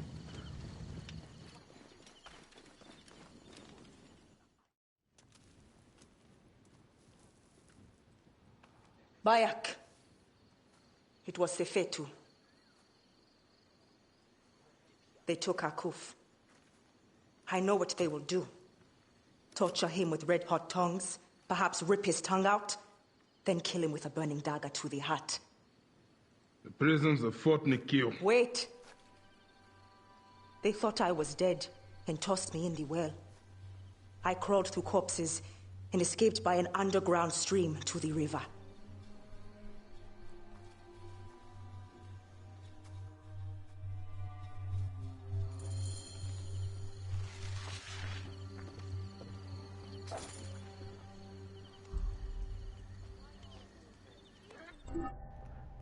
The Tax Master. Hakuf was captured by Sefetu's forces and taken to Fort Nikio. Nikio. Nikiao. I heard them say it, but I forgot how they pronounced it. Bayek must rescue him. Jessica tells Bayek that Sefetu's forces have raided Sais and taken Harkuf prisoner. He will be tortured and killed. Bayek must find a way into Fort Nikiu to free him. He's the character that we met at the start of the main quest related to the Scarab.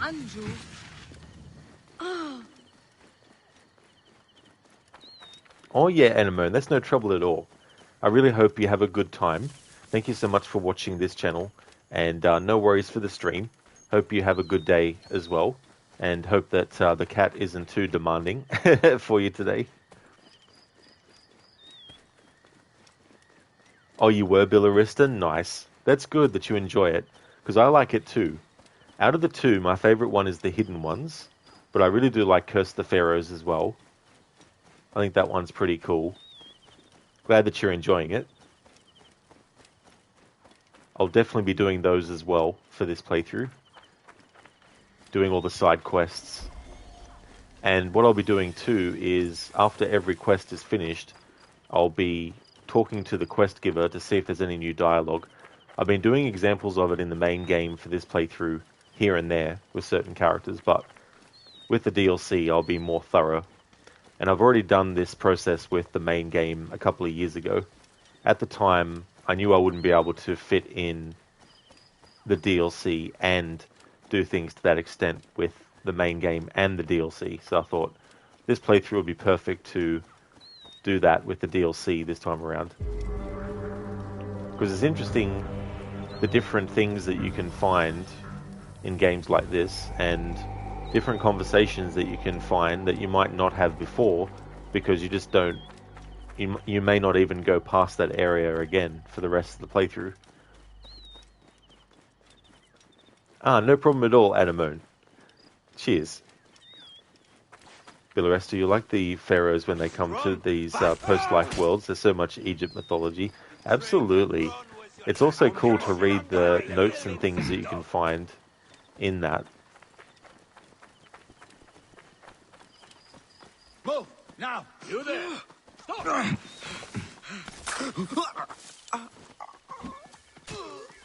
Hey! Hey! To me, what? brother! You cannot escape! Eat this! Hey, wait! Watch out the edge! Distract me!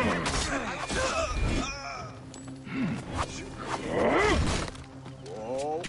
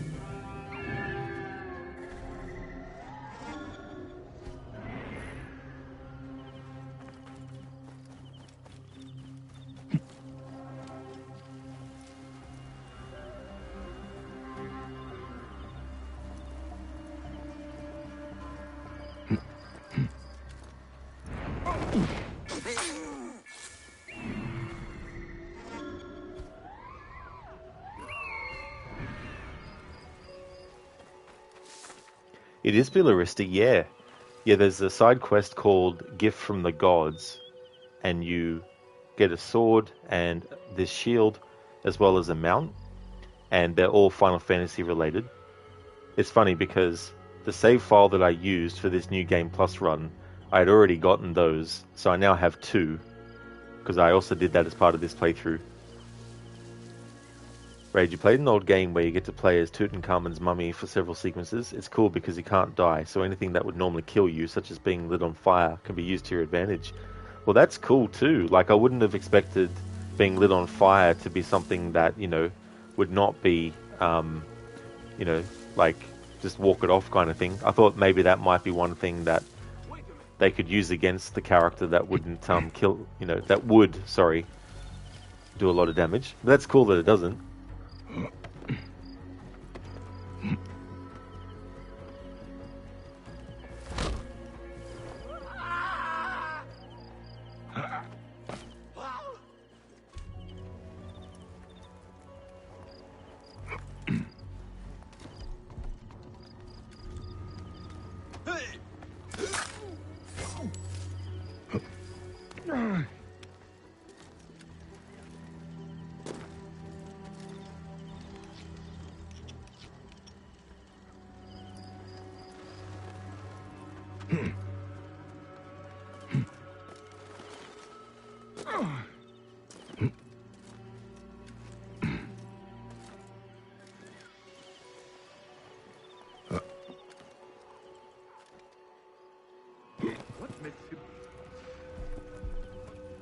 Can't believe some pus-filled wart of a Magi has been killing our men. I heard he killed the archers Sefetu left in Sais. That and more. When Sefetu catches him, I heard he's going to burn his fingers and toes off, then his ears, nose, tongue, balls. Sweet Serapis. They don't call him the Firebrand for no good reason. Do not screw up. Yeah. Hey, hold on! Time to die, Filet.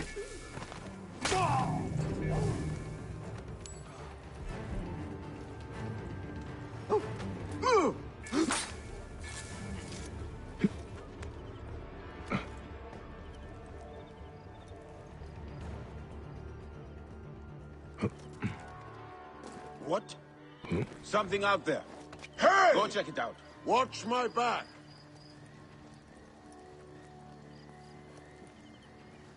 Look sharp. Let's not get jumped.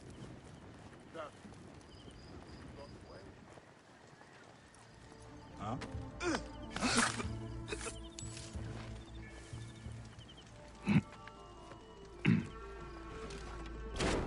Shows here.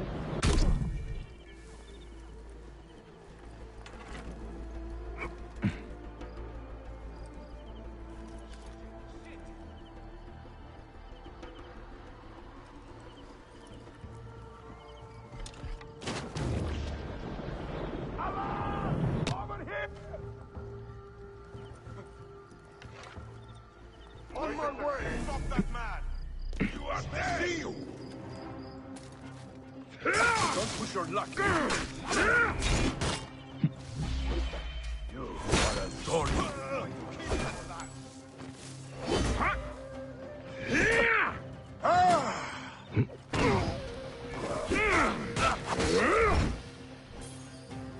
What are you doing? Die, mongrel! You're going to hell!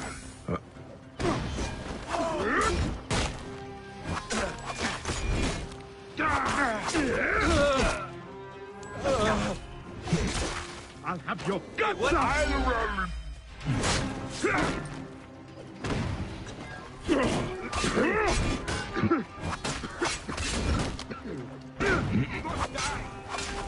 I'll pin him! Cost you!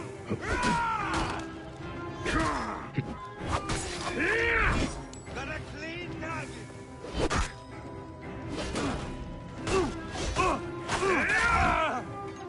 I can hit him! Damn it, we're lucky it's mine! Hey, what? Hurt you.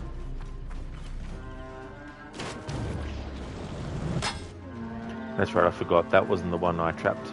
Oh well.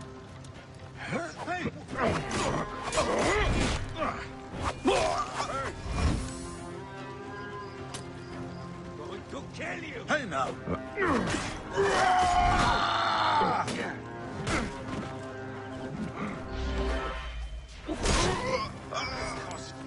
In my range!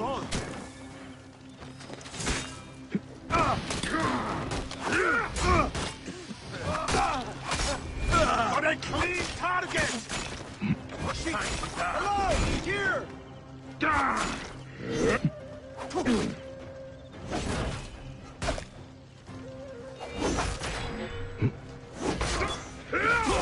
You'll suffer for that! Hey! Die, mongrel! Hey, now!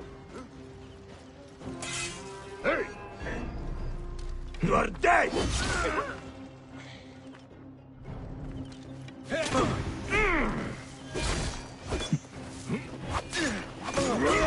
There! You will pay, Cole!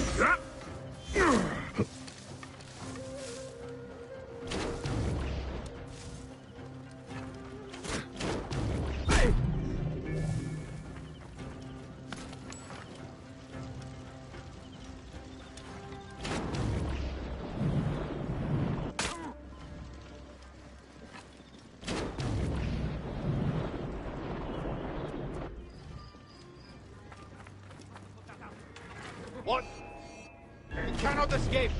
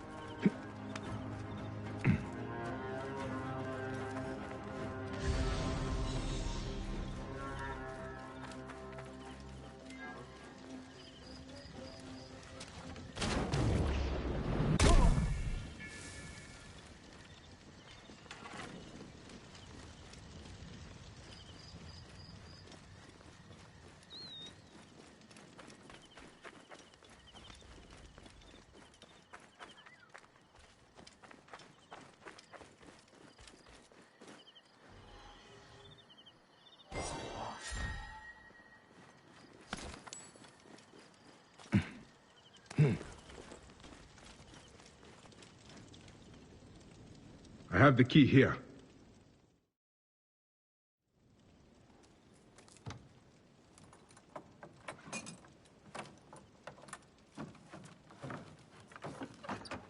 Did you kill that clod of shit?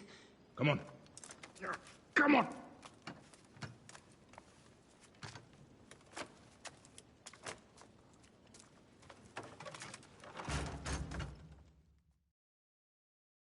Come quickly.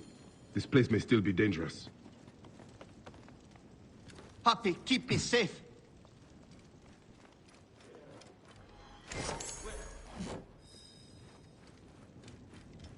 Oh, may the gods be against you, bastards!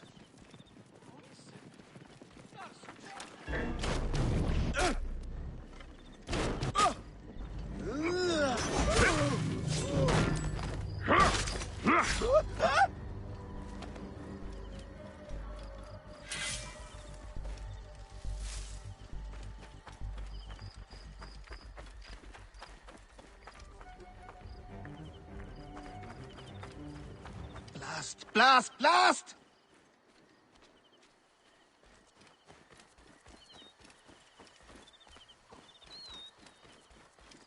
God of grain, watch over me!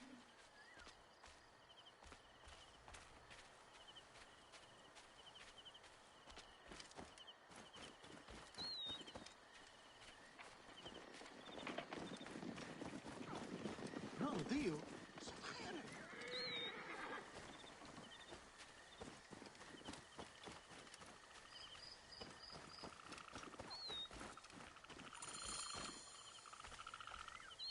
Thank you, my friend.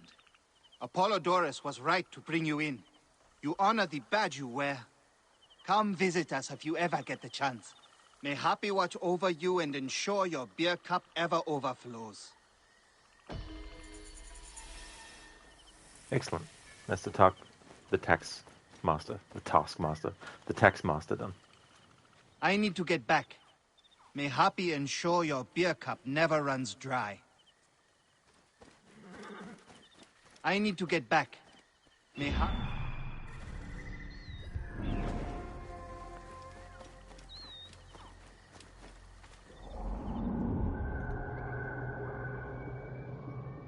Raid, you can also be chopped into 3 pieces, but even that doesn't kill you. Instead, you get to control 3 separate mummies. That's really, really clever. That is really, really cool. Biloresti, have a big dilemma in every AC game. We can't just walk around exploring and conquering every single fort or camp, because you'll have to come back at it again to conclude a main quest or even a side quest. You hate to come back to the same place 2 times. That's definitely understandable. Yeah, you know, like you spend so much time putting into the exploration side of things. You go into areas, you get everything collected, you kill the targets that might be in the area, like in this game's case, for example, the generals and stuff. And then the game is like, oh, by the way, you need to go back to that location you've already fixed. We've made new enemies appear there, so you have to do it all again. Especially when you get locations that have a lot to them. Thank you, Dr. Darling, for redeeming the Senu tours. Check out the nearest elephant arena. No trouble at all. Let's go and see Hakuf. once I do the Senu tour, I'm going to go and take a break. And then when I come back, we'll do the side quests in Letopolis, leading up to doing the Tahaka stuff. Whoa.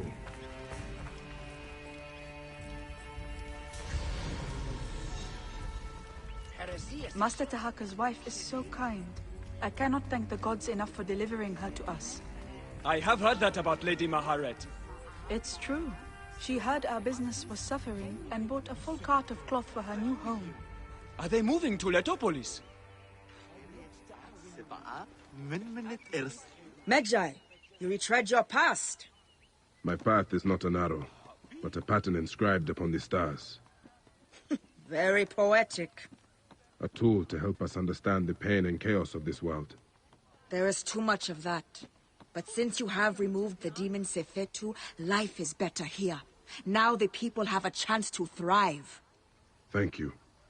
It means a great deal to hear that. Hakuf is a good man. I am glad you were able to save him. The gods do not make life easy, do they? Still, we persist. May the gods watch over you, Medjay. What we have done for Sais, I sometimes dream that we could do for all of Egypt. May the gods watch over you, Medjay.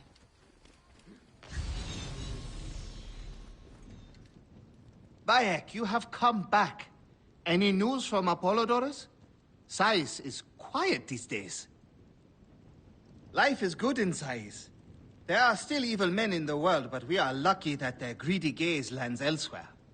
For now, Hapi protects us, thanks to you. Ah, the Medjay. It is good to see you again. Things are much better here now. Sword of Apollodorus, can I get you a beer? Ah, the Medjay. Free beer, sure. It is good to see you again. Sign me Things up. are much better here. Alrighty then, so the nearest elephant arena. Arena! As Kensa would say.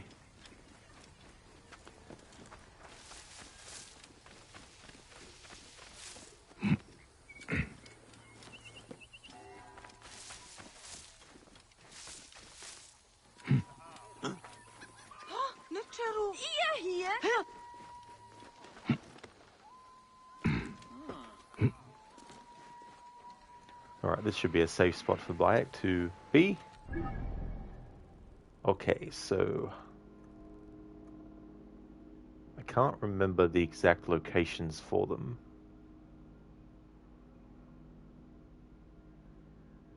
But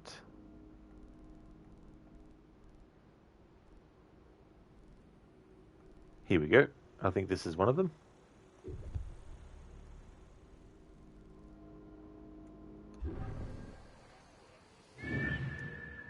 Alright, it is Senu Tours time.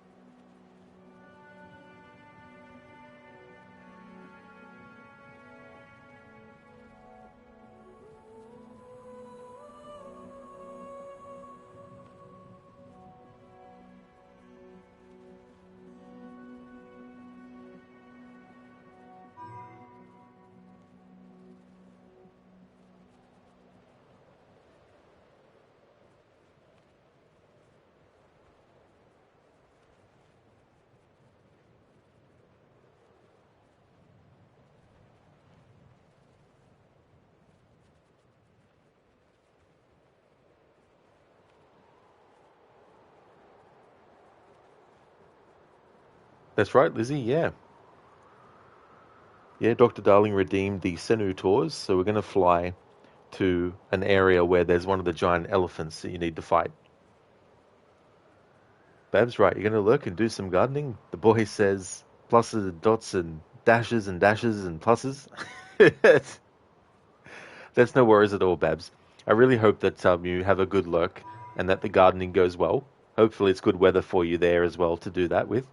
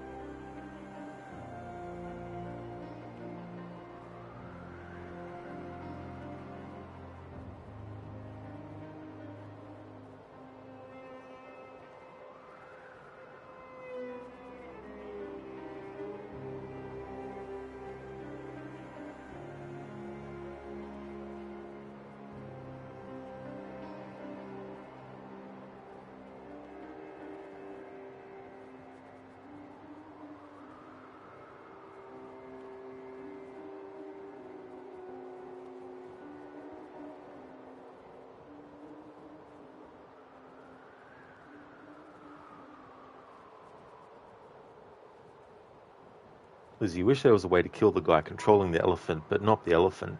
Oh, yeah. Yeah, that's a good point, because you can't just kill the rider to kill the elephant. In order to kill the rider, you need to kill the elephant.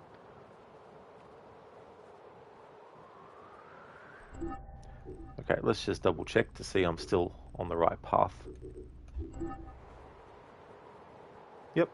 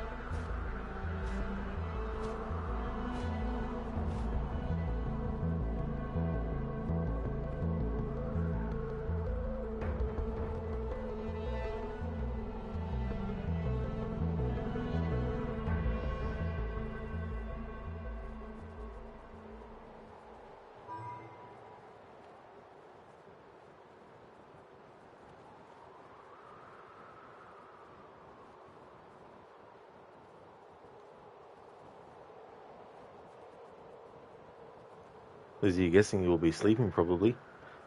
Yeah, who knows actually what the elephants are doing in the game world when you're not actually actively engaging in combat with them.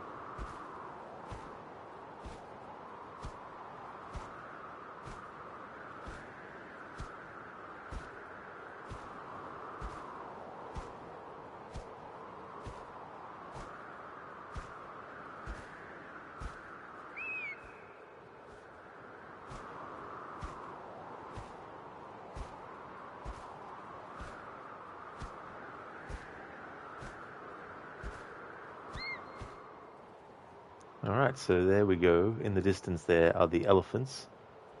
So we found the one where you actually have to fight two of them.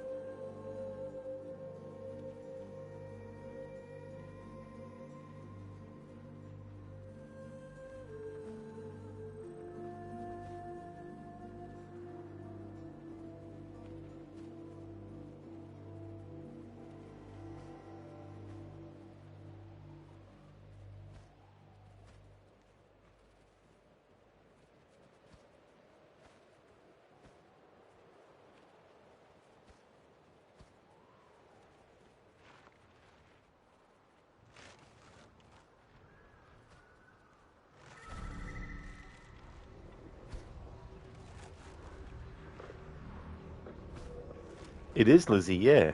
The elephants are just standing there.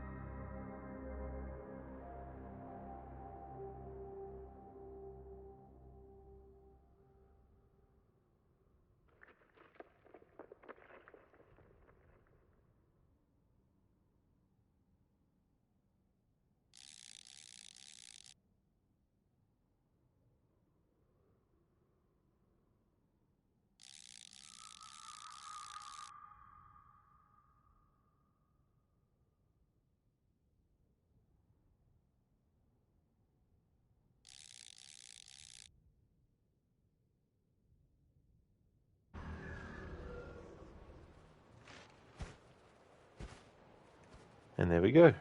Thank you, Dr. Darling, for redeeming the Senu tours. So we went all the way here, and put that into perspective. Bayak is all the way back over this way.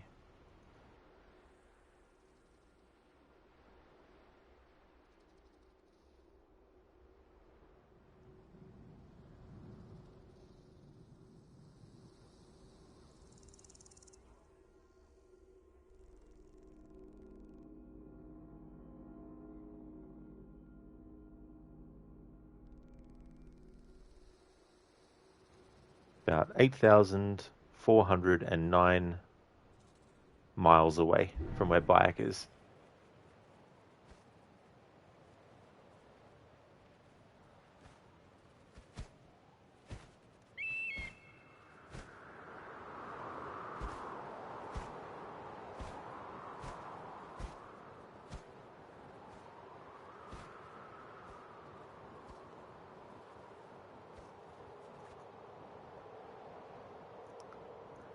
Dr. Darling, the one in Heraklion would be closer. I guess that's true, but that's okay though.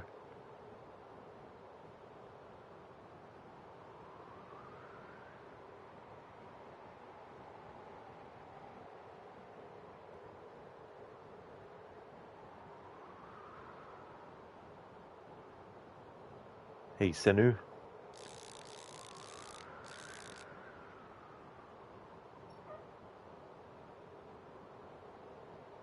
Alrighty then. I'm going to go on a break. I'll leave it on this screen. I'm going to take a 15-minute break because I do have some other stuff that I want to get done in the stream, which will take probably 2 hours, maybe 2.5. Was the interesting tracks in the dirt? Oh, absolutely. Oh, yeah. I like the details and stuff like that. Yeah, Lizzie. Yeah, you can get different skins, of course, for Senu as well. So I will be back in 15 minutes to continue on. I'll just pin this to the top of chat.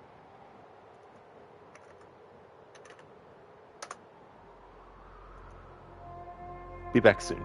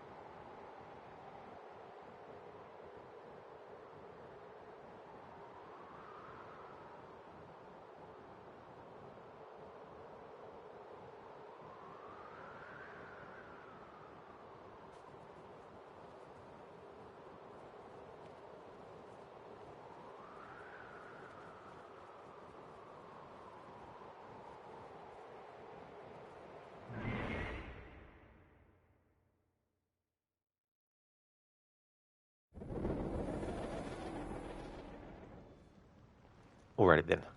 Back from my break.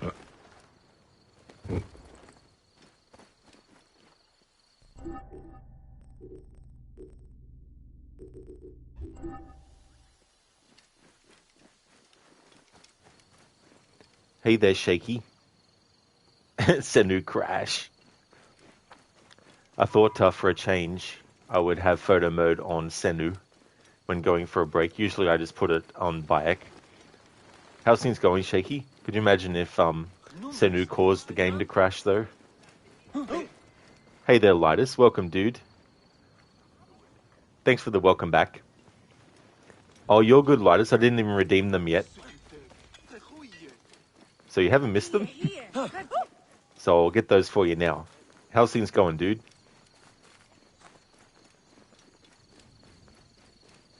High position, Gareth.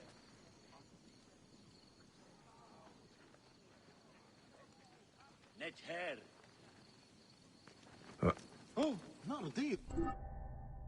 You're doing well, Lidus. That's awesome, dude. Glad to hear that, man. Okay, so let's have a look. Yo, Bane, come check this shit out. This hawk is looking at me funny. I think it hates Terminators. Who hates a Terminator? Everyone loves a Terminator. Oh, John Connor and his mama hate me, but that's besides the point. They hate Skynet, not me, I think. Oh, fuck that shit. This hawk wants a piece of me. I'll give it a few bullets. Oh, T-800, you're really gonna pick on a bird. Look at it. It's just sad. Wants you to be its friend. But how do you know what human or animal emotion really is? Anyway, why am I debating this shit with a machine? Oh crap, the ending of T2. You, T-800, understood human emotion. Oh well, ha ha ha ha, joke's on us then. Yes, Senu definitely did have an interesting look in that shot that I had left it on. You're not wrong there, Bane and Arnie. Thank you, Lidus, for redeeming those, dude. Thank you very much. I'm glad to hear that you're doing well. Shaky, what's the Gareth thing? So in this game, there's some dialogue that civilians and NPCs will actually say. It can sound like many things, but one of the things that it can sound like is high precision Gareth. But it's not actually literally what they're saying, though. It's something different. So it's become a bit of a meme. So whenever I do a playthrough of Origins, I like to put a command in every time we hear it. The record of how many times I've actually heard it, and it doesn't mean that it's every single time, because obviously there might be some moments where I can't make it out because I'm in the middle of doing something at the time. But the most amount of high precision Gareth I've actually heard in Origins is 392. And that was in 2021 when I did my annual playthrough in that year.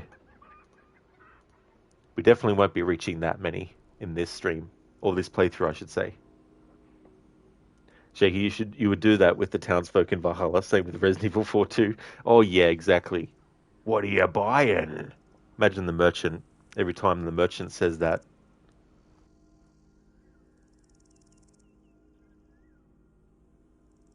Alright, so we're actually working towards the main mission, the... what's it called? The Scarab. But I did some side quests and all that kind of stuff that are about Sefetu, who is this dude that is causing trouble. And there's also conversations that you hear from the NPCs talking about Letopolis as a place that they need to go to. Now, before we actually go there, I need to just see... So that's Goopa that we need to rescue.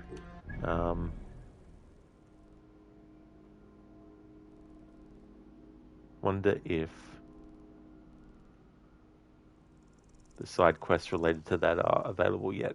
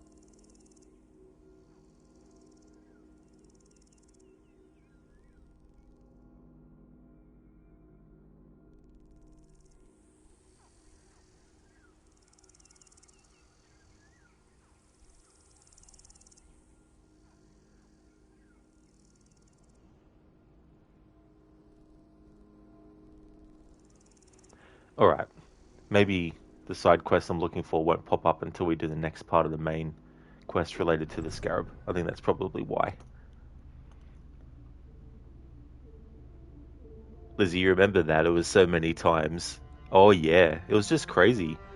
The amount of times that we heard High Precision Garret in that playthrough. Shaky the Ganados in 4 sound like they're saying, "They flush the teeth." Morbid as it is. The deed is done. Hey Crooked, thank you so very much for the raid, dude. Welcome on in. So how was your stream? Hope you had a great one.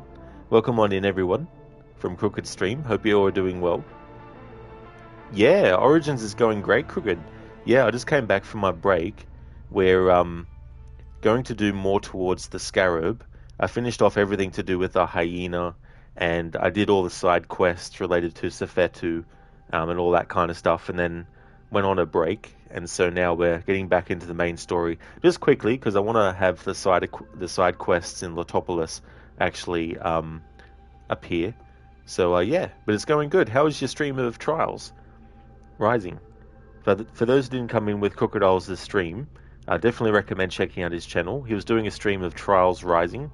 He's also got a playthrough of Ancestors: The Humankind Odyssey going, which is part of an overall marathon of games where he's playing games in the order in which they take place in.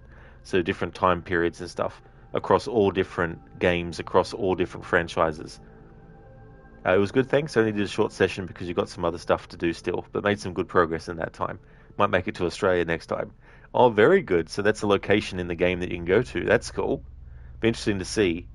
They should throw some, like, kangaroos bouncing around to have to dodge and stuff. But that's good. I'm glad that your stream went well, and it's good to have a short one sometimes because it makes you more focused, and you can still get a lot done in a short time. So that's really cool, dude. I'm glad that you had a good one with it. So just to recap what we're actually doing in this main quest. Bayek travels to Sais to meet the informant Hakuf to learn about one of his targets, the Scarab. Apollodorus sends Bayek to Sais to track down a member of the Order of Ancients, the Scarab, a cruel shadow terrorizing the region. Bayek's contact is Hakuf, the brewer, who has collected what stories he can about the mythical Scarab. So we actually met Hakuf. He told us some information. There was a child named Kawab, and his father is Tahaka, and we are going to go to help his grandfather, Goopa, and that's where we're up to in the main story. I did a side step and did all the side quests that I could around Sais and all that kind of stuff related to Hakuf as well, so we've done that. So now it's time to go and rescue the old man.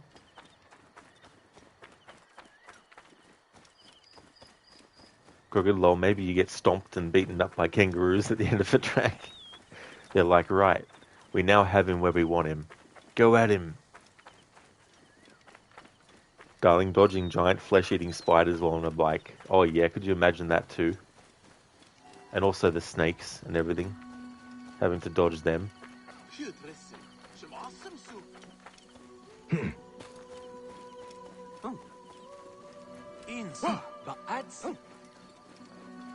Ha, Bean.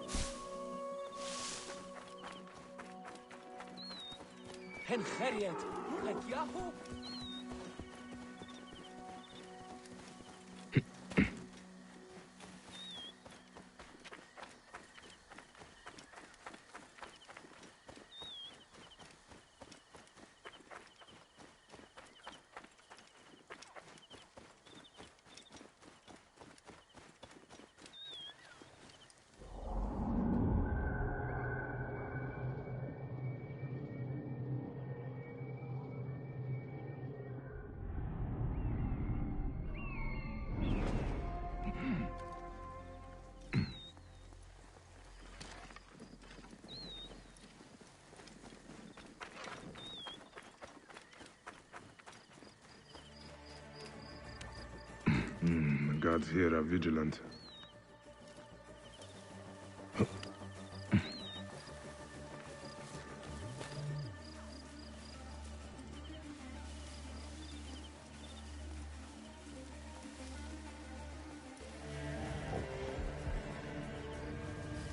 Wait a second. Hold on, you.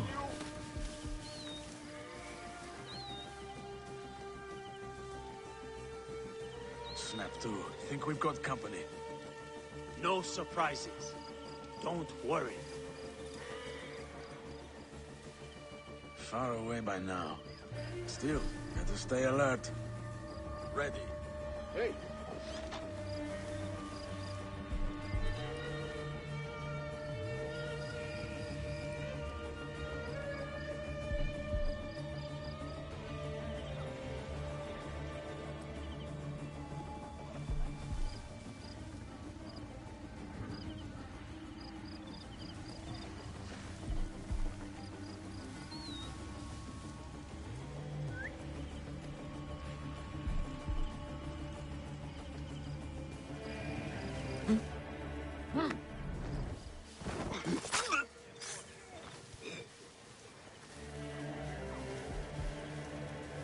Oh!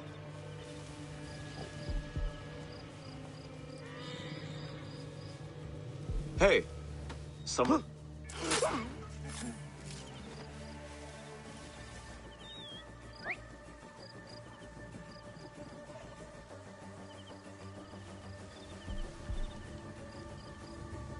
What the hell?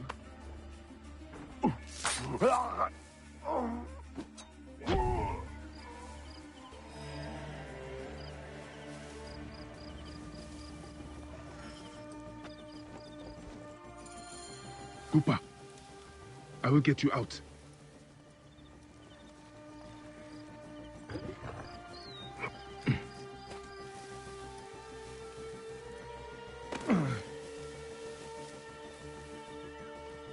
I think you will survive.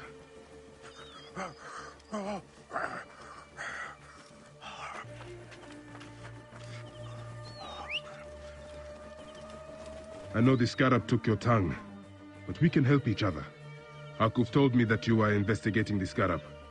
Help me, and I can ensure he dies.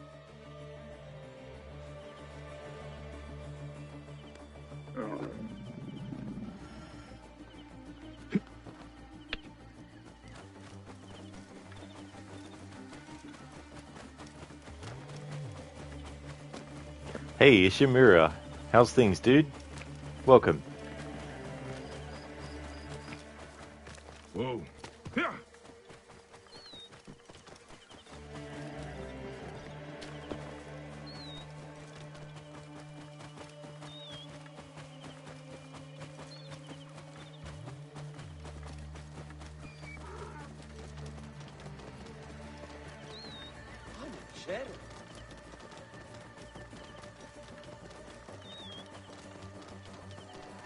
Whoa.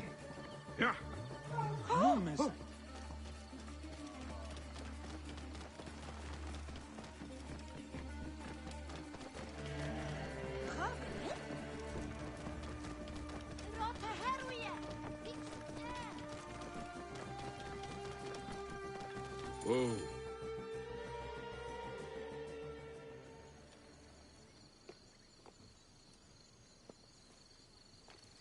Grandfather, are you all right?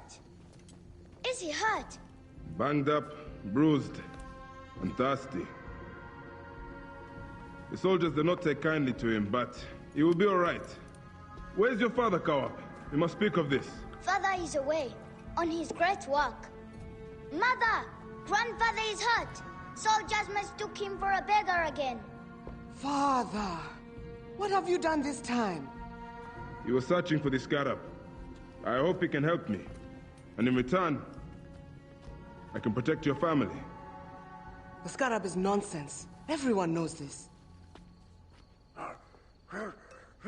He wants you to read them.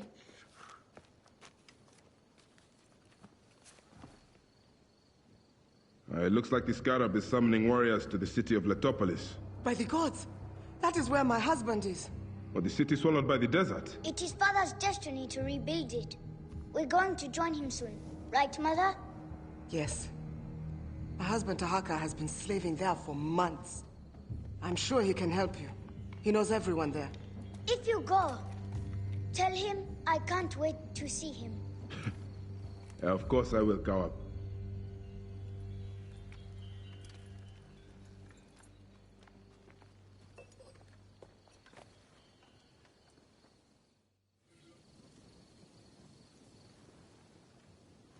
We've already taken care of the hyena, but this is a letter from Tahaka, well, the scarab, to the hyena. Hyena, you've been silent of late. I hope you're not withdrawing into yourself.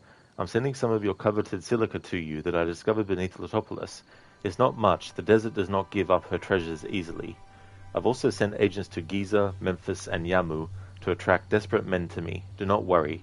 They're honey-tongued singers, not wild dogs, like my firebrand, scarab. So the firebrand is Safetu, and we've already dealt with him in the side quest that we were doing before I did this part now. Is Yamiri going alright? Oh, that's excellent. I'm glad to hear that. As for me, I'm doing really good. I had a break not long ago. Did some side quests before that, and took care of one of the main targets that we were given, and now working towards the scarab, the next main target. But there's also some side quests I'm going to sidestep to do that are in Letopolis, the place that we're going to go to soon. So there's something that I just noticed, which was interesting, that I've never actually thought of before, and I'll talk about that in a moment.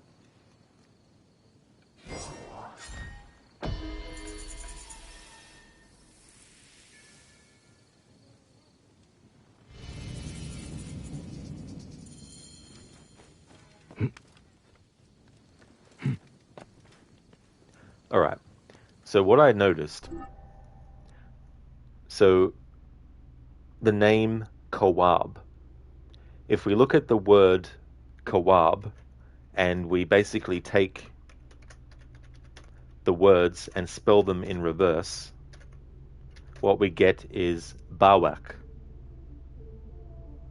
So Kawab reversed is Bawak.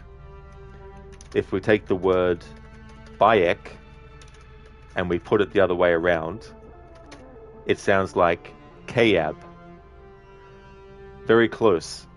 So Kawab spelt in reverse is Bawak, Bayek, Bawak, Bawek, Bayek, and Bayek's name spelled in reverse is Kayab, Kawab, Kayab, Kawab, Kayab. You could probably also pronounce it like that, Kayab. So I just noticed that. So that's another mirroring that's happening. It's also mirroring because Kawab is the son and Tahaka is the father. We assassinate Tahaka, so we have a son that ends up without a father. And with Bayek, we have a father who ends up without a son because his son Hamu actually got killed. So that's another way in which they mirror. So I never noticed that before. Kawab, spelt in reverse, is Bawak, and Bayek, spelt in reverse, is Kayab.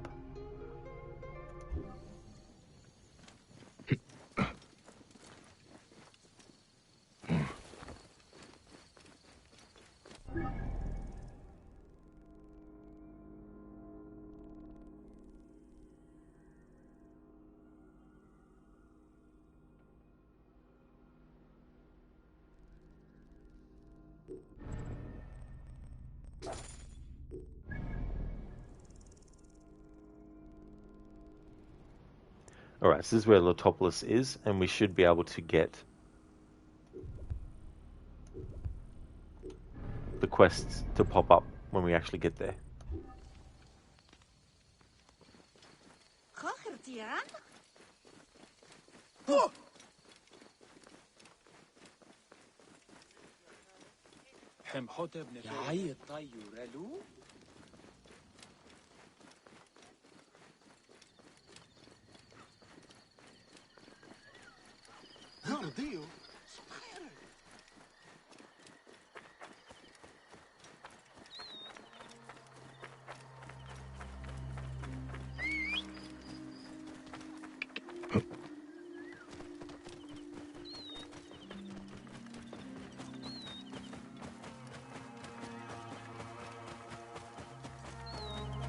There's a dude in Letopolis who is doing this speech.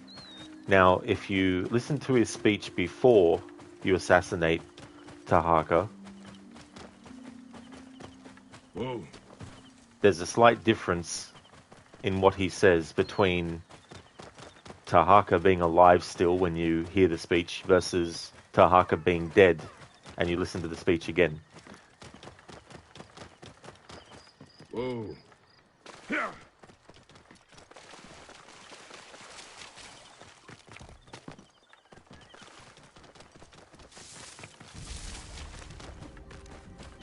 Whoa. Hey there, Babs. Welcome back. Oh, that's excellent. That's good that you got the gardening done. You now have an ice pop as well. Oh, excellent. What kind and what flavor?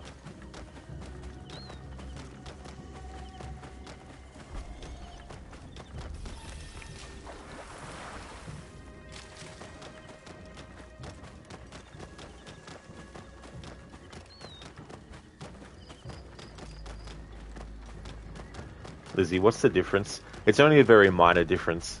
Basically, it's just a difference in words. Like the speech primarily stays exactly the same, except Sandstorm coming. It changes the context or I guess the tense, I should say. I think he just says the late Tahaka instead of just saying the great Tahaka or something like that. Whoa. Babs, it's so warm here, just a normal stick kind, and it's pineapple. Oh, excellent, that's cool. Yeah, pineapple is a nice flavor with ice pops and stuff.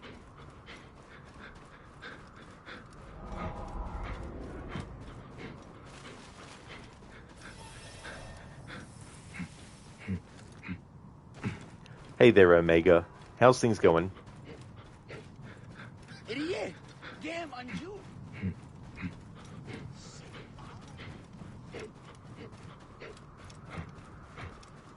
Move now! خايب بس شجرة خروية تبقى قوت امنك اني سجريت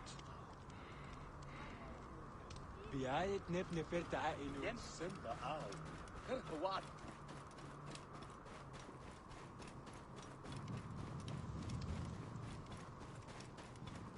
Welcome. Welcome to Letopolis, dream of the great Tahaka.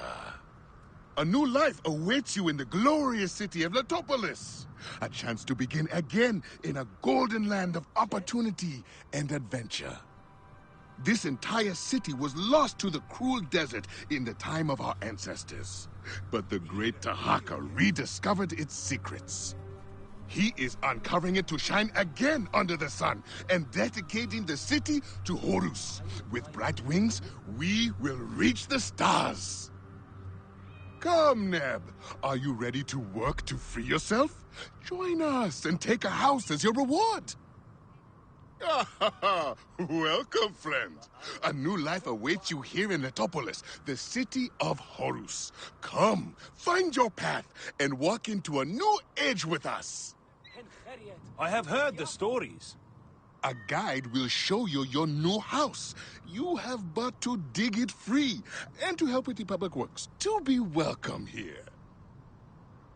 Welcome, Nebet. The city of Egypt's future welcomes all. Is it true forgotten secrets are discovered every day? Many lost works and fragments of the old world are found here. Perhaps not every day, but often enough to make us wonder. Welcome, friend. A new life awaits you here in Letopolis, the city of Horus. Come, find your path and walk into a new age with us. Come, Neb. Are you ready to work to free? There we go. Cool. So this is the side quest I was going to do first.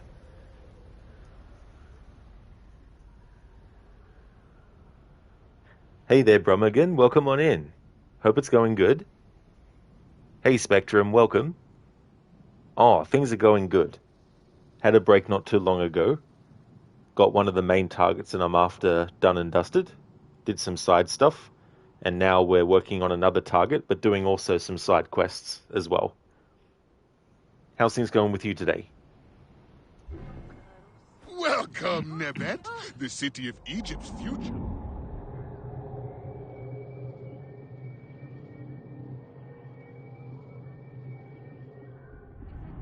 Forgotten secrets are discovered every day. Welcome! Welcome to Litopolis. I never forget a face, and I have not seen yours before. I'm looking for Tahaka. You found it! Your new home! A miracle of a man's labor. The great work begins! No, that's not You just don't know it yet. We give every new arrival a house. Only dig it out and help with the public works. A fresh start! I'm not here to live in these tough sands. Speak to some of our new inhabitants, like Nehi. He can tell you how liberating it is to leave the past behind. I cannot shed my past like a snake sheds his skin.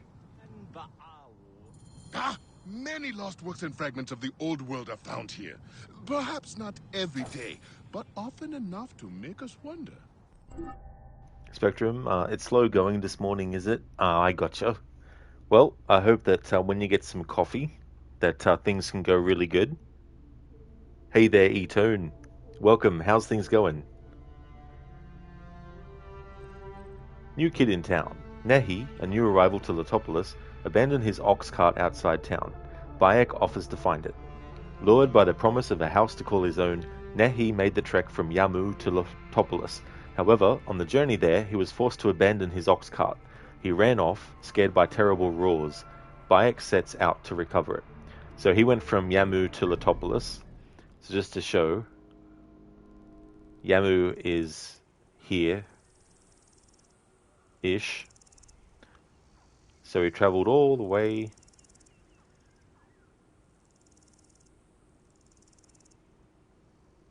over to here, which distance-wise on this map doesn't seem very far, but quite a big distance. I have heard the stories.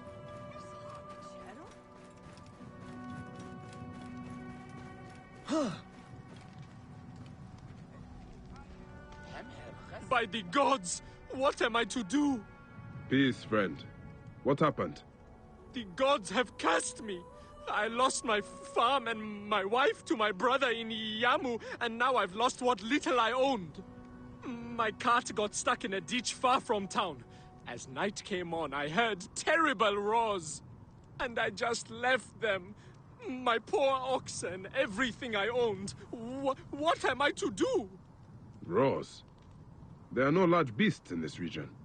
I did not stay to find out. They were the last gift I got from my father, Khufu and Kiera, and I left them there with all I own. When I am out that way, I will see what I can find. For now, do what you can on your new house. My thanks. My house is to the right of the entrance to the temple. May you fly with the bright wings of Horus.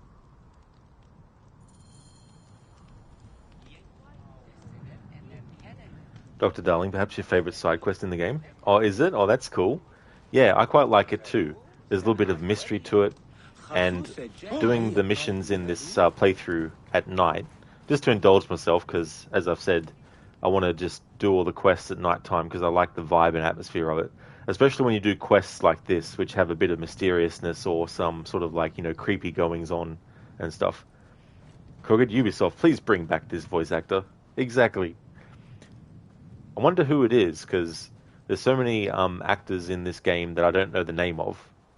So I wonder who actually voices him and others. Spectrum, may you fly with the bright wings of Horus. That's such a great line.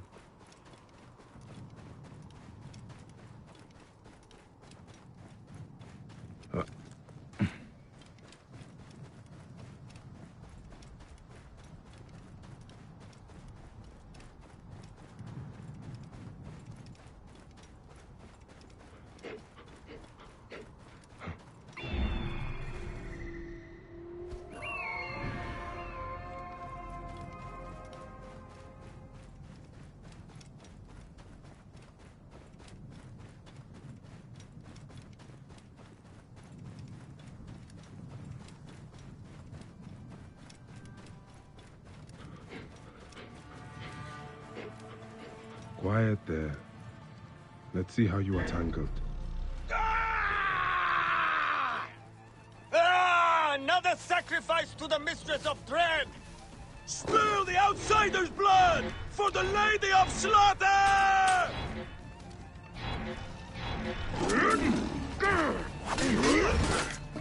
should go nourish a crocodile or something. Oh.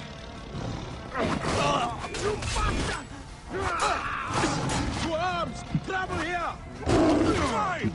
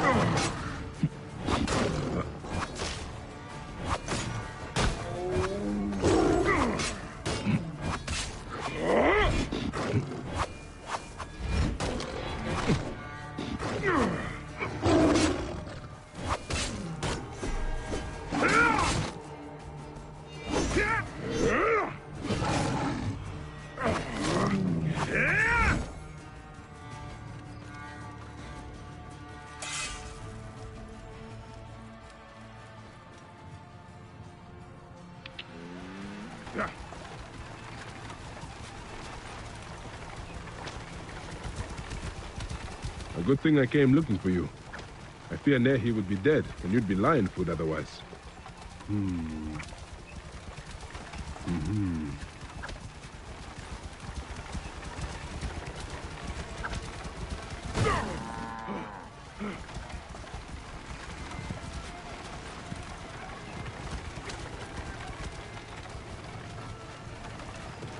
Whoa.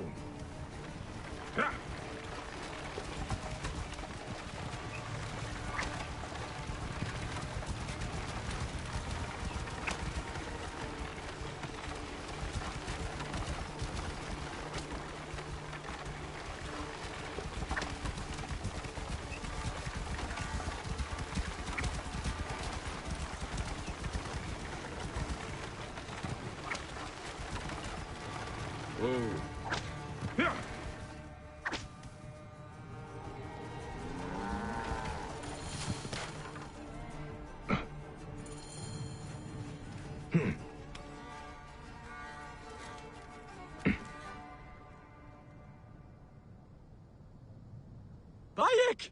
You found Khufu and Kiera. Today I cried tears of joy. Look how much you have done since I have been gone. I found something strange inside the house. It arouses my curiosity and yet terrifies me. Will you look? Show me. As I dug out the main room, I found ominous writings on the wall. Old writings. I have no idea what they say, but it scares me in my bones. These are old, but incomplete. Too much is missing. Erased by time and sand. Do you think it's a curse? I will ask around town. All right. What should I do? I don't know if I can sleep here. You will be fine. You should speak to Ramesu. He knows everyone in town and everything that happens here. I'm sure he does.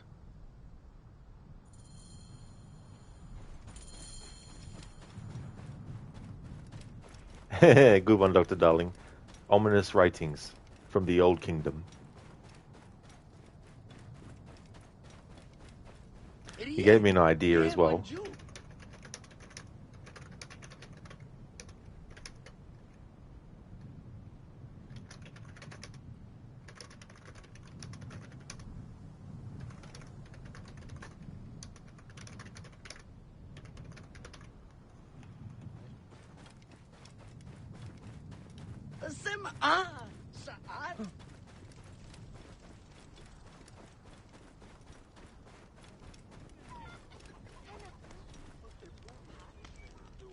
I've seen that dour face before.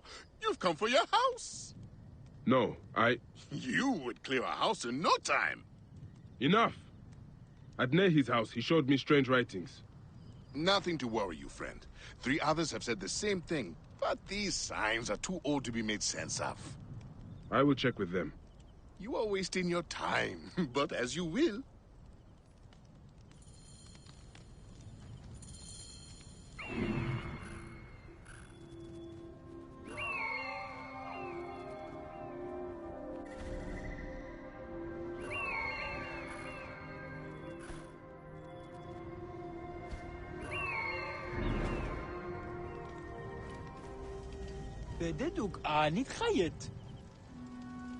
Yes? What can I help you with? Ramesu said you found strange hieroglyphs in your house. Yes. I thought they were kind of creepy. I think someone else may have found the same thing. May I look? Sure. Go on and take a look.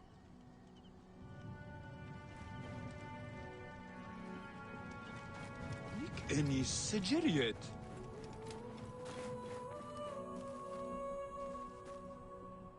Looks like the same style. Perhaps part of the same message.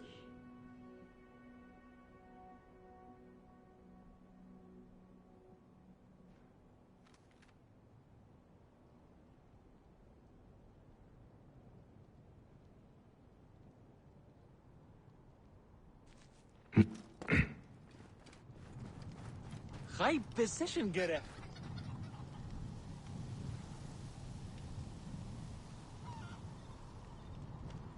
Geanevet. Hanechero. Ja, ayetayu. Relo. May I ask you something? Yes, what? Nehi found a strange symbol in his house, like you. May I take a look? Certainly. He's new, yes? He'd be cute if he didn't look like he was always about to cry. Tell him I asked how he was. My name's Nebefa.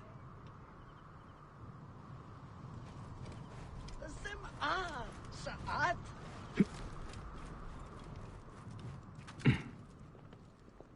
More of the message.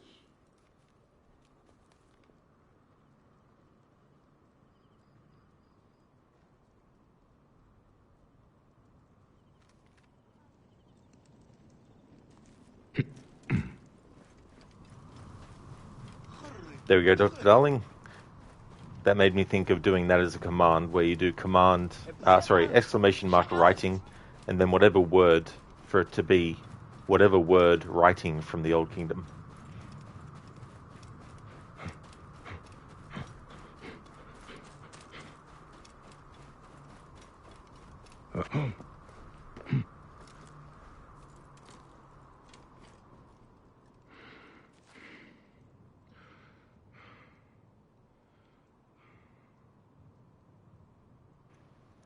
Dialogue? Are you new here? Passing through, but looking into a mystery. Did you find ancient hieroglyphs in your house? Didn't everyone? Didn't worry me much. Why? Does it mean something? Not sure yet. May I look? Don't see why not. Tell me if I should worry.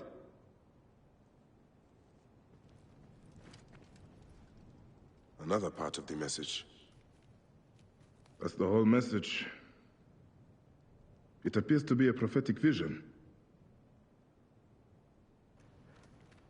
If you are feared, affirm in the top of this. Look west to the pyramids. Within the golden dunes lies the temple of 1,000,000 years, guarded by stone lionesses. Where is this temple?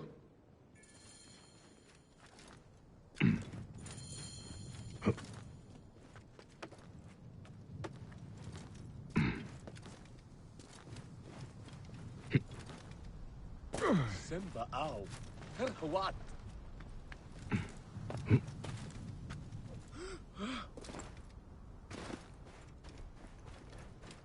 Dr. Darling, you knew it. T800 writing from the Old Kingdom. Now imagine seeing that. Kruger, this was a foreshadowing for the choice-based cutscenes of Odyssey. Awkward silence while the characters look at each other. That is true. Just the awkward silence and doing very weird gestures.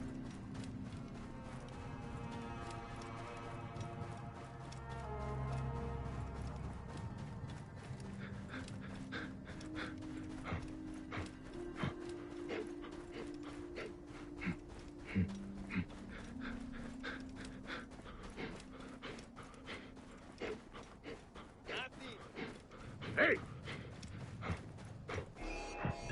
Die, idiot! Give me a hand over here!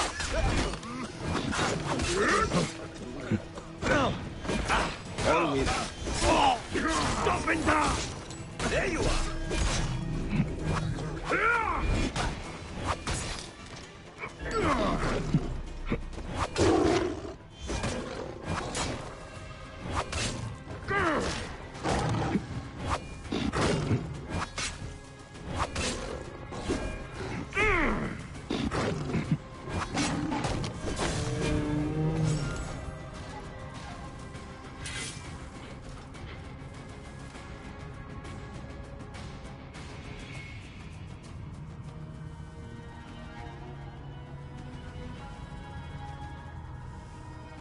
What did the priests hope to achieve in their last ceremony so long ago?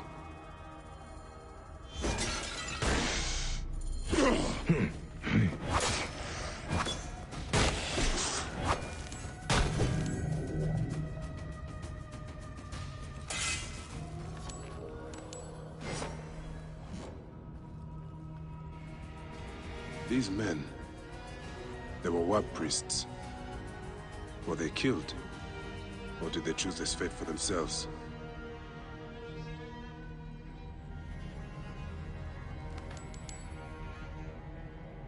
Some ancient concoction, long since dried up.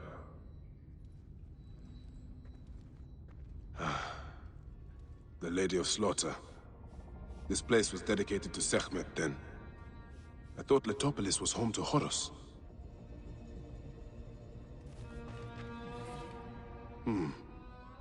A prayer. O lion-headed Lady of Flame, daughter of Ra, Queen of the Two Lands, mistress of the House of Scales, master of Apep and Amit, she who mauls, we invoke you in all your names and all your places and give you this city as a gift. Breathe the desert upon it and consume it, take it whole, and in return keep your dreadful powers from harming the pharaohs and the rest of Egypt. Letopolis was sacrificed to the gods by the ancients, so the rest of the Nile could be granted to the realm of men. These priests made an invocation for protection to the one before whom evil trembles. In drinking their concoction, they gave their lives, as well as their city, to Sekhmet. In their eyes, Tahaka's project would be sacrilegious.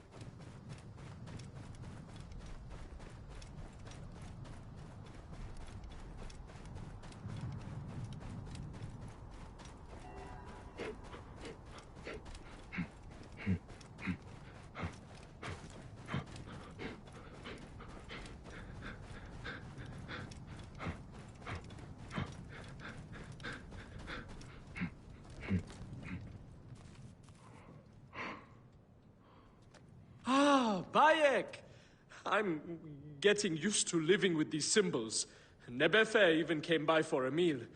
Did you find out anything? I did. Though I'm not sure you are going to like it. A curse! I knew it! No, not exactly. Letopolis was an offering to Sekhmet, to protect the rest of the Nile. We have offended the Lady of Slaughter? No wonder the sands always blow. She wants to reclaim the city. Are the officials blind or mad? I can't stay here. Maybe Nebefe will come with me. What about you? My time here is but temporary. You were kind to me when others were not. Maybe we will see each other again in this world.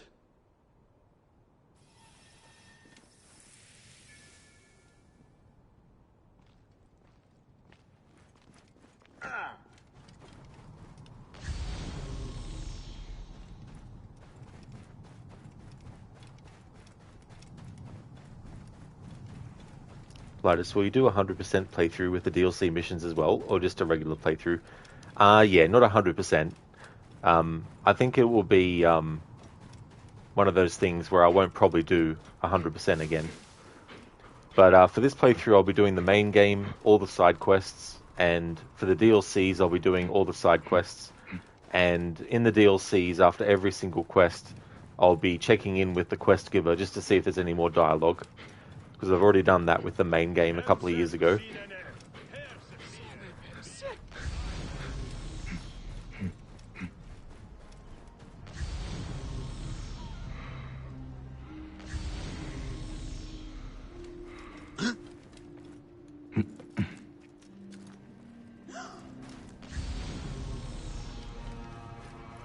Nice one, Ishimura. Detroit.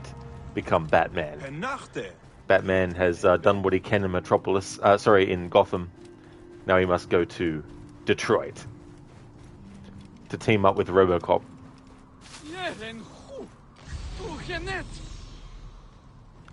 Ladis, I wish you had more time for a 100% walkthrough of the main game and DLCs. Yeah, if I was to, I'd have to start it at the start of a year and dedicate time to it, but these bigger AC games, they're a bit hard to commit to doing 100% with, because it's, you know, probably 2 months worth of streaming. And I've done it years ago with this and Origins and Valhalla and stuff. The motivation is very low to really do those in-depth things anymore. Plus, I feel like I'm getting a bit too burnt out with the series to do that kind of stuff.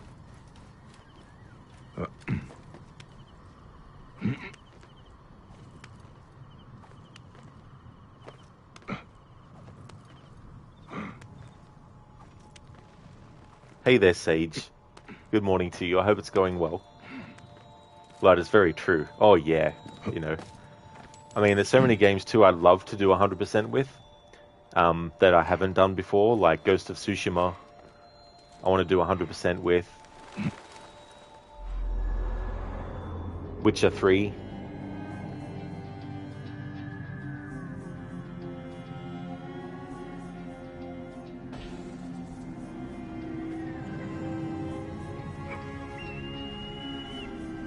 So that was the new kid in town side quest done. Can mark that off. The next one I want to do is the old library. If I can see where that is.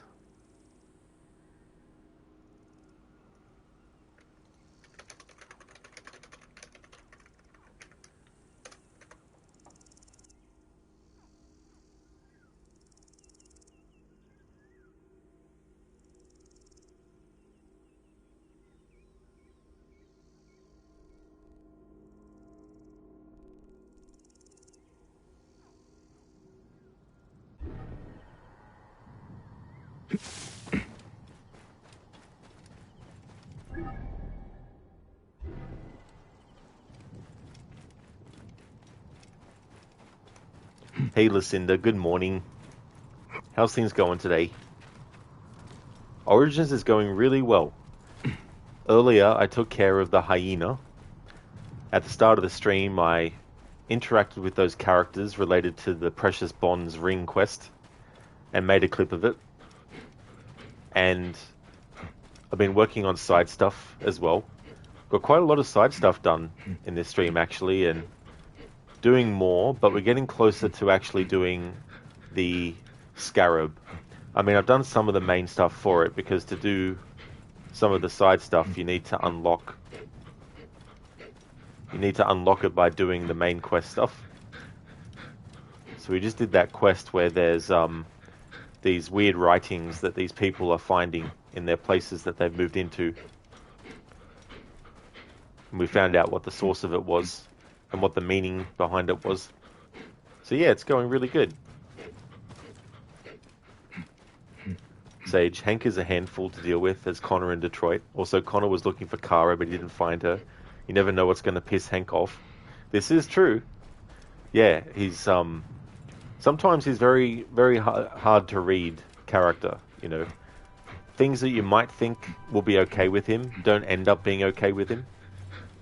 Which, it's kind of realistic in a way, because not everyone will respond to the same things the same way. So someone might respond to something that is innocently asked in a positive way, but some people might see it as an annoyance to be asked it, you know, things like that. But yeah, he is such a great character, Hank. It's one of those things where I do like to make sure that I'm trying to be friends with him and all that kind of stuff. But eventually there will be a playthrough where I'll go the opposite route.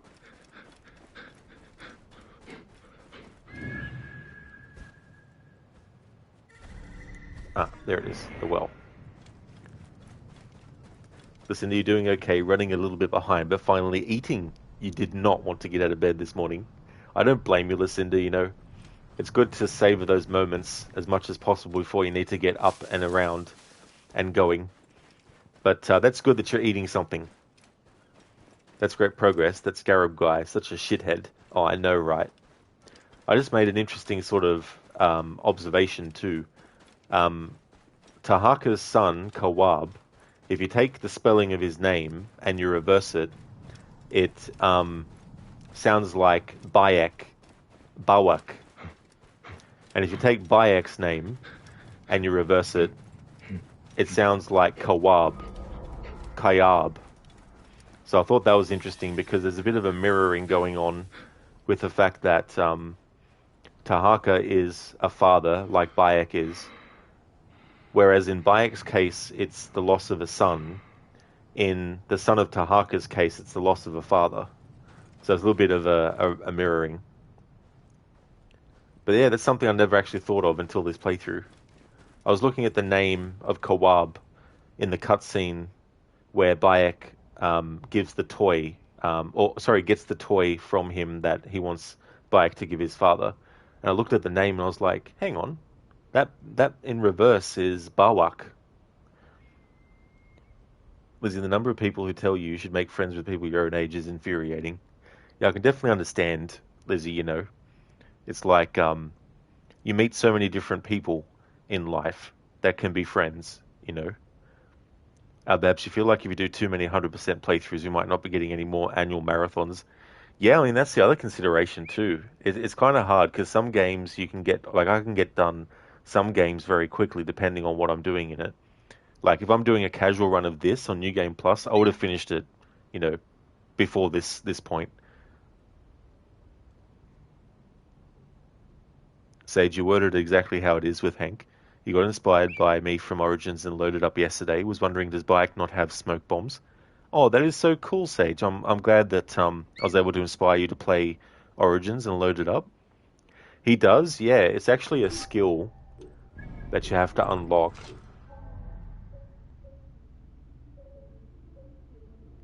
So initially, it's basically just to obscure. So when you actually press triangle after merely attacking or dodging, he'll drop the smoke bomb. And then if you wanted to do damage to enemies, you get smoke screen damage. And it also knocks them to the ground as well, which is very, very handy. But yeah, that's the way to get it. It's part of the, I guess, the seer set of skills. Lucinda, that's a cool thing to notice. Yeah, it's just funny because, you know, you play games over and over again, and so your mind starts to look at other things that you don't normally look at because, you know, normally in other playthroughs you might have already listened to all the dialogue and know stuff. You might be looking on the screen and go, oh, hang on, there's something in the environment that I didn't notice. Babs, it's all about balance. It really, really is. Yeah, you're not wrong there, you know. That's why with this marathon, the earlier games in the series, most of them I've done like shorter runs. Whereas some of these ones I've wanted to do a little bit extra, but still not too much because after these Assassin's Creed games are done, I want to do another phase of celebrating Assassin's Creed Unity's 10th anniversary, and I've decided to make the next phase French language, but not just for the main game, also for the DLC as well, and all the murder mysteries and all the Paris stories. So that'll be another sort of like big phase to do for Unity. So I want to do that after finishing this Assassin's Creed marathon. And then after that, I've got 12 Tomb Raider games to get through as well. Hey there, Code. How's it going? Welcome on in. Sage, oh, so you can't use it to look like a Master Assassin like in Unity? Unfortunately not, Sage, no. It's a shame you can't aim and throw where you want it as well, because that was really, really handy to be able to do in other games. Code outside again, it's 35 Celsius and going to be like a week again. You're melting. I don't envy your Code. I definitely know what it feels like to be in high heat range and not really enjoying it, to say the least, so I do hope you can find some ways to cool down.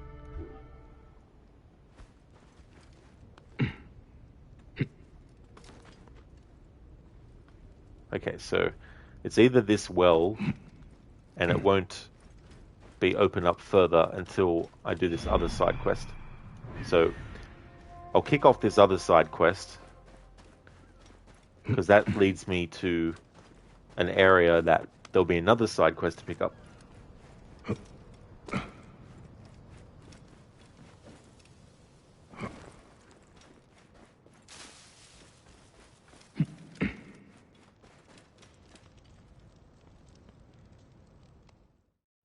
Here, let me help you with that. Oh, what? You think me helpless? I'm surprised to see a woman in your condition working so hard. The arrival of a child is a blessed event. Oh, I am no delicate lily. Oh, are you in pain? Ah, my little bean is just making herself known. My workers are so slow, I need to run over and check on them. Allow me, Nebet.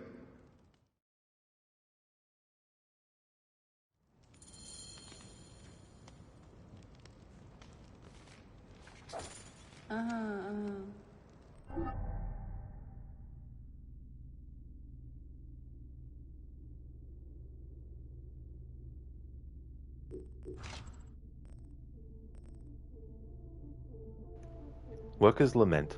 Bayek offers to help Nito, an overseer of Letopolis, by checking on her workers. Chief Nito oversees many of the work projects in Letopolis. Bayek is impressed that she takes on so much despite how far along she is in her pregnancy.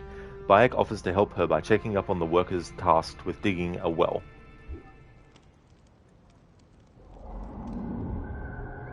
Bayek putting his head on the table.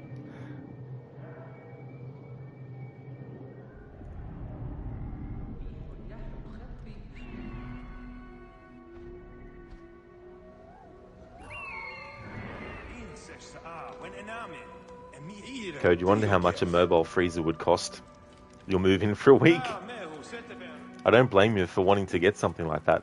Like, it'd be so cool to have like a chamber that you just go into and it cools your body down to the best temperature for your, for your body, and, make it last a while as well, so that once you step out of it, it keeps your body still the same. I don't know, some kind of suit or something. It's like, come on, tech giants. Release that kind of stuff. Although, if they did, it'd probably be like $10,000 for the basic model and $50,000 for the most advanced super duper. Sage, Bayek looks so cool in Aguilar's assassin outfit too. You love how my Bayek is covering his face though. Yeah, that's the thing about Aguilar as a character, is that it's cool that after they did the movie, in which he's first introduced, that they've had the outfit that he wears in the remaster of Assassin's Creed 3, but also in this game as well. It's a shame, though, that aside from that Rebellion game, I think, they haven't actually had him in a game where you actually play as him or something. So if they were to have done a game that is set in Spain and his lifetime, it would have been interesting.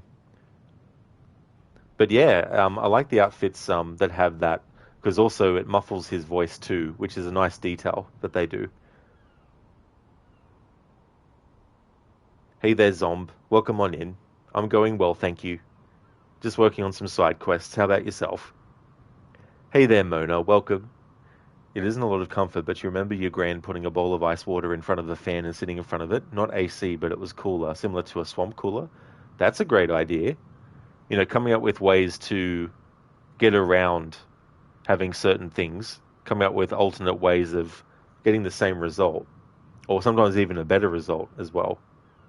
Babs, it was July and about 32 Celsius. Oh, you rented one for your wedding. It was 32 Celsius. Because you have both your friends' bands tattooed on your collarbones, and you don't regret it one bit. In fact, you plan on adding to it by connecting them with musical notes. Oh, that's an interesting idea, actually.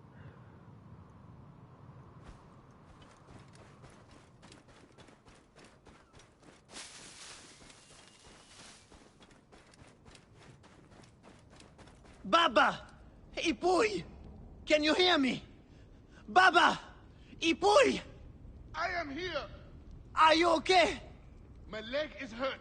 I don't know how bad. And Baba? I don't know! I can't see him! Get help! Please! Help! Quickly!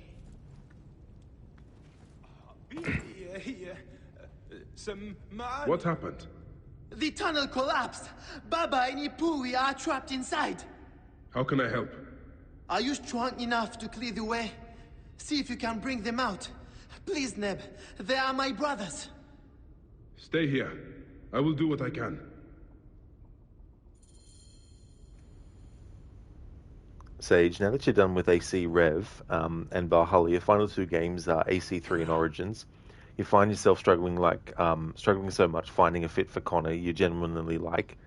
But Bayek and Altair or Aguilar are so clean to you. You love how the robe moves in this, even your Bayek robe. Oh yeah, that's the other cool thing too. And being able to change whether he has the hood on at all and things like that. Also, to change whether he has a beard or not and what kind of hairstyle he has, things like that. You going fine, Zomb? Oh, that's excellent. That's really good. Yes, Sage, the Baba command. I just came up with that recently, actually, to change the word in the quote from this game. The original quote is ancient writing from the Old Kingdom. Listen to lol. It hurts. Someone should take that from Assassin's Creed Syndicate and like any movie scene where someone gets injured, just have them go, it hurts. I'm going to have to force a way through.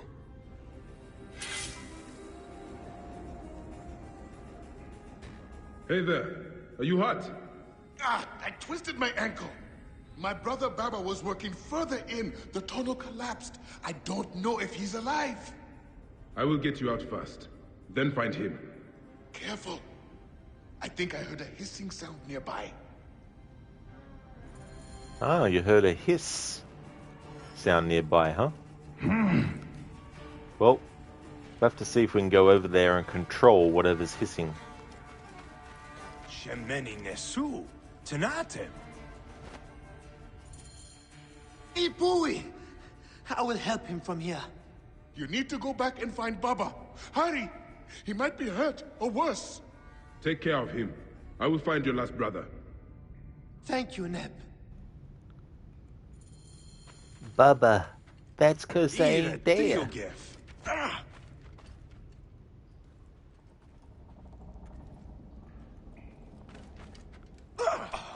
Blood, guts, spit, and ass was everywhere.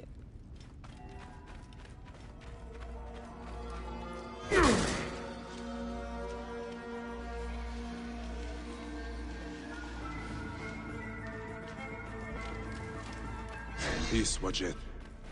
Forgive me for killing your green ones. There is no other way through.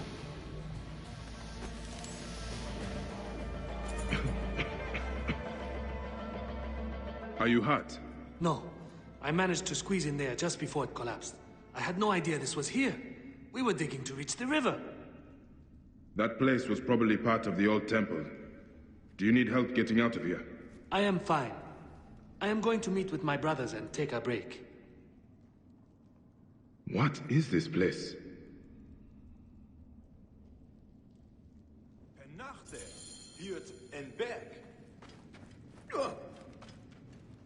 Sage, Connor looks so goofy in so many fits. You're sorry to any Connor fans. Yeah, the remasters is sort of like weird with him because it looks like they've done something to his character model while he's wearing them. Like, for example, when you have him wearing something like Arno's outfit, it looks like they've actually decreased the width of his shoulders and his biceps and everything to make it look more like it's fitting the outfit instead of doing it the other way around to make the outfit actually fit more his character. And I feel like the version that they went with for that remaster of Arno's outfit is just, it's too dark and it's very hard to make out the details on it. So I think it's a bit of a, well, I think it's ridiculous how they overlook that. I mean, modders could do a much better job at giving Connor Arno's outfit. Yeah, Lucinda. Hiss.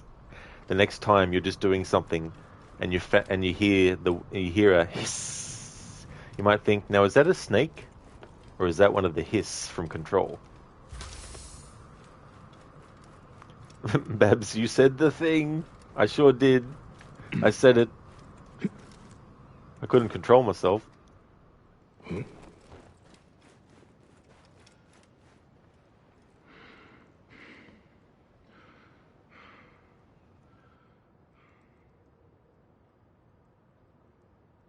Chief Nito, the well tunnel partially collapsed, but I was able to help the workers.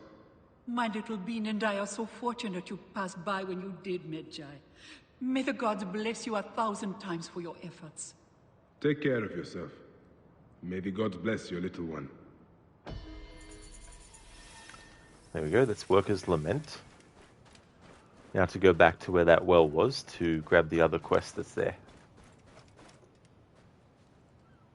Zom, different franchise. You're not wrong there.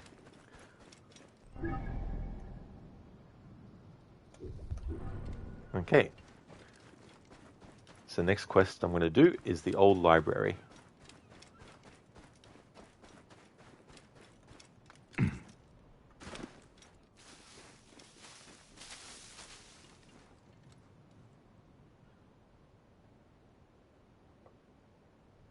Babs, when it gets mega hot, you always find yourself craving the salty flavor of tato, cheese, and onion. To anyone else on chat who lives in a different country that you grew up in, the hardest bit is the snacks, right?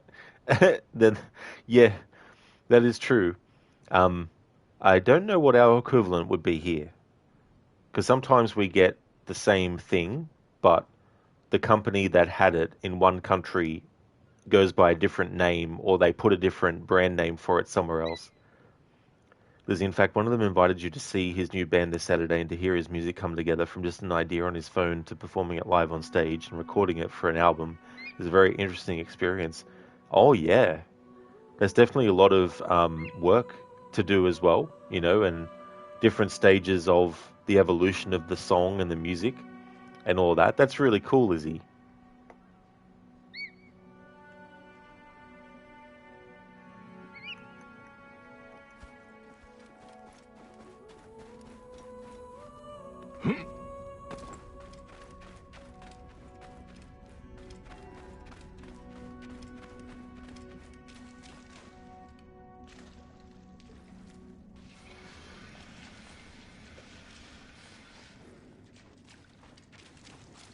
I like how when you go through those tight spots that the game doesn't ignore the fact that you might have a shield on Bayek's back, and so as he's going through those tight fits, you can hear the sound of the shield scraping against the wall as you go through.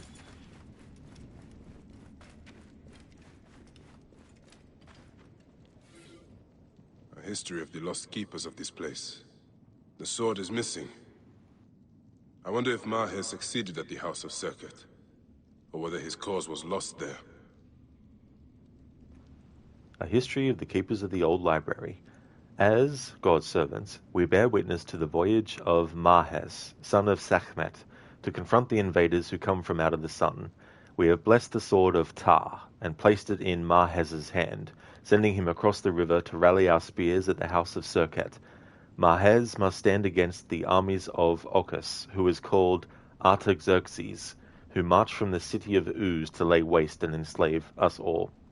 Artaxerxes, I don't know if this particular one that they're referring to is the same, but Artaxerxes was actually, I believe, the son of the Persian king Xerxes, who was assassinated in the AC series by Darius. And Artaxerxes is actually the blind old man in Odyssey that you can do some quests for as well.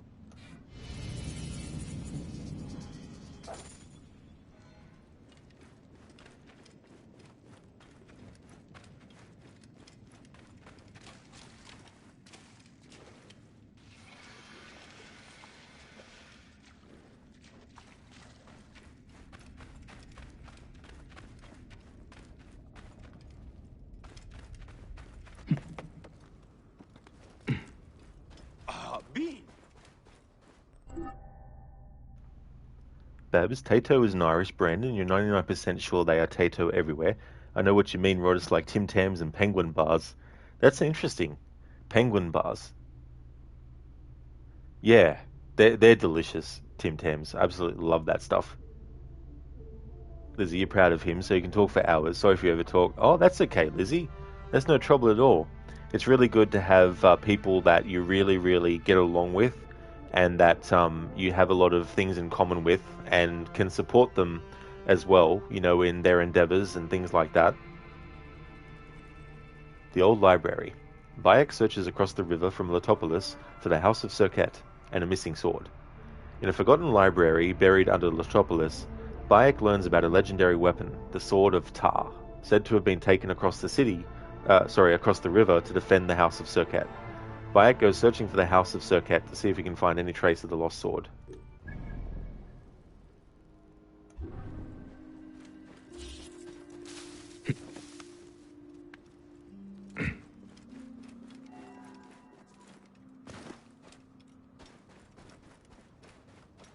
Here, Haru Tot.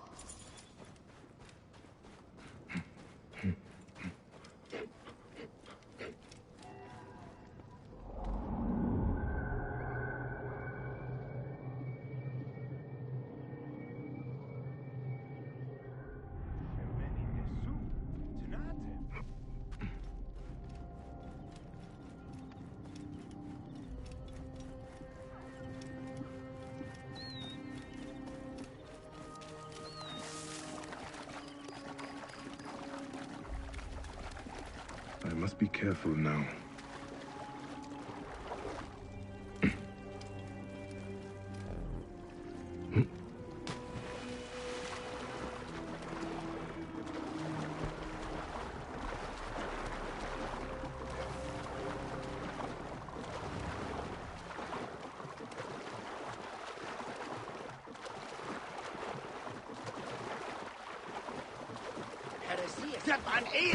I will return it later. عشاء حمد هني نفعني وي رلو تعية شديد هي عيد إريد يمنتية شروتية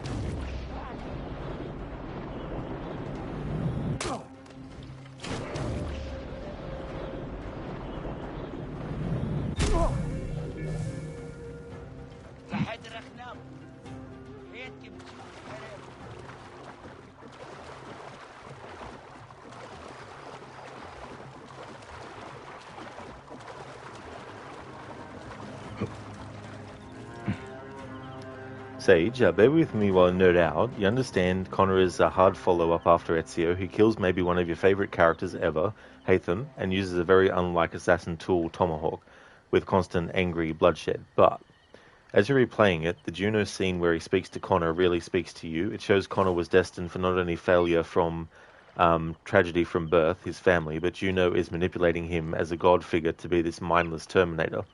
So in conclusion, you're only on sequence 7 of your replay, but is really growing on you. Oh, that's cool, Sage. Yeah, that can definitely happen with stuff. Your view on something in a game might change from what it was the first time around. And it instills in Connor a certain kind of like narrow vision of, I need to do this. This is what I need to do. I need to succeed. I need to do whatever I can. And within that, he finds a way to navigate through how he deals with certain people. So sometimes you'll see him be very patient with people, especially in the homestead missions. But then you'll see moments where he's a bit impatient with people, maybe not being as kind of like socially subtle as some people might be. But he's very dedicated to what he's doing as an assassin, and he's very unwavering as well. And that's one of the things that I like about Connor as a character, is that he's very much going to succeed in his goal, no matter what obstacle gets pushed. And depending on the character he's interacting with, it could be seen as, you know, a very arrogant kind of thing sometimes. And it could also be seen as very rude when, you know, he's brushing people off when they put their hand on his shoulder in a gesture of, you know, friendliness. But at the same time, it's also one of those things where it's understandable that he's not wanting to, you know, have people touch him like that all the time. You know what I mean? Like there's some times where he does, where he'll like shake the hands of, Samuel Adams, especially when they first introduce, But then you have like Paul Revere, who puts his hand on Connor's shoulder and, Connor brushes it off and puts it, because he's not in the mood for that kind of thing, So Connor is one of those characters that I feel, depending on how you feel about certain things that people do, you might be like, he's not as kind of like... Who's there? I'm armed. I will hurt you so much the gods will sing stories of how badly for ages. Keep the peace, friend. I'm merely curious. There is little enough left of value. The jackals have already stripped the site clean. I read about an ancient battle between Mahes and Ochus, and wondered if it was here. This was where Mahes fought and died at the hands of Bagoas the eunuch, and mentor the Rodian. You may have read my version of Ma'ani Jehuti? No? No matter. Do you know what became of Mahes' sword? The sword of Ptah, said to be sacred both to Sekhmet and Serket? No, but as I said, this place has long been plundered. The bandits stay north of here, so I stay far away. Thank you. I'll head north.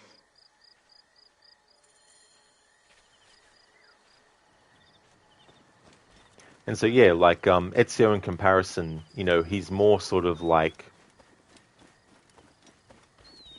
He's more sort of like he is very serious, but there's also moments where he's not so serious, And Connor can be not so serious, but most people remember him mainly as being too serious, Like, for example, especially when he's younger, like there's that part where he's going and looking for feathers with his friend, Kanon Dokon, and he falls out of the tree and lands in a haystack, and then when he gets out, he looks at his friend and he's like, what? I meant to do that. These little bits of humor that, can be overlooked and things like that. And the homestead missions where you play as Connor and doing certain These must things. be the bandits the historian spoke of. I wonder where they are keeping the sword of Ptah. You see that he's someone that is very welcoming of people, and he's offering them the chance to make a new life at the homestead and all that kind of stuff. So I think there's a lot of things about his character that are really good, that put him in a different light. But like I always like to say, even if someone has good reasoning for feeling a certain way about something, it doesn't mean that people are just going to, agree. Like, it doesn't matter how good your reasoning is or explaining is. Not everyone's going to be like, oh, you know what, that changes my mind, and all that kind of stuff. But yeah, that's one of the reasons why I like to do the homestead missions a lot in AC3, is because you get to see more of Connor's character and different aspects of his personality that the main game doesn't necessarily always have time to actually show. Lucinda, okay, Rod, it's time for you to get your day started. I hope you have a great rest of your stream. Thank you very much, Lucinda. I really do appreciate that. Thanks for popping in, and thanks for being here. I would like to highly recommend people check out Lucinda's channel. Lucinda has recently just started a playthrough of Control for the very first time. Lucinda's played Alan Wake 1 before, and now onto Control, which is set in the same universe. And another game that she's been doing is Dying Light 1 on Nightmare Mode, as part of a Techland zombie marathon. I was going to say a Zombieland tech marathon. And we'll also be doing Dying Light 2 as well. Also a fan of the Resident Evil series, as well as The Last of Us and The Evil Within. Oh, and Lucinda, I just remembered, in Control how you're talking about if you have the character facing the camera and there's an enemy behind, as soon as you aim to shoot, it automatically points the character at the enemy. I was trying to think of another game where that happens, and I couldn't think of it while you were streaming, but earlier I remembered the Dead Rising games. You can actually do an option where, when you actually aim to shoot with the camera, like whichever direction you move the camera in towards the enemy, when you go to aim and shoot, the character will actually turn around straight away and automatically be looking that way and aiming that way. But thank you so much for being here. I really hope that you have a great start to your stream. Lucinda, that is cool. Nice. Oh, yeah. These things like that, you know. Like, I was thinking, what is this game? What is the game that I know has a similar thing? And today I thought of it. And that's no worries at all for the shout-out either, Lucinda. Sage, yeah, that's when Juno speaks to him, a ripe young age, make him believe his god is Juno. That's true, Sage, yeah. You know, playing into the idea of spirits, you know, and things like that. Lizzie, you feel Ezio is more social than Connor. That's a good way to put it, Lizzie. Yeah, there's definitely an element of Ezio as well. And it's just understandable too, because they have completely different upbringings in completely different parts of the world, in completely different eras, you know, with different kind of like expectations, I guess, and, you know, all these other bits and pieces. Sage, exactly, Lizzie. Ezio equals super charismatic. Even more interesting, they both stem from tragedy, with their family being killed by Templars. Yet Connor / Ezio take complete opposite routes of how it shapes who they are for the rest of their life. That is true, you know. Whether people like Connor or not, the general idea of having someone who's not like Ezio, I think is something that is good that they did. Because just taking Ezio and then just changing the name of the character and changing the location and the accent to something else and calling it a day would have felt, you know, just copy and paste, you know. It's like if they were to do a game that was set in France with a character that was exactly like Ezio. His family was killed. He saw it happen. He was a womanizer, and we saw that in things, and, you know, all that kind of stuff. And he was going on a revenge kind of thing. Like, that would be too much of a copy. I know people say that Arno is a copy of Ezio, and there are things about Arno that they do, which is tying itself to Ezio or similar.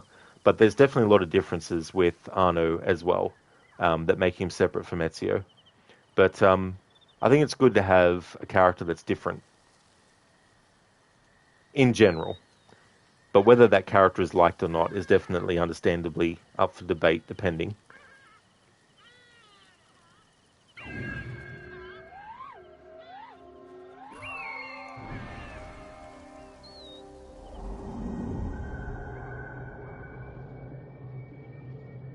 Because the thing with Arno is he's always cracking jokes. And in that way, he's a bit more like Jacob in Syndicate. Whereas Ezio isn't necessarily going around quipping stuff, you know. Like when Arno says something along the lines, I find it gives me opportunities for fresh air and exercise, you know, things like that. And it's like, so the hidden blade was what you just had on hand then, you know, things like this. Comments that Ezio wouldn't make is what Arno makes.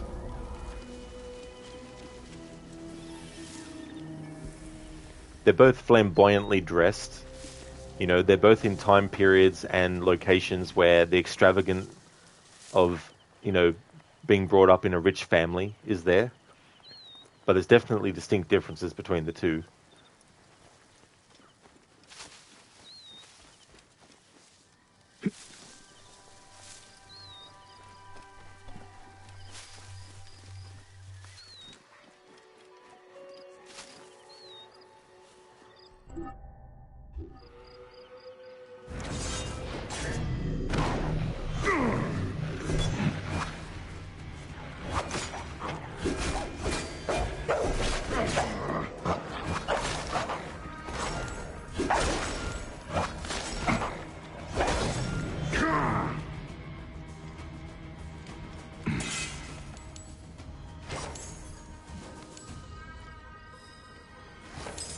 Thank you, dearest goddesses. I will use this to keep the faith.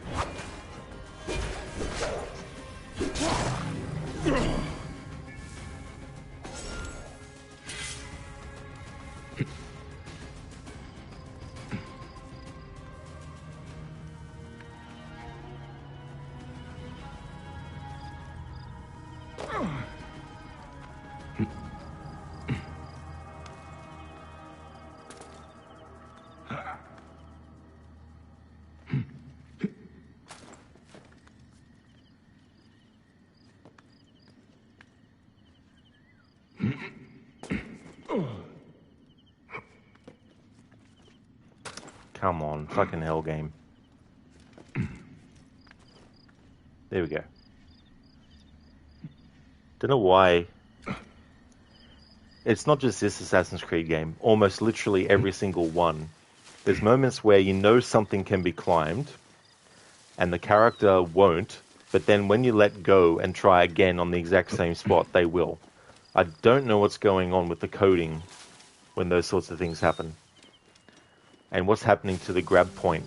Is the grab point disappearing so the game doesn't know where it's gone temporarily, and then when you let go and the character hits the ground again, the grab point appears again in the coding or something? I mean, I don't know what it's like under the hood with these games, but sometimes the connecting points on a structure that you know can normally be climbed randomly are not climbable until you drop back to the ground and then try again.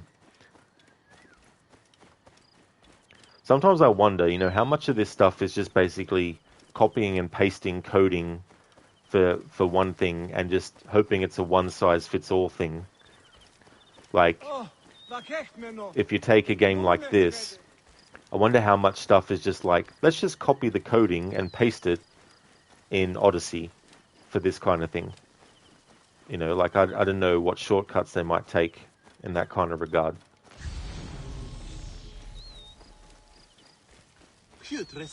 Some awesome soup. Some awesome soup. Thank you, Zomb, for redeeming the Senu tours. Sage Bro's got the sort of magical Odin Final Fantasy Odyssey DLC. Yeah, it's funny because the save file that I used for this New Game Plus, I had already gotten that done with that quest. So when I did the quest again for this playthrough, I actually now have 2 of the swords and the shields.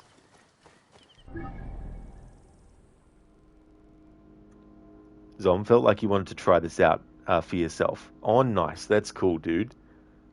So is there any particular place in the game world that you want me to fly to as Senu?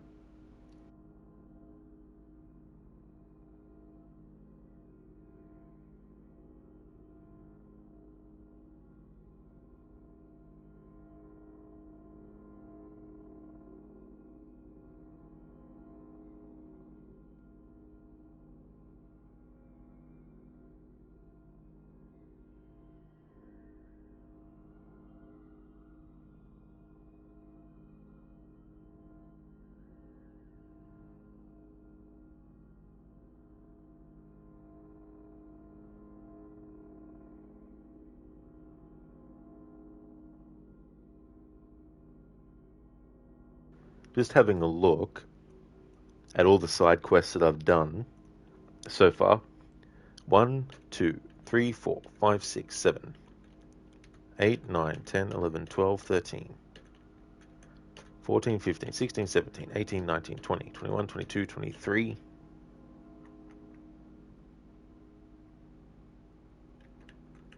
24, 25, 26, 27, 28, 29, 30. 31, 32, 33, 34, 35, 36, 37, 38, 39, 40, 41, 42, 43. There we go. So far I've done 43 side quests as part of this playthrough. Zom, how about Over the River by Memphis? And maybe you can see if the tour can happen at Golden Hour. That's a good point. I don't know if I could make it exactly that. Like, I could try and make it so that it's, because the only way to change time is when you're as Bayek. And if I do that while mid-flight, then it would take Senu out of where he is.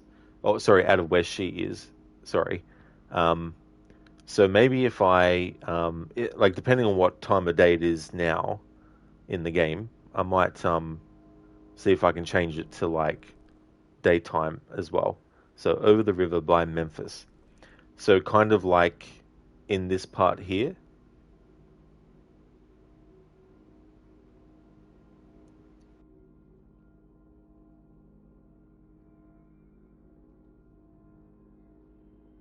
About there. Oh, cool.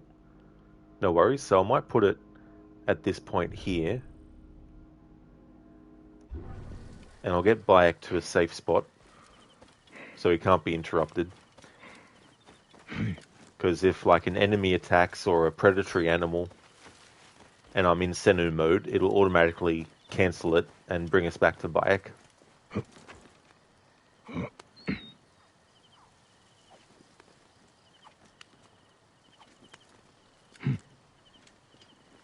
Okay, this should do.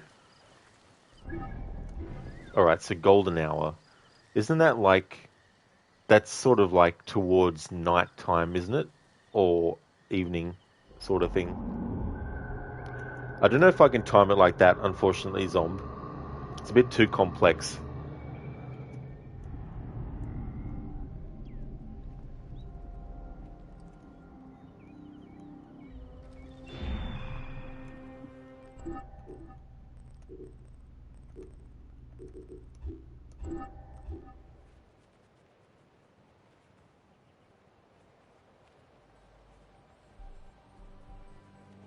It'd be cool if you could actually like set the time in the game.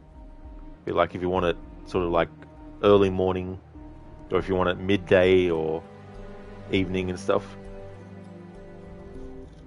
The chain in those handcuffs is high tensile steel. It'd take you 10 minutes to hack through it with this.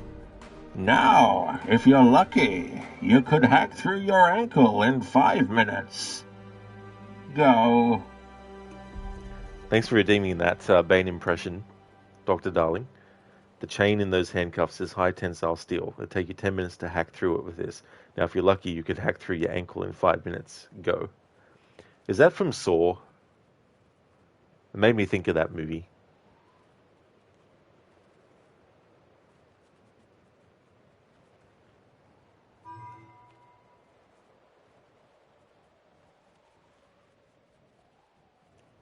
Ah, of course. Now that you mentioned Mad Max. Yeah, it's been a long time since I saw that movie, but I remember now the guy who is chained to the wheel, isn't it? The motorbike wheel that he's revving or something? Or something to do with that.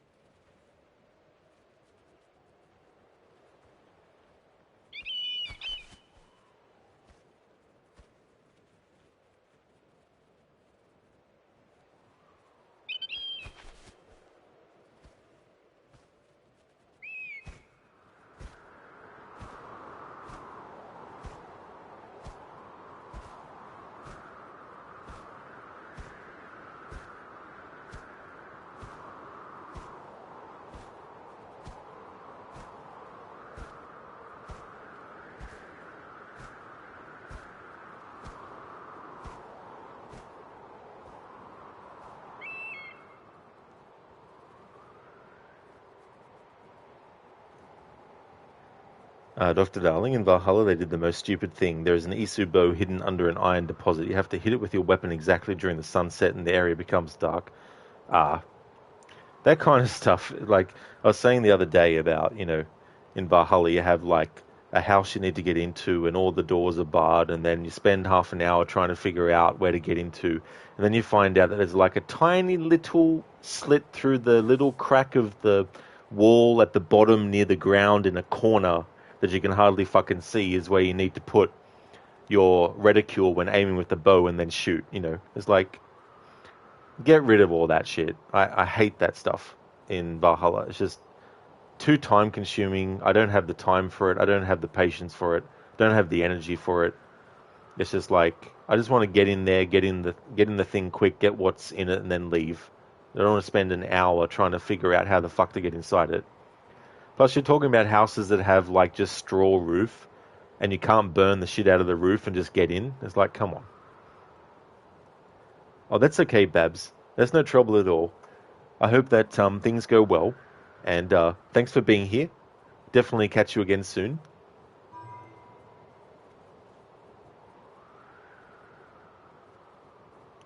Zom, while the first Saw movie is well known for the scene where Dr. Gordon saws through his ankle, you don't think he would have had the expertise on metalwork to comment on what the chain was made with? Oh, yeah. Well, that's fair too.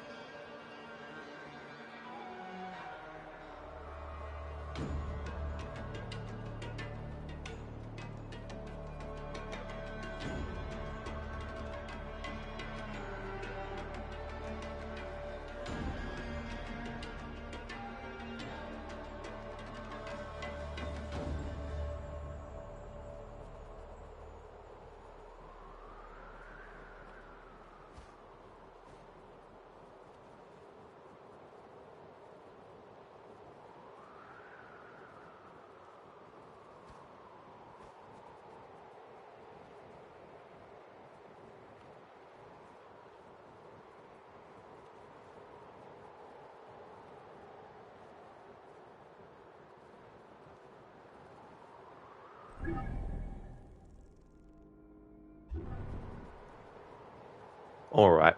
Sorry I couldn't get the timing of the time of day and stuff, Zomb. But yeah, that kind of thing is a bit too complex and would probably take a long time to get. But thank you so much for redeeming this, though. So that was the Senu tour.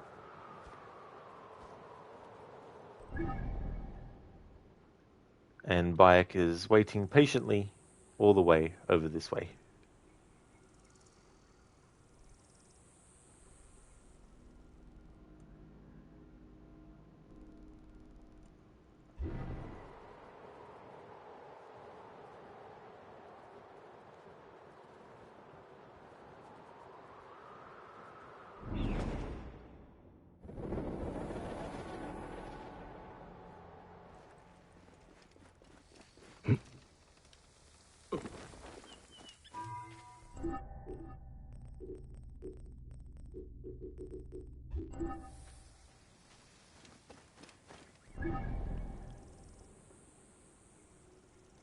Alright, so the last side quest that I did was the old library. Okay, so it's time to focus on completely Tahaka. We've done some like side steps and things, done certain side quests that are related, as well as ones that aren't in that region, Letopolis, and stuff like that. So for the rest of the stream, we're going to focus on the Tahaka stuff. I'm going to disable the Senu tours for the rest of the stream, because when I do the Tahaka stuff, I will be ending the stream after that.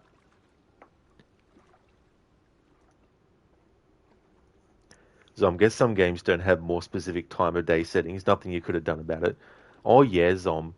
It's interesting because Unity actually has the option to change it to, variables of time of day or night as well. But that's the only game I can think of in the series that does that. There might be more.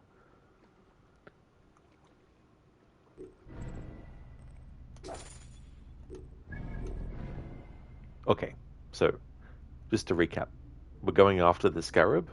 The Scarab is using the great deserts of Egypt as their personal graveyard.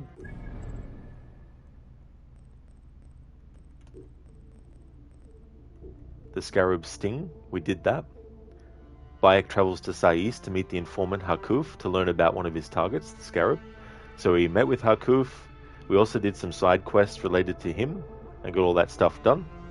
And we've now gone to Letopolis in the main story, done side quests there. So now we're to the Scarab's lies. Bayek meets with Letopolis' leader Tahaka to discuss a plan to find the Scarab once and for all. Sandstorms risk to take all of Letopolis, but they are nothing compared to the constant threat of the Scarab, whom has transformed the desert into a graveyard. Will Letopolis be saved by Bayek, or will the sands swallow our hero as well as the people of the Nile Delta? The Order of Ancients must fall. And they will. Well, this group of the Order of Ancients will. The Order of Ancients as a whole, though, still quite a few hundred years left in the timeline until that point comes.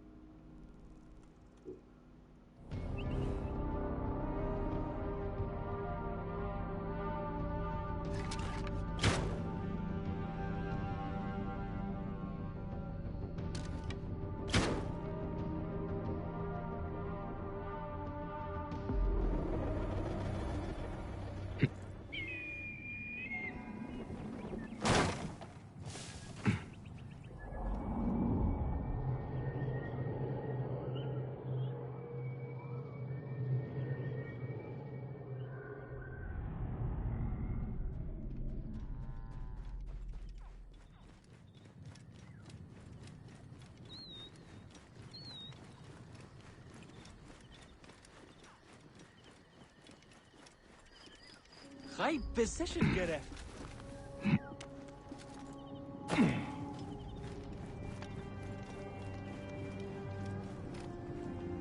Tahaka is voiced by the great Tristan Dalala, and they're his other roles in the series. Master Tahaka, my name is Bayek from Siwa. I am indeed Tahaka, Grand Planner of Sais and Steward of Letopolis. I met your family. Your wife sent me here. She said you might know about the one called the Scarab. This is not the place to speak, for who knows who may overhear our words. Come inside and I will answer you.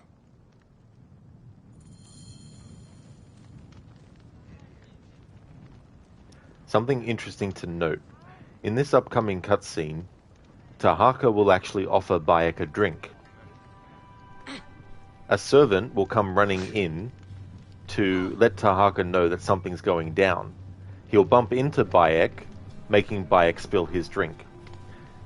Given what happens later, and this is a spoiler alert, later, when Bayek is having a meal with Tahaka and his family, Tahaka puts something into his drink and knocks Bayek out. So this scene that we're about to see now is foreshadowing that kind of thing. His first attempt at poisoning Bayek is unsuccessful because the servant that comes in is not meaning to, but knocks Bayek and makes him spill the drink, therefore stopping Bayek from being poisoned then and there. But Tahaka succeeds later on in poisoning Bayek.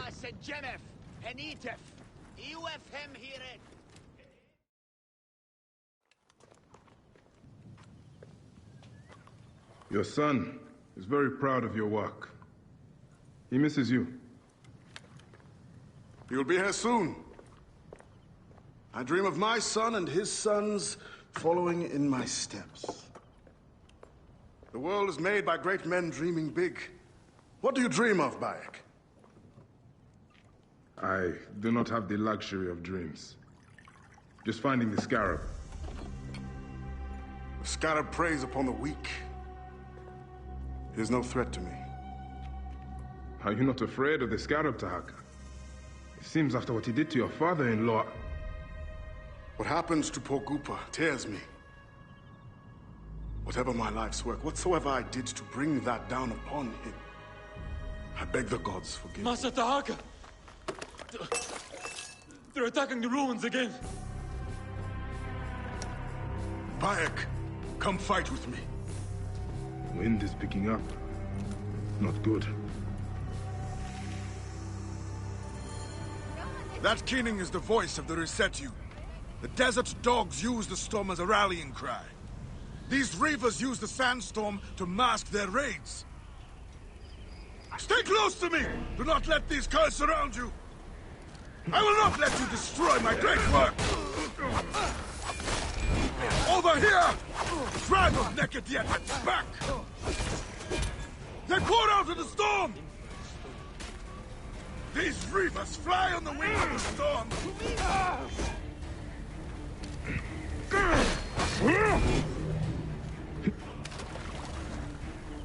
The camera actually follows the drink that gets knocked out of Bayek's hand accidentally. So, the reason being, they kind of want you to see that it's not just an accidental thing. There's definitely a purpose behind why they had the camera show you the drink fall.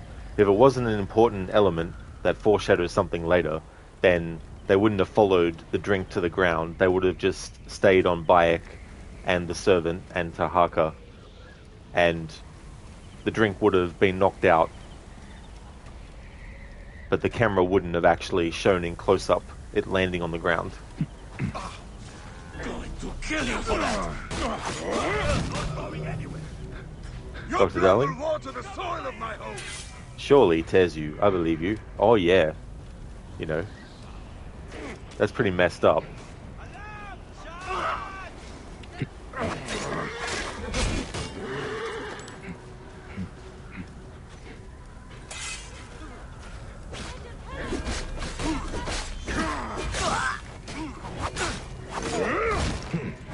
You suffer for that!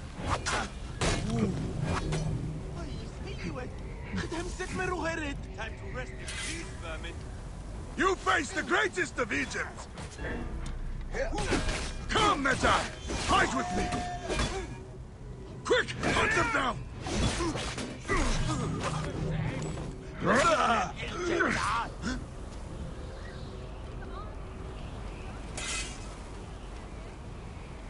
Lively now. No getting jumped.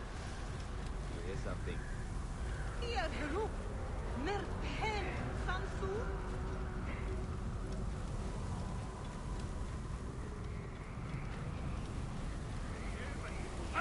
Spears of Latopolis! Rise up and defend your homes! Magi! Show them the teeth of justice! Quick! Do not stray into the storm! You expected to find our soft bellies, but instead you have found our iron teeth!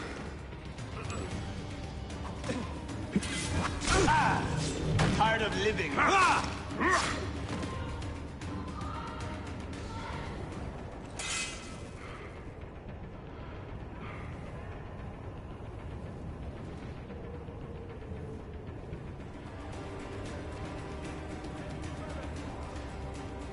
Zom, interesting that this order member says, "I will not let you destroy my great work," and later in Mirage, one of the order's plots that Basim stops is called the Great Work. That is cool, Zom. I never actually made that connection before, but I love that kind of stuff. It might seem simple to some people and not that great of a deal, and I mean, it's not like it's, you know,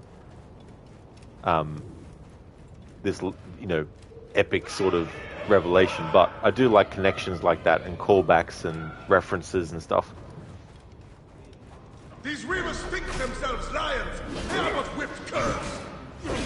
Bayek, hunt them down! Stay with me, Bayek. The Latopolis will stand against you, curs. Die, you sons of dogs!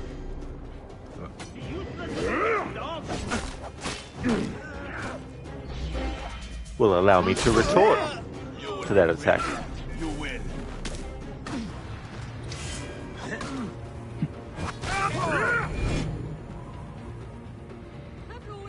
mistake you fell upon them like Sobek's teeth.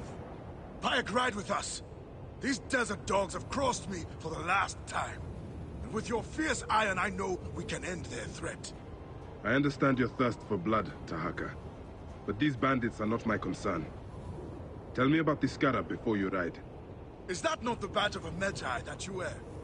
These reavers are a threat to the good and innocent people of Latopolis. Come with me, Bayek. And once we have returned these curs to the desert they so love, then I will tell you the story you want to hear. All right. I will join your cause for today.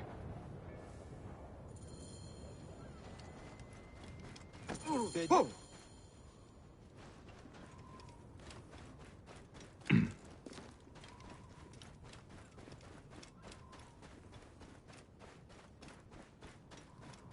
Come, Bayek. Take up your iron and join us. Brave, loyal servants of Latopolis! We will root these reavers out of their holes and spill their blood on the sand. Whoa. Ha!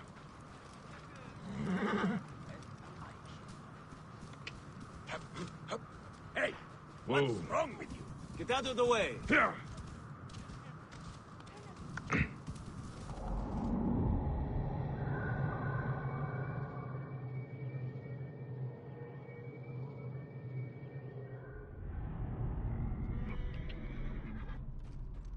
Whoa.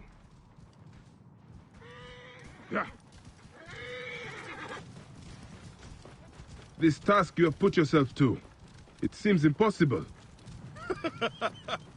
Only the gods can know that for sure, Bayek. And if I do not reach for the stars, how will I know how close I can get? Latopolis was a wonder once, before the desert overtook it. I mean to show the world, to show the gods, that men can conquer anything if they put their minds to it. Perhaps you have been sent by the gods to help me realize my vision. A strong arm, a keen eye. We could restore this land to glory. I have my own great work ahead of me. We shall see if I cannot convince you. Yalla.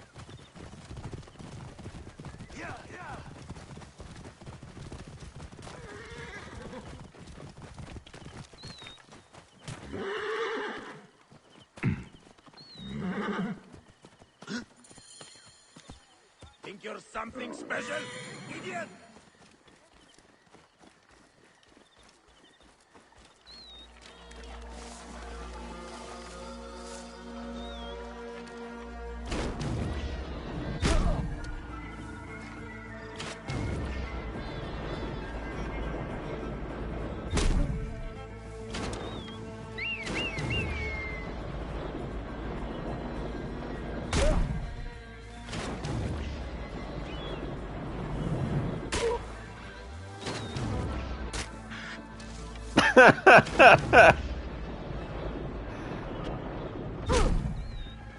Wasn't expecting that.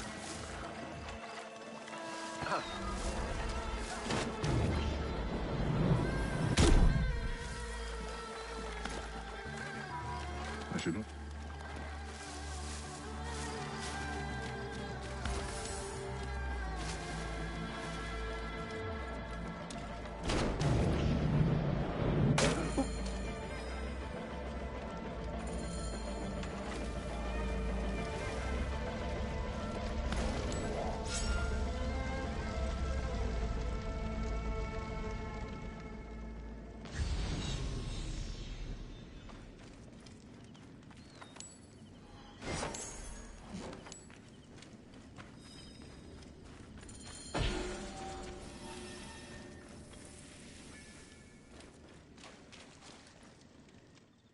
My thanks to you, Bayek.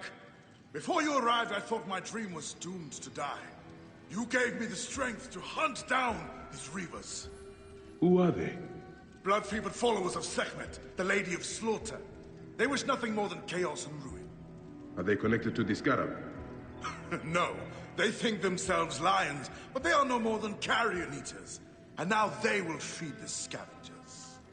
I will bring this priest back to the city. Meet me at my house. We will dine and I will tell you what you need to know. May Ptah bless you and the Protector saving me, Master Tahaka.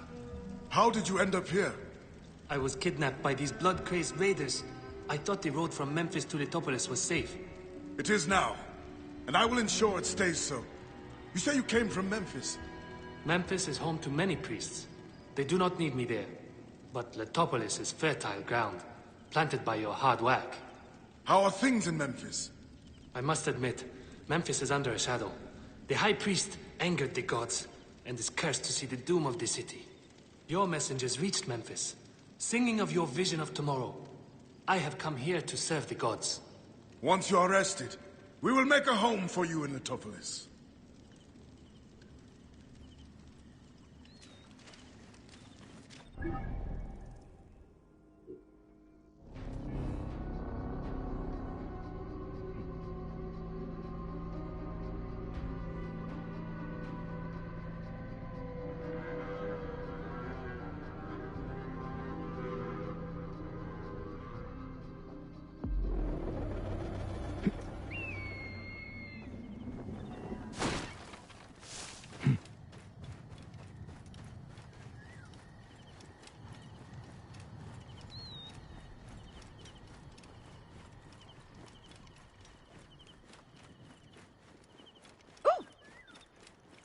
Alright.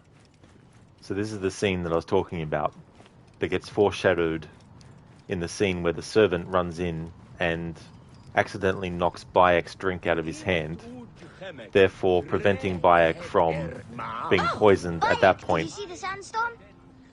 Come, Father said you join us for dinner. And so now Tahaka will try again and succeed this time.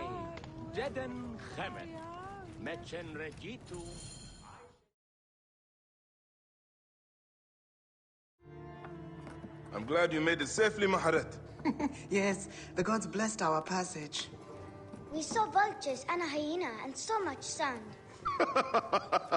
Enough sand to fill a lifetime. That is why we need so many to help us with our great work. And what do you promise them, Tahaka? A parcel of land with a house to call their own. They must only help reclaim it from the desert. That is all? Just dig up your house. It is no simple task. We must all pitch in to honor the gods. People know his vision is a true one. It is good to honor your father, Kawa. To the savior of Letopolis. Let us have some honey dates now. And... Are you all right, Bayek? Are you all right, Bayek?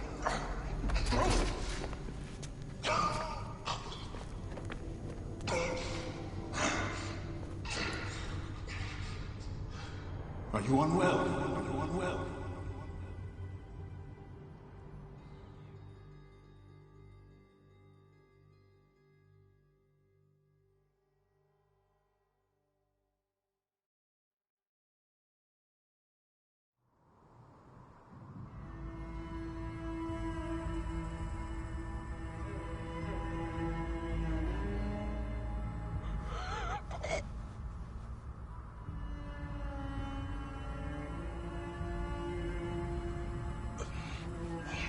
Gods be against you, Tahaka.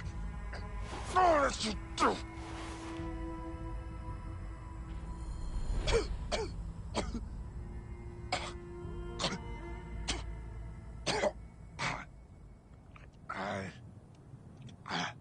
Senu. Aya. Where are you, my love? Khemu. I am failing you. Please, don't hate me. Soon I will walk the outer darkness with the Hidden One, leading me into the field of Ritz.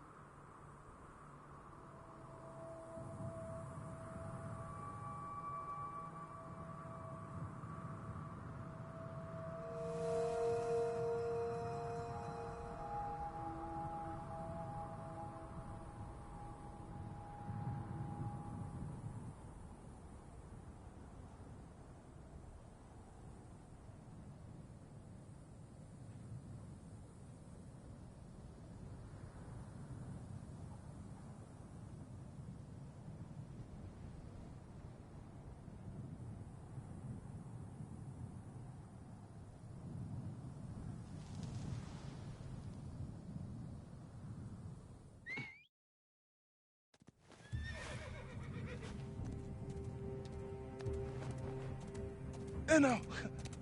Good boy.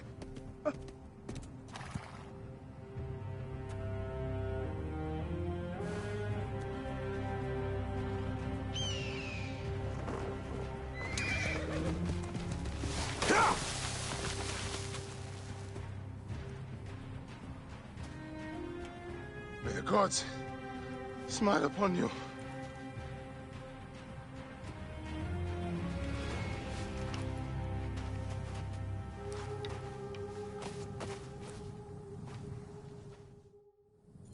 Stripped of armor, weapons, and coin. Where to begin? Now, to hurry before the wind erases the tracks.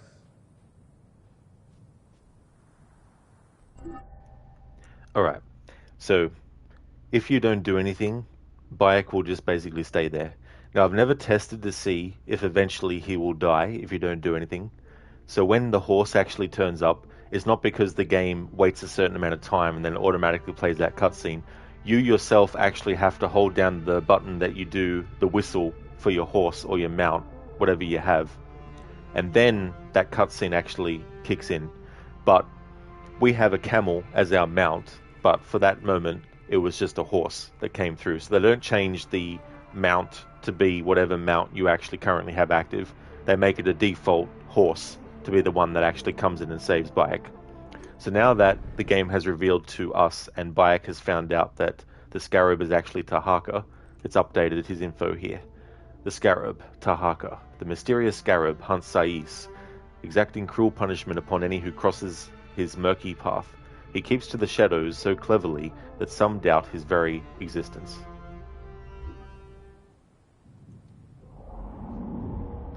Because I want to do the missions during the night time, I want to change it to nighttime now that we can.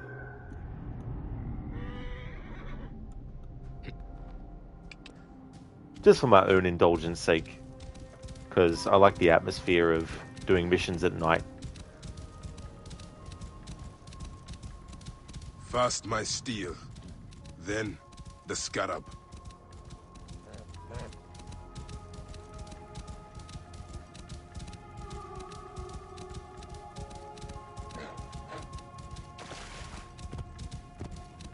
Whoa.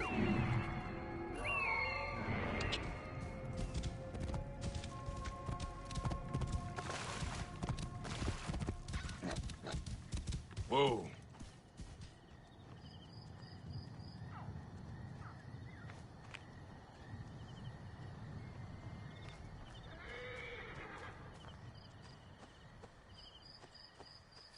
This area is off limits.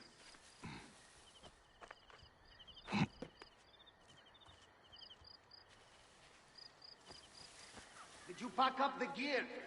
Yes, remarkable armaments. It's packed up in a crate as payment to Sefetu. Good. We'll send it to Fort Nikiu in a few days. How long do you think it will take for him to die? The guy we buried? 2 days? He looked tough. I'd bet 5 drachma he would survive for at least 3. You're on. Wait. Who's going to check? It's interesting because this quest, they mention Sefetu. In this playthrough, I've already taken care of Sefetu and killed him in Fort Nikios. So this quest then takes place before that side quest, but it doesn't matter. But it's a good thing to note in case I ever want to do a playthrough where I'm doing like a timeline order. Mona, and the meetings begin. Enjoy the stream, Rod. Cheers. No trouble at all, Mona. Thank you so much for being here and lurking. I hope that the meetings go well. Glad that you enjoyed the stream. I'll definitely catch you again next time.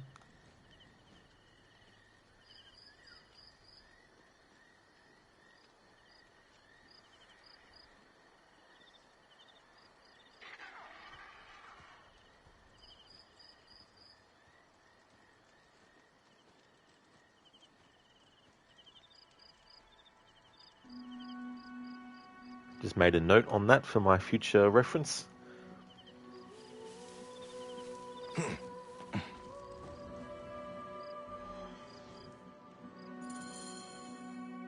They should have stayed in the shadows.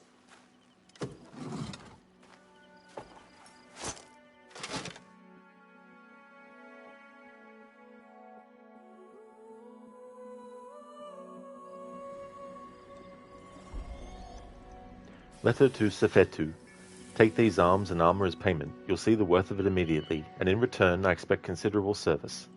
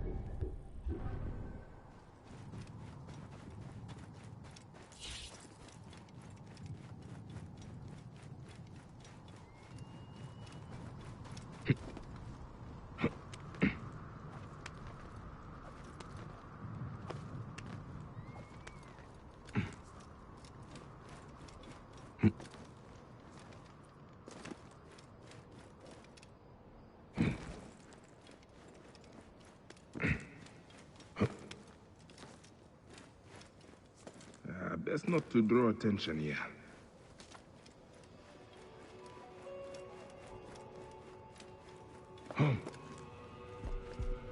Hell no! Eat this!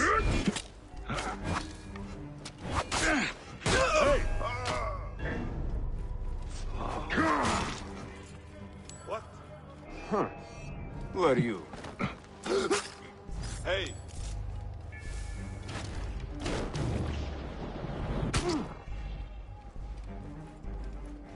Come out here! Hey, what? Die, idiot!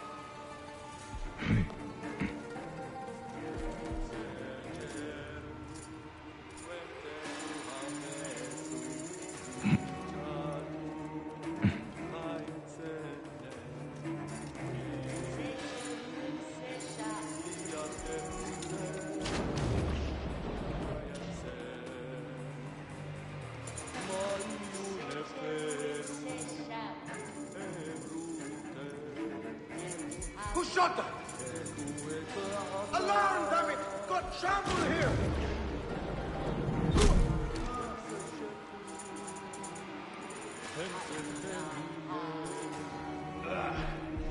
Going to enjoy the screaming.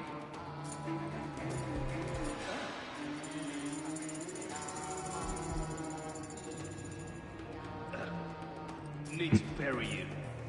Quickly. Shit! To me, brothers! Hey, time is up. Die.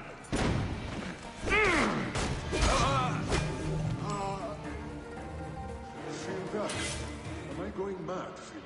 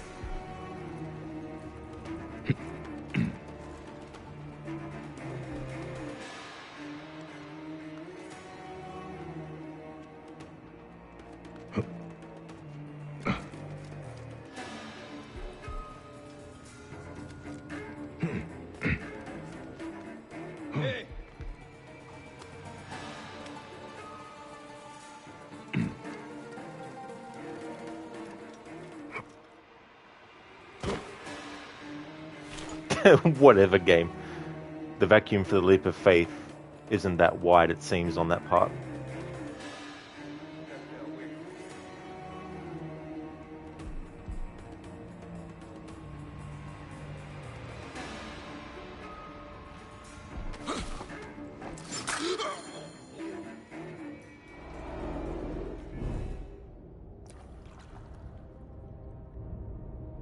So, this is how a dream dies. I could have built something to last an age. And Goopa could have sung stories of your accomplishments. There are things I regret.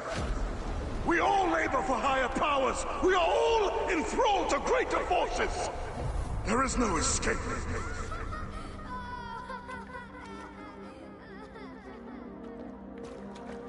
I am but one in the Order of Ancients. This victory will bring you no peace. It is not peace that I seek. It is not for my soul that I walk this path. The Order of Ancients will remember me as the bringer of waters and the builder of cities!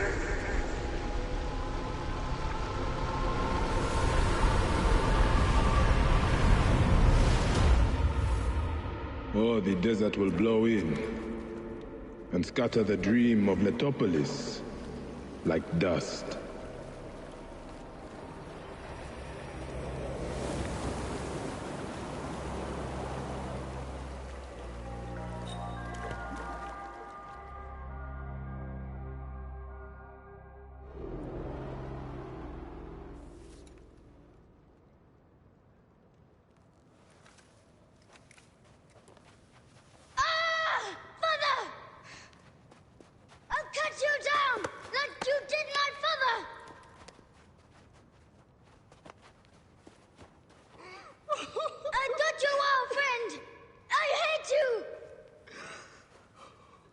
Take care of him.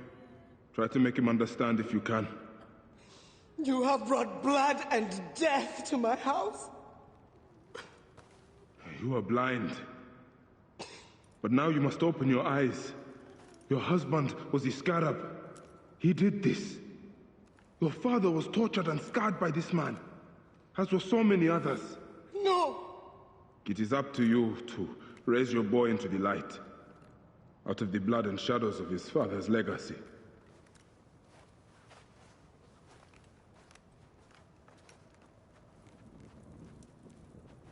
I'm sorry, my son.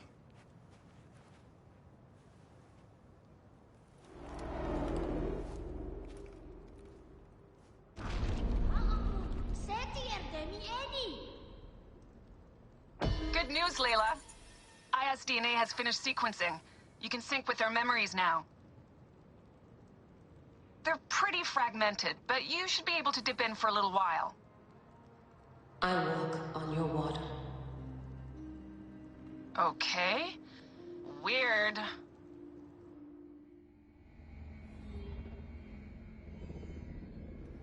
Dust writing from the Old Kingdom.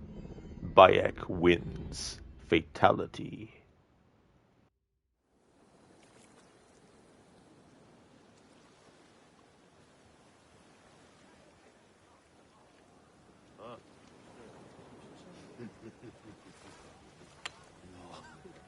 Ha ha ha ha!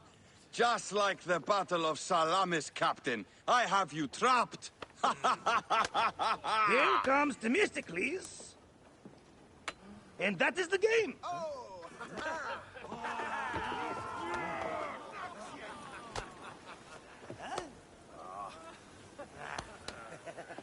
Hamodo!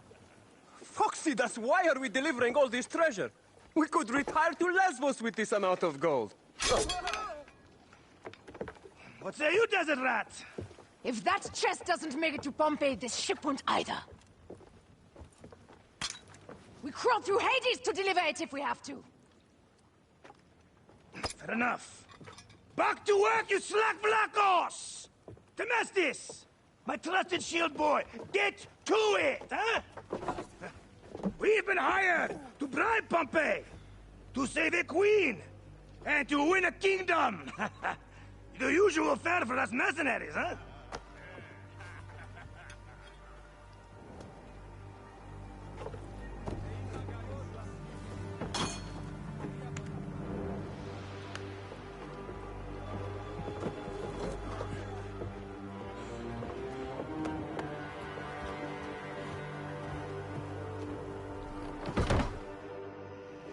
Strikers!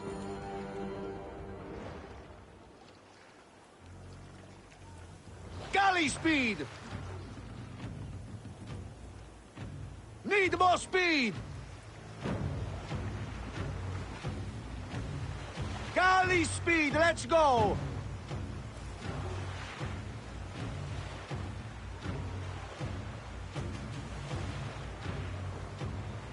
Steady now! Rocks and rubble ahead! I'm not blind. I see the skerries. Your third voyage? And already you bark like a command crew. I enjoy watching spittle get caught in your beard, Foxidas. Let's not be thrown into the sea. That's no death for such a hero as me. A real hero could swim to save himself. I see them. I'll not be sucked to a scupper for nothing. Now you're just trying to impress me.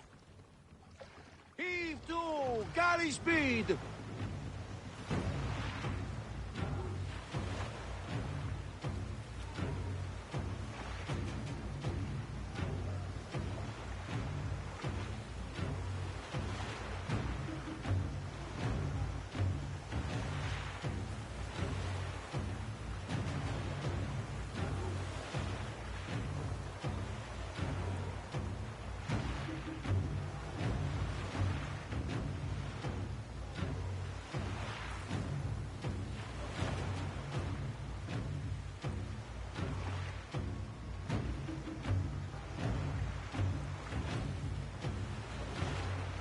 Sails on the horizon! There!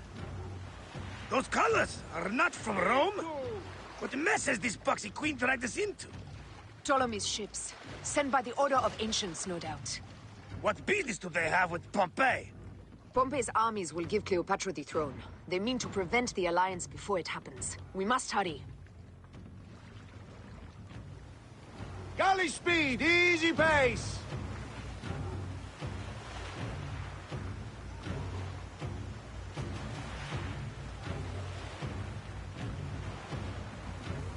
Oh, nice Sage, cool. Yeah. As part of this playthrough, I'll also be doing the other quest, the side quest. That's also a naval mission with Aya. Poseidon's peace. The air is already choked with smoke. The seas will steam near the volcano. We should keep our distance if we don't want to burn. Is that Methana?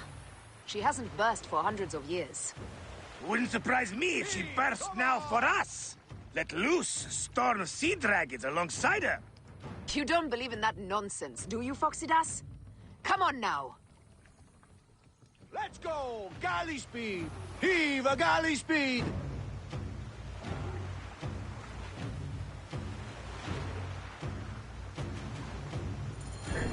Ready ourselves! Let's show these traitors they chose the wrong pharaoh!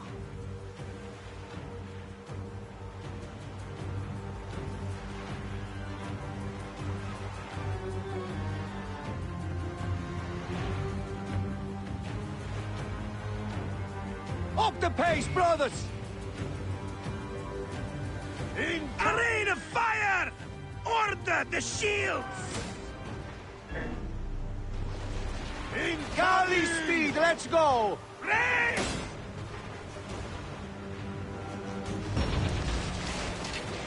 Race! Incoming! Stone to heaven! Heave! Galley speed! Heave a galley speed! Give them hell on the fan! Galley speed! Let's take them back, Fide! Galley speed! I see ships bearing down fast!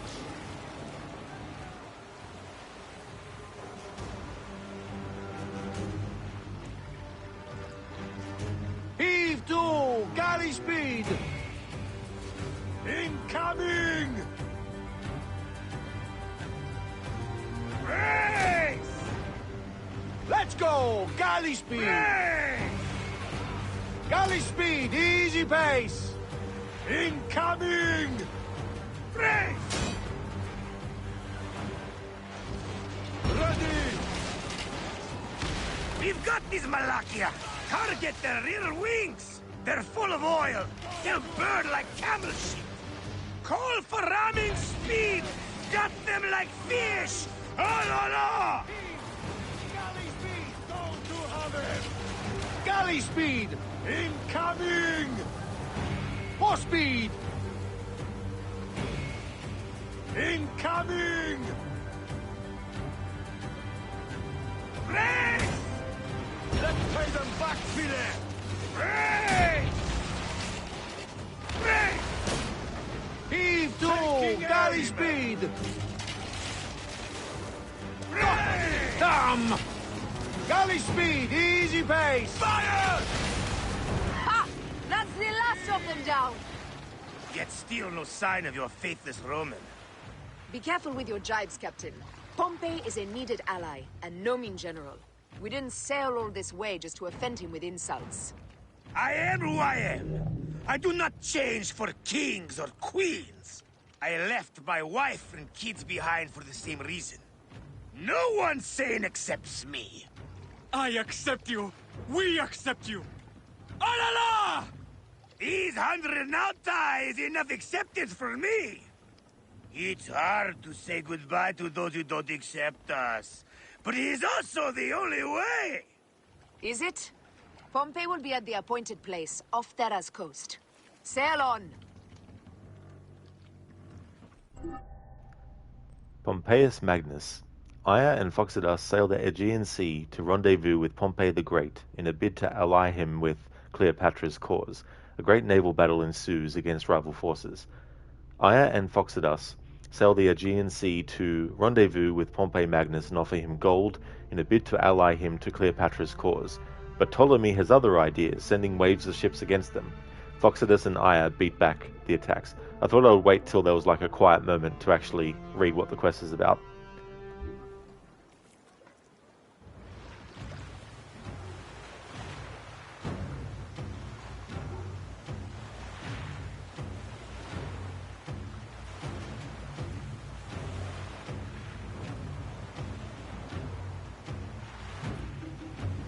The counter fire is so good in this. I wish they had it in Odyssey. It would have helped a lot.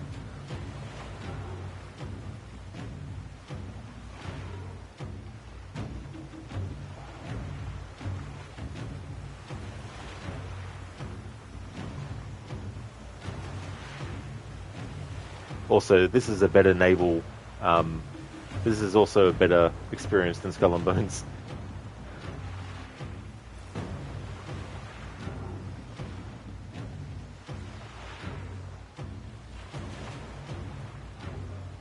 More speed, Zeno!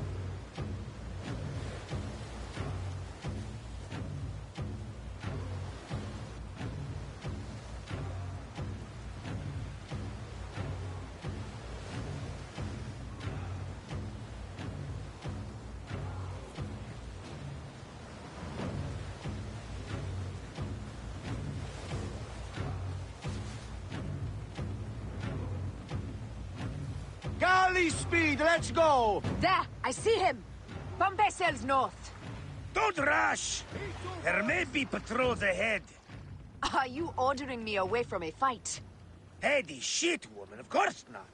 But I am not keen to die protecting a Roman, especially one who can afford his own protection. You know, you really should join this trireme. You'd fit right in. We're not here to protect Pompey. We're here to bribe him. Makes me sick to hear it.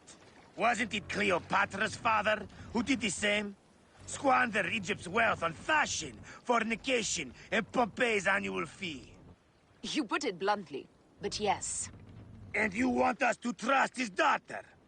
The queen is not her father. All she does for Egypt's sake. As well as her own. Here we are, bringing Pompey more of Egypt's wealth. At her bidding. She's paying you as well, Phoxidas. Handsomely, some might say. Why am I wasting words on politics?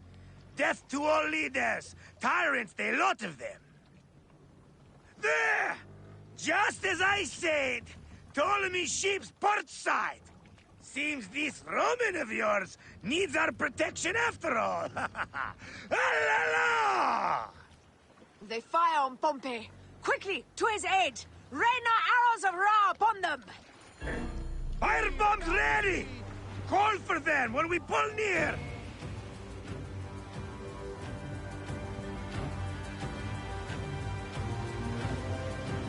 It's interesting that dialogue can be missed between Phoxidas and Aya talking about Cleopatra.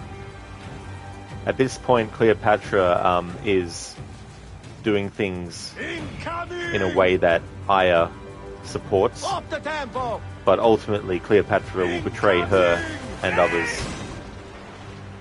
Hit them back, Adolphe! Galley speed! Let's go! Galley speed! Incoming! Ready! Heave to! Galley speed! Return fire! Galley speed! Incoming!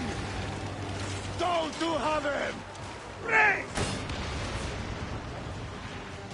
Zom, it's quite unfortunate that that could be said at all. That is true, 10 years wasted, pretty much. Damn! They got us! Don't to have him! Galley speed, let's go! Incoming! Race!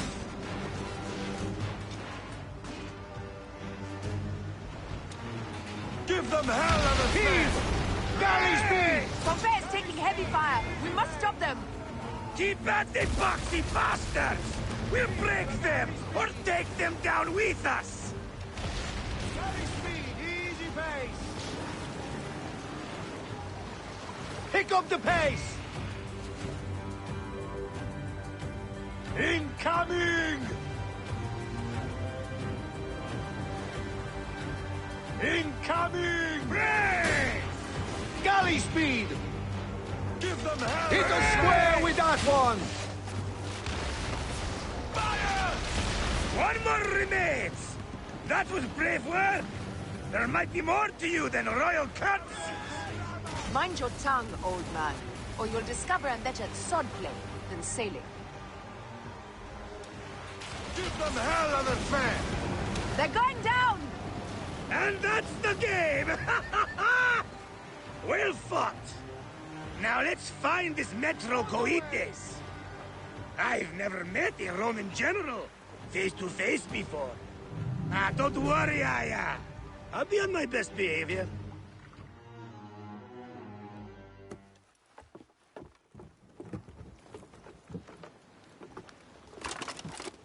Civil war in Egypt, and a mercenary trireme comes to my aid. In the midst of war with Caesar, I find it odd. Who in Hades are you? Well, we could have let you die.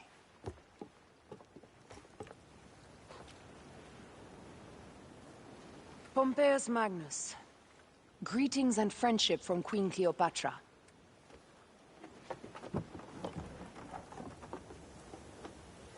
Cleopatra offers gold to win my favor once I've won Rome. Is that what friendship means to your queen? Whose face graces that coin? Do Roman women receive the same honor? An alliance with Cleopatra is a union of true power. She wants more than an ally. She seeks a king. A valuable friendship indeed.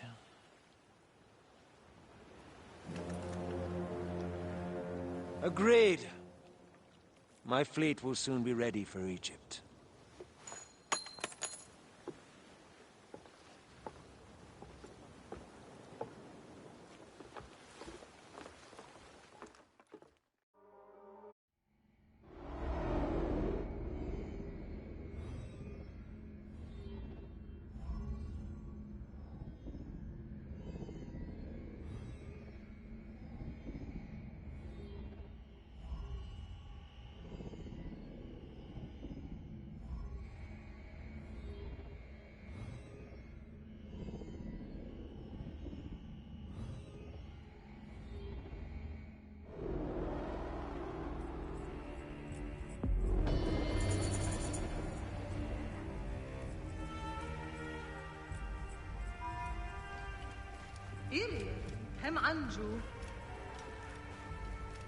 Not too sure, Sage. I don't expect to. But who knows? I mean, maybe they might have something for it in place, but maybe not in the main game. Maybe they will do it for a DLC or something. But then again, I'm not too sure. Like, I don't know what might have been happening with Japan and their naval stuff in that time period as well.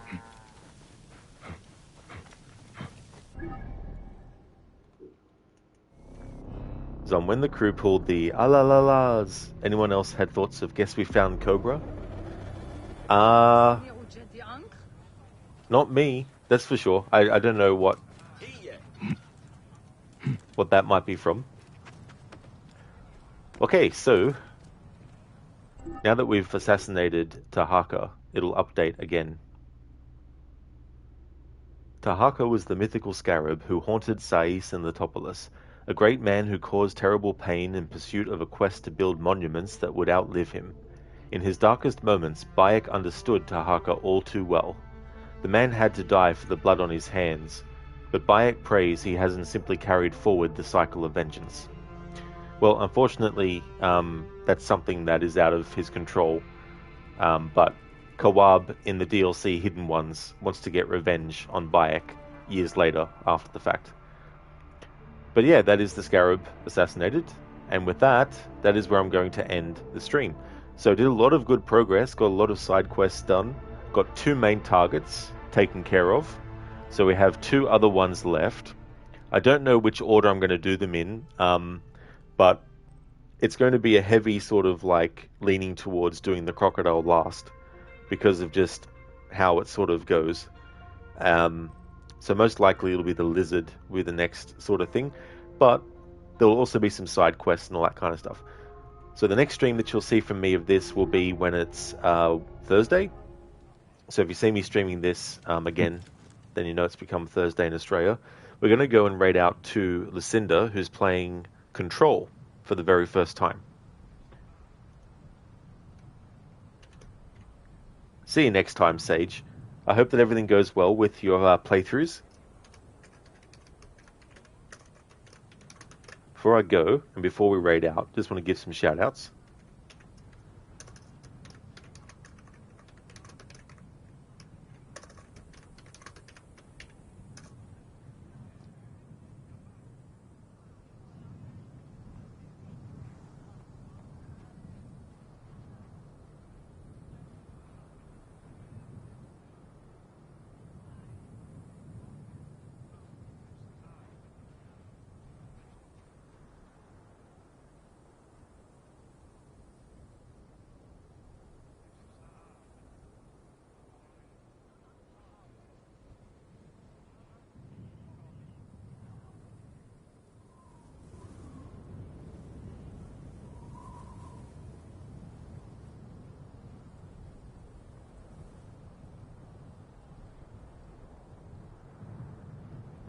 Aya wins. Fatality. Nice one. Thanks for redeeming that, Dr. Darling.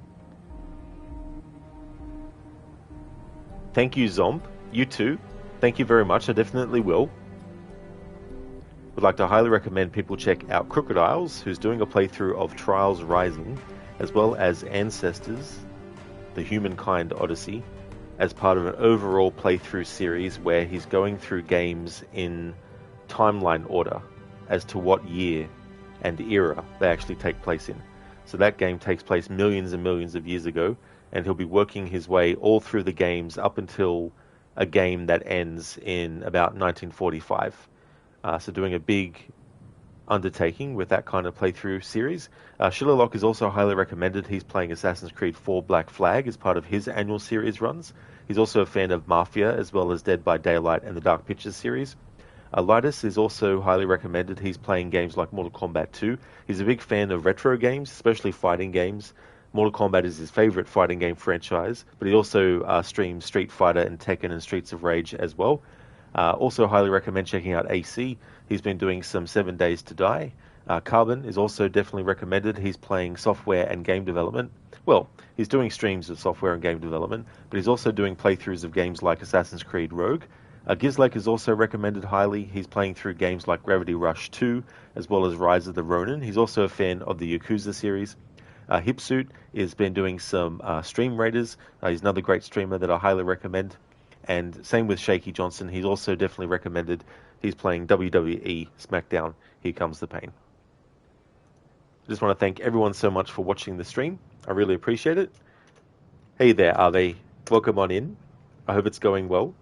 As for me, I'm doing good today. Got a lot of progress done in Origins. We just finished the quest as Aya, where you're at sea and you have to help Pompey ships. And in terms of Bayek stuff, we just assassinated Tahaka as well. So that's where I'm going to be ending it. But yeah, it's been going good. How about yourself? AC Rogue, Rod's favorite AC game ever. Oh, you know it. In an alternate universe, it is. There's a general raid message that people can feel free to copy and paste. I also want to put in a raid message that subscribers can copy and paste.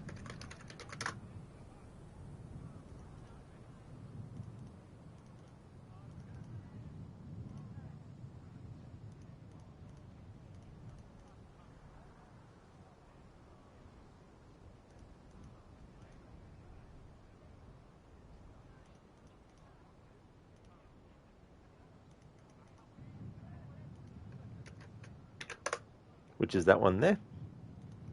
Hey there, Mr. Goatee. Hope everything's going well. Also, would like to highly recommend people check out Mr. Goatee.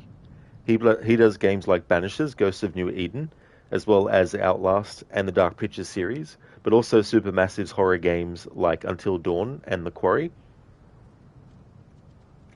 They just finished The Boys Season 2, and it was great, so you would say you're doing good. Oh, excellent. That's really good.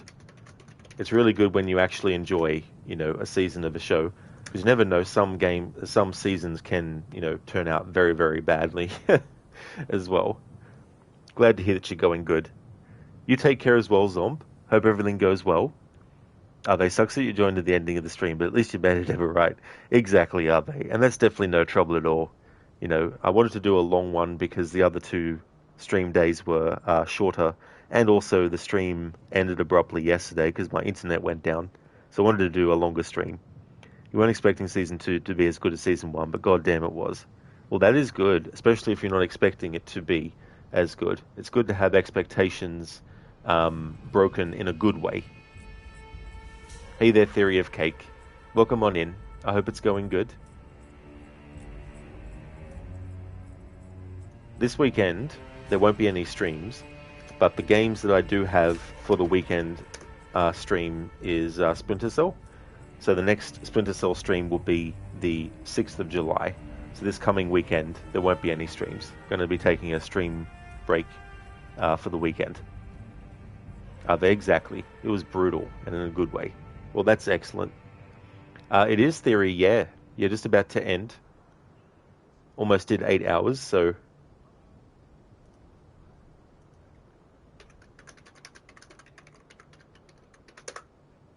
Which, relatively is a short stream for me, but... The episode 3 and 8 were easily your favorites so far on the show. Oh, that is good. So that's 2. So that's really cool. That's weird. Theory, for fuck's sake, you missed it. Sandstorm coming. It's all good, Theory. You know, I definitely understand that different time zones and also, you know, different start times for streams and end times and all that kind of stuff. Of season 2, that is. I gotcha. Episode 3 and 8, your favorites. Cool. Oh yeah, Mr. Gote, that's no worries at all for the shout out. Absolutely no worries. Thanks again, everyone, for watching this stream. I really do appreciate it. We'll continue the playthrough tomorrow and get more done. I want to at least get the next 2 targets assassinated in tomorrow's stream, and then that'll push us to the next stage of the main story. But there's also some other side stuff that I want to do too. But thanks again, everyone. Hope you all have a good one. Until next time.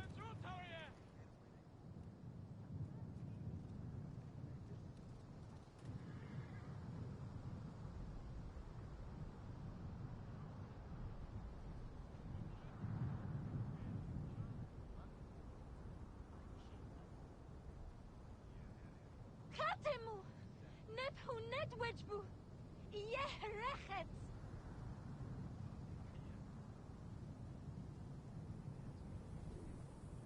Tobi beaititi! Pendua ehemet!